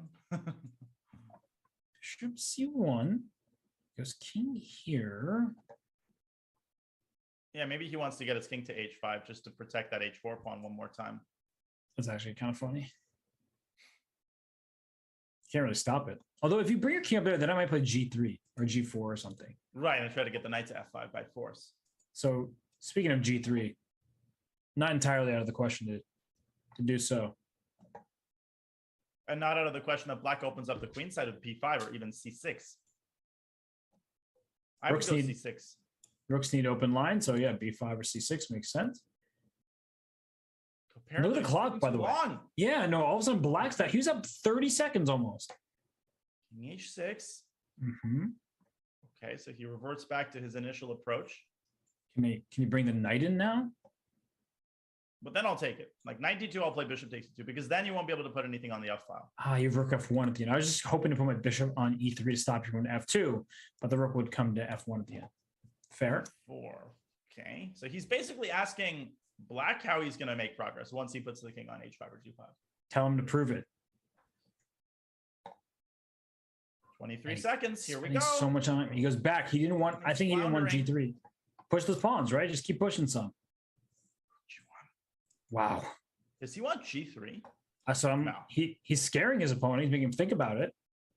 And he's succeeding. He's got 10 seconds. Oh my God. Yeah, he's got to move. Oh my God, move. 8, 7. He's stuck. No, he's completely stuck. He doesn't know what to do. Frozen. He's frozen. King h7, probably a decent move, but what if white does nothing? Rook h1. Yes. Do nothing. An incredibly effective approach in opposing time pressure. Hey, why is he frozen? Yeah, because bishop c3. 2. Go back. He's playing for a win, I guess.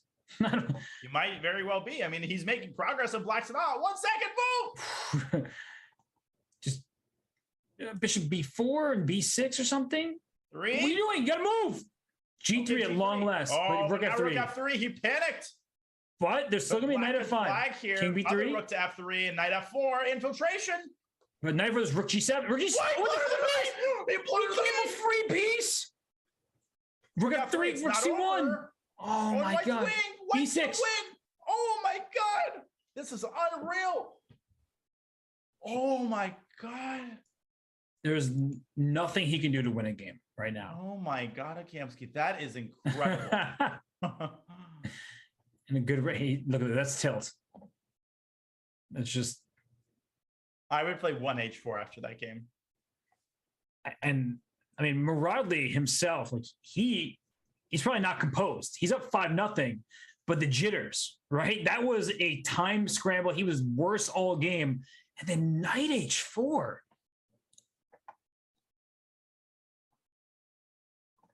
Unbelievable. It's just unbelievable. He just gave him a piece. He did. And he's a very good bullet player, is Gulperin. I mean, it's just so everyone's aware, if we just go back a couple moves, this pawn e4 has been hanging forever. Right. But you can't take it for like the next bunch of turns. Why not, Robert? Queen a4 check. Okay. As Alapin players, we have to show people this tactic. Yeah. And white is better again into the opening. So the recent couple of games, Gulperin has been getting everything that he could ask for from the. Okay, now it's not so clear anymore. I think he's on tilt. And just these moves, h3. We've talked about this all day. Or very superficial moves. Now, sorry, what was it? What were you going to say? I don't know what that was. D5 I was going to say, but then I realized it doesn't work just yet. But knight c4 then walks right into d5. Oh, the e4 pawn's already hanging, but d5's D5's coming. It's coming. Just, you know, at these moments, right? H3 is not necessary, right? It's just such a passive, slow move. He could have played knight c4, for example. I know the e4 pawn is a bit loose, but in these types of positions, you need to develop, and the bishops come to life in a situation like this, where maybe the bishop comes to f4 and there's queen d5. It's a all game. sorts of You know, stuff. you've got chances. You've got practical chances. Now it seems like black's having all the fun again. This has been, I don't think anybody expected a whitewashing. No. And now white is worse again. In fact, white is much, much worse. A5 is hanging. His position is already crumbling. Bishop on c1 is terrible. Pawn's hanging in all directions. You can't protect him. My lands. Is it going to be 6-0 before the bullet? It's looking like it. Wow. That is crazy. I mean, the wildest part is that Naroditsky was so fortunate to even make it out of the first round, right? He, in the quarterfinals, he was completely lost in that end game, and then Gautam Bailey just like play that move c4, which gave away a free pawn, then allowed him to draw. Yeah, I mean, jeez. This could have been completely different. Like one move could have changed the entire course of the JSCC. Knight c4 is ultimately what he goes for, but d5, knight takes c4. This is terrible. I think if knight takes c4, he'll play rook takes c4. No, he can't. This knight takes d6 and knight e8. Wow. Yeah, I was trying to make this work, but I don't think it does. And you can see in the why not? Like, because here, if you go knight e8, I can just take this pawn and protect my nothing rook. works in these situations. This is happening. No, he got d5. Bishop g5. Knight takes a5. I mean, that's another pawn. Yeah. And it's one of these moments, Danya, where as commentators, right, we're like, just feel bad for Galperin here. Well, it's not over. He's got a chance in the bullet. We know that, well, crazier things haven't happened in this case, but, you know, there's things that make us say that expression, right? Crazy things have to happen for that expression to be true. So you just got to calm yourself down and, you know, treat every game separately in the bullet. But Is he gone? Where'd he go? Yeah, he's back. There he is. He was leaning back. Leaned back in his chair. Yeah, I thought he just left. You know, out of frustration. Yeah. Oh gosh, more problems in White's position. Resigns. He just resigns. Yeah, and Naroditsky just farmed a ton of blitz rating points today, so he'll be happy about that. But for Galperin, Danya, I mean, I think he is the better bullet player between these two. Yeah, I mean, we also thought that he was the slightly better blitz player, and well, the score is 6-0, and Galperin is not ahead. Galperin does not have the 6, so he has a monumental comeback to make. If he wants to reverse this match, but do not go anywhere, because once again, crazier things have happened, or have they? We will see whether they have happened, whether they will happen. I can't even talk. So we will go on a short break. When we come back, we will have the bullet segment in the finals of the Junior Speed Chess Championship presented by SIG. We'll be right back. Classified trading is a game really that you're playing with competitors and basically every market participant in the world. My path, I came in as a poker player, but I think that the main thing that everybody has in common is a sense of competitiveness and interest in gaming and strategy in general. Yes, you can actually use gaming skills for your career and for something to do on a day-to-day basis.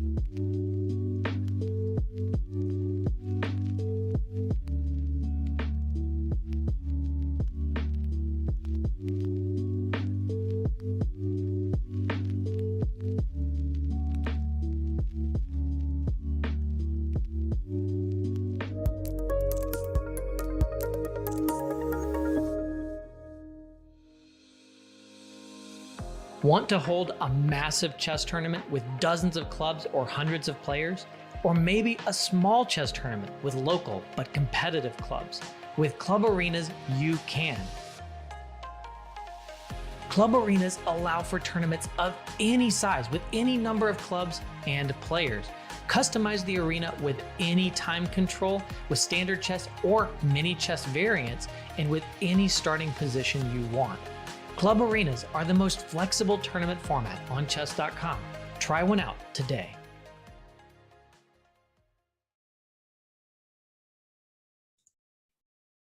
SIG is a global quantitative trading firm that uses strategic games like chess to improve their decision-making skills. From corporate chess teams to podcasts to blog posts to collegiate chess sponsorships, see how SIG employees bring their love of chess to work every day at sig.com/chess. And speaking of love for chess, we have the SIG question of the day for you, and that is, what chess opening would best describe your professional skills? Mike Klein gave a really interesting answer yesterday. I gave a much less interesting answer yesterday. Robert, what interesting answer would you give today? I'm gonna have to go with the modern because I like to think I'm up to date with the times, and you know, I got it covered. How are you so smooth? How are you so smooth? Teach me your ways. You know, and sometimes it just comes to you. No teaching available. Your ways, and you know who else I would like to teach me their ways?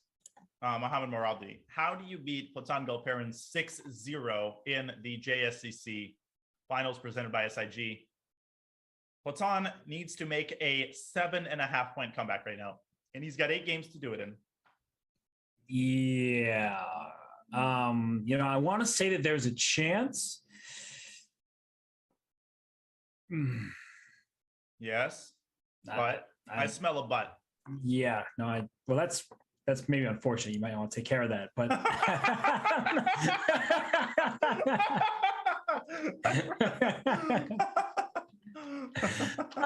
anyway, back to the chess here. Sorry.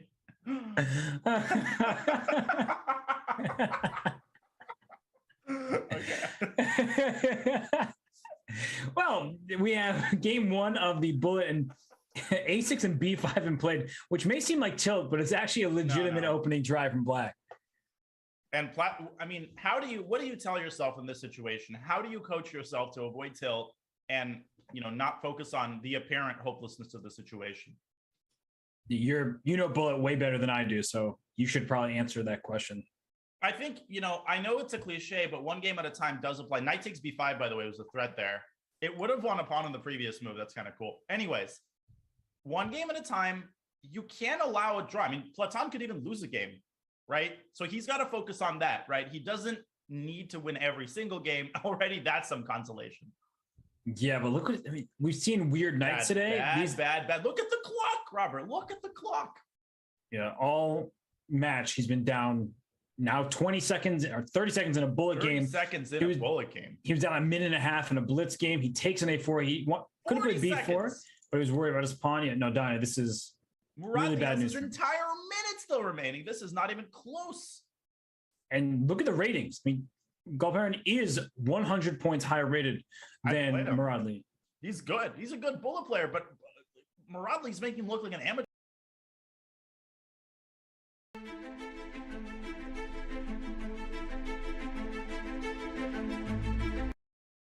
Now he's positionally dominating. But this knight is about to come out to E6. All right, D4. He's giving Galperin some counterplay. Knight coming to C3, perhaps. How does he have so much time? I don't understand. How did he play this fast? It's crazy. Rook B8 though. Galperin recovering just a little bit. I'm looking at B6, Bishop A5. Bishop A5. All right, Danya. All right. Same wavelength. Yep. Rook takes C8. It's so close to being winning. Because you have to go the queen. Everywhere. And there's a queen E4 at some point, hitting everything. Okay, so he goes for simplification. Knight dives into C6. That eval bar yo-yoing around, but white is still better. Here comes this knight. No, don't go to c3. You lose a piece. No. Yeah, Back don't to do d6 he goes, and he's got to keep d4 protect. You cannot lose d4, otherwise you're out of counterplay. Bishop Right. takes h6. Bishop. Oh, I was about to say the same thing. Now it doesn't work. The knight protects the bishop. Now it does again. Okay, so knight c3 and a bishop exchange with knight e4. He wants knight e6. Oh, but now here comes the b pawn. Don't play rook d5. You drop a knight. Rook Oh, d5 this to prepare b7. knight d8. Oh, nice move by Galperin. So rook c5 back. Have to defend. Maradli on his feet. Rook c1. d3. Here's Galperin's pawn. Oh, there's no b7. Here it comes. Watch out. Oh, 2 seconds. Boom. Knight d4. Watch out. You can't allow the queen. With a move. Great move. And lose on b7. Push it. time. He's still alive. He's still alive. Oh, that's Queen huge. F3. Queen f3 is huge. And now white can't lose. Rook c7, and it's a free pawn. It's winning. It's Unbelievable. winning. Nope. Bang, There. bang, bang. Bishop Nope. a7 is coming. Third time's the charm. There it goes. Whoa. Hey, what? He doesn't want it? I think he There wants it it is. now. Rook e8 check, but doesn't matter. Another win. 7-0. Is there a mercy rule? Unbelievable. 7-0. Right? In All like time controls. in Little League softball or Little League baseball, excuse me. This is mercy rule. 7-0. Just all right, kids, go home. Robert, I have no words. This is a performance, and especially compared to his first match against Getting Biley, it's literally the exact opposite. Right. No, this is shocking because Galperin is that strong and he's getting swept by Maradli. You just don't see people doing this, maybe other than Hikaru. I think he's probably the only one who can consistently whitewash people. Maradli has been on another wavelength today, especially in the last 2 matches. Yeah. And right here, like Galperin has a good position. There are more weaknesses in Black's position than in White's, but he goes 94, and D5 is going to happen. It's got to go D5. I know knight C5 looks annoying, but bishop C8. I would go knight EG5, but then Black is going to go D5, and the knight is going to be sliced off from the rest of the world. So he's just setting up D5, but first putting the bishop on He's C8. got to move. This is where he's taking 20 seconds on a move. That's unacceptable. He's got to move a lot faster. Yeah, no, he's just down on the clock, and how can you expect to win? And by the way, look at Black's great control of the light squares on the queen side. Knight D6, What knight is he C4. doing? Spending a ton of time. He's down 20 seconds again, and Maradli's outplaying him again. Bishop F5, knight C4. Black's already better. Bishop F5. Okay, he's keeping that in his back pocket. No, his will has been broken. His it will sounds to like- live. His will to survive this match has been broken. This is like some Bane Batman stuff that you're getting into here. Yeah, for always. Queen D7, F6, trap the knight. I know, maybe 95. No. Oh, rook E2 is bishop D3. Oh, this is No way. 6 seconds. Bishop D3. just that kind of day, that kind of match. That's one exchange trade of rooks. F6. He's playing so fast. He's got over half his clock still left. Okay. Ooh. Still chances for Maybe he's Bulgaria. playing He up- plays fast. Like, wasn't there Bishop rook C7? Oh, that Bishop C7, and there's a discovery against the rook on E8. This is it. Yeah, he's just not looking for this stuff right now. His confidence is totally shot. Yeah, now he's down a piece. Still some pressure against this king. So Black's to be a little bit careful. Very much so. Bishop takes G6 and rook E8 is a huge threat. Yeah, this And then G6 there's going to be pawn some is- mates there. 95. So rook takes, bishop takes, F2 No, hanging. Queen F2 and King H2, and even a draw wins the match here. Yeah, just rook F6. It's over. King runs away. Queen F4. It's all over. Queen F4 done. coming next. It's done. 8-0. 0. Oh, we did it Somebody again. needs to make didn't a we? compilation of today. Yeah, this is happening too frequently. I think we're spending too much commentary time together. we are. Well, fortunately, we won't any longer because the match is over. And this might be one of the fastest JSCC matches, definitely in all of the qualifiers. We haven't had anything close to this. And this is the finals. As Platson Galperin goes down at the hands of a vicious performance by Mohamed Maradli, who wins 8-0. Robert, that is incredible. No words. If we have no words, maybe we should, make our way to a break because when we return, do we have an interview coming? We do. We'll have the victor, and he, I'm sure, will have some words. So we're going to set him up. We're going to go on a quick break, and don't go anywhere. We will make some concluding thoughts, and we'll have an interview when we come back. You're watching the Junior Speed Chess Championship. The final qualifier is in the books, presented by SIG. We'll be right back.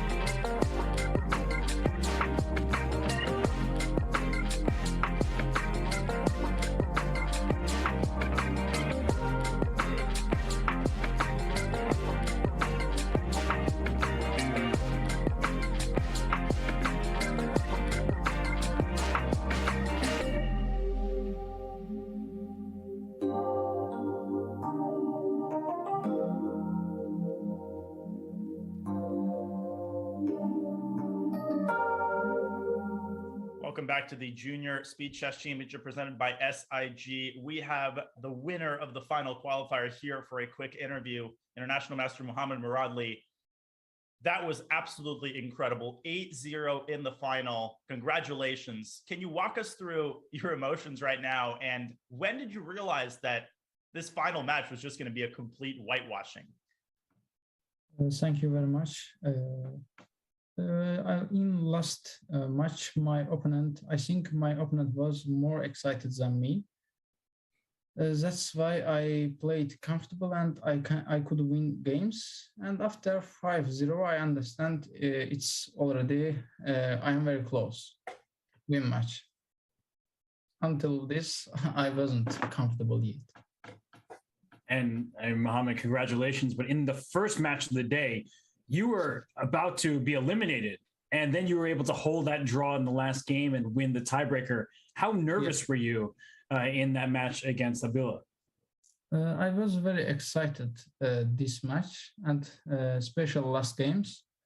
I have many good positions, but I don't know how I did many blunders in my first match, and it was very difficult to win this match. And I think I am very tired. That's why I did some mistakes, because I came from European Chess Championship, and 11 games are hard. Yeah, and your opponents in that tournament weren't too shabby. Mohammed, I wanted to ask you about a specific game. Your I think it was second game in the King's Indian. Robert, was it the first or the second game, that King's Indian masterpiece? Yes, second. Oh, yeah. Second game. We were incredibly impressed, Mohammed, at your knowledge of all of the key ideas there. Is the King's Indian an opening that you have a lot of experience in? Can you walk us through that game specifically? I can say I am playing King's Indian from my 8 years old. That's why I have many experience there. On classical games, I don't prefer much King's Indian, but in Blitz, that's my best choice, I can say. I think the whole world would agree with you, because that game you played was brilliant. And I just have one question for you before we let you go. I know you said you're tired. Is there anybody in the Junior Speeches Championship that you would most want to face, or is there somebody you wouldn't want to face? Who are you excited to play? If I say truly, I didn't see main event list because I said to myself, if I qualify, I will look to list. That's why I don't know with whom I will play. I think that's a very admirable approach. And Mohammed, I'm sure you will now familiarize yourself with the list. We will follow you very carefully in the main event. We wish you the best of luck. Congratulations on an amazing performance today. We'll let you rest. Congratulations. Bye. Good luck. Bye. 8-0, Robert. 8-0. You said all you needed to say on the chessboard.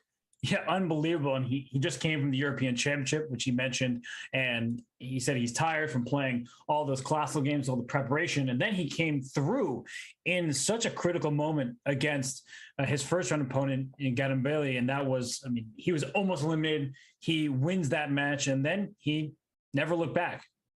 And tournament winners often talk about that. You know, when they catch a break early on, they're determined to make the most out of their tournament and make the most and come through. He did, crushing Aiden Suleimanli, not an easy feat, and then whitewashing Plaza and Golper. That would have been an adoption if it went on any longer. And he joined some very impressive qualifiers. Aronia Kosh from Qualifier 1 and Andrew Hong in Qualifier 2. Both of those qualifiers went to overtime today. It was not even close. Mohammed Muradli, in incredibly convincing fashion, is the third qualifier. And Robert, I'm excited to see some IMs in the main tournament. They're the dark horses. They have a lot to prove, but I don't want to face Mohammed Muradli, let me tell you. No. After his performance today. Some of these juniors are IMs and title only. With the pandemic, haven't had the opportunity to play too many events. I'm sure those I's will become G's soon enough. And Danya, I mean, what a performance. We shouldn't forget, we started with overtime. So that's why probably the final had to be this way, because he couldn't give us 2 overtimes, could he? No. I mean, the composure that beating Gadimbaili required, let's not forget, he was completely lost against Gadimbaili more than once in critical games. He survived. He was incredibly tricky. And I was impressed with every aspect of his play. The King's Indian game comes to mind, but also his time management, the confidence with which he was playing is out of this world, especially considering how tired he was. I think that King's Indian game is perhaps the best game we've seen in not just all of the JSCC matches, like of any SEC style match. That game was just superb. So you have to give him credit. He earned his way through to the Junior Speed Chess Championship main event. And he's going to get a tough opponent in the first round. He doesn't even know who's in the field because he was laser focused on this qualifier and this qualifier only. I can definitely co-sign that. Regarding the King's Indian game, maybe years from now when we have long beards and gray hair, we'll compile a list of maybe the top 15, 20 games of the JSCC. And I can assure you right now that this game is definitely going to make the list. A tremendous performance by Mohammed Muradli, and he is our final qualifier for the JSCC. Seatbelts are fastened. We are ready for the main event. Robert, I'll give you a chance to offer your last reflections, but I can't wait for the main event to start. April 11th. That's 3 days from now. That's Monday. It's the Junior Speed Chess Championship presented by SIG, and a big prize fund. And the biggest prize of all, it's not just bragging rights. It's not the dollar signs. It's that invitation. Get the golden ticket to the Speed Chess Championship. And Nihal Sarin, he not only won the JSCC last year, he won 2 matches. He went to the semis of the Speed Chess Championship. These juniors, they're kids. We can say, oh, these kids and all that stuff, but their age belies their strength. They are so powerful over the chessboard, and they may not, whoever wins may not even be an underdog in their first round matchup in the Speed Chess Championship. Powerful they are, and their fighting spirit, I think, is really what elevates the JSCC to the next level. There is a certain magic to all of the matches. You do not want to miss them. As Robert indicated, the main event, the festivities, start on Monday. Will Nihal Sarin defend his title, or will one of these dark horses, one of these bloodthirsty juniors that include Muhammad Moradli, will someone step up to the plate and score some upsets? There is only one way to find out, and the event begins in just a couple of days. But for now, it is time for us to wrap up. There, of course, is the Rapid Chess Championship over the weekend, so you don't have to wait until Monday for all sorts of chess action. We'd like to thank everybody watching on Twitch and YouTube, supporting your favorite junior. We'd like to thank our producer, Matt, as usual, for a flawless broadcast. And Robert, I'd like to thank you. Begrudgingly, I have to admit there's nobody I would rather cover the JSCC with. So thank you to you. Thank you to Matt. Thank you to everybody who watched. And for now, we wish you a happy Friday. Hopefully, we will see you tomorrow for the Rapid Chess Championship. You have just been watching the Junior Speed Chess Championship. The final qualifier is in the books, presented by SIG. Thank you all, and have a great start to the weekend. Classified trading is a game, really, that you're playing with competitors and basically every market participant in the world. My path, I came in as a poker player, but I think that the main thing that everybody has in common is a sense of competitiveness and interest in gaming and strategy in general. Yes, you can actually use gaming skills for your career and for something to do on a day-to-day basis.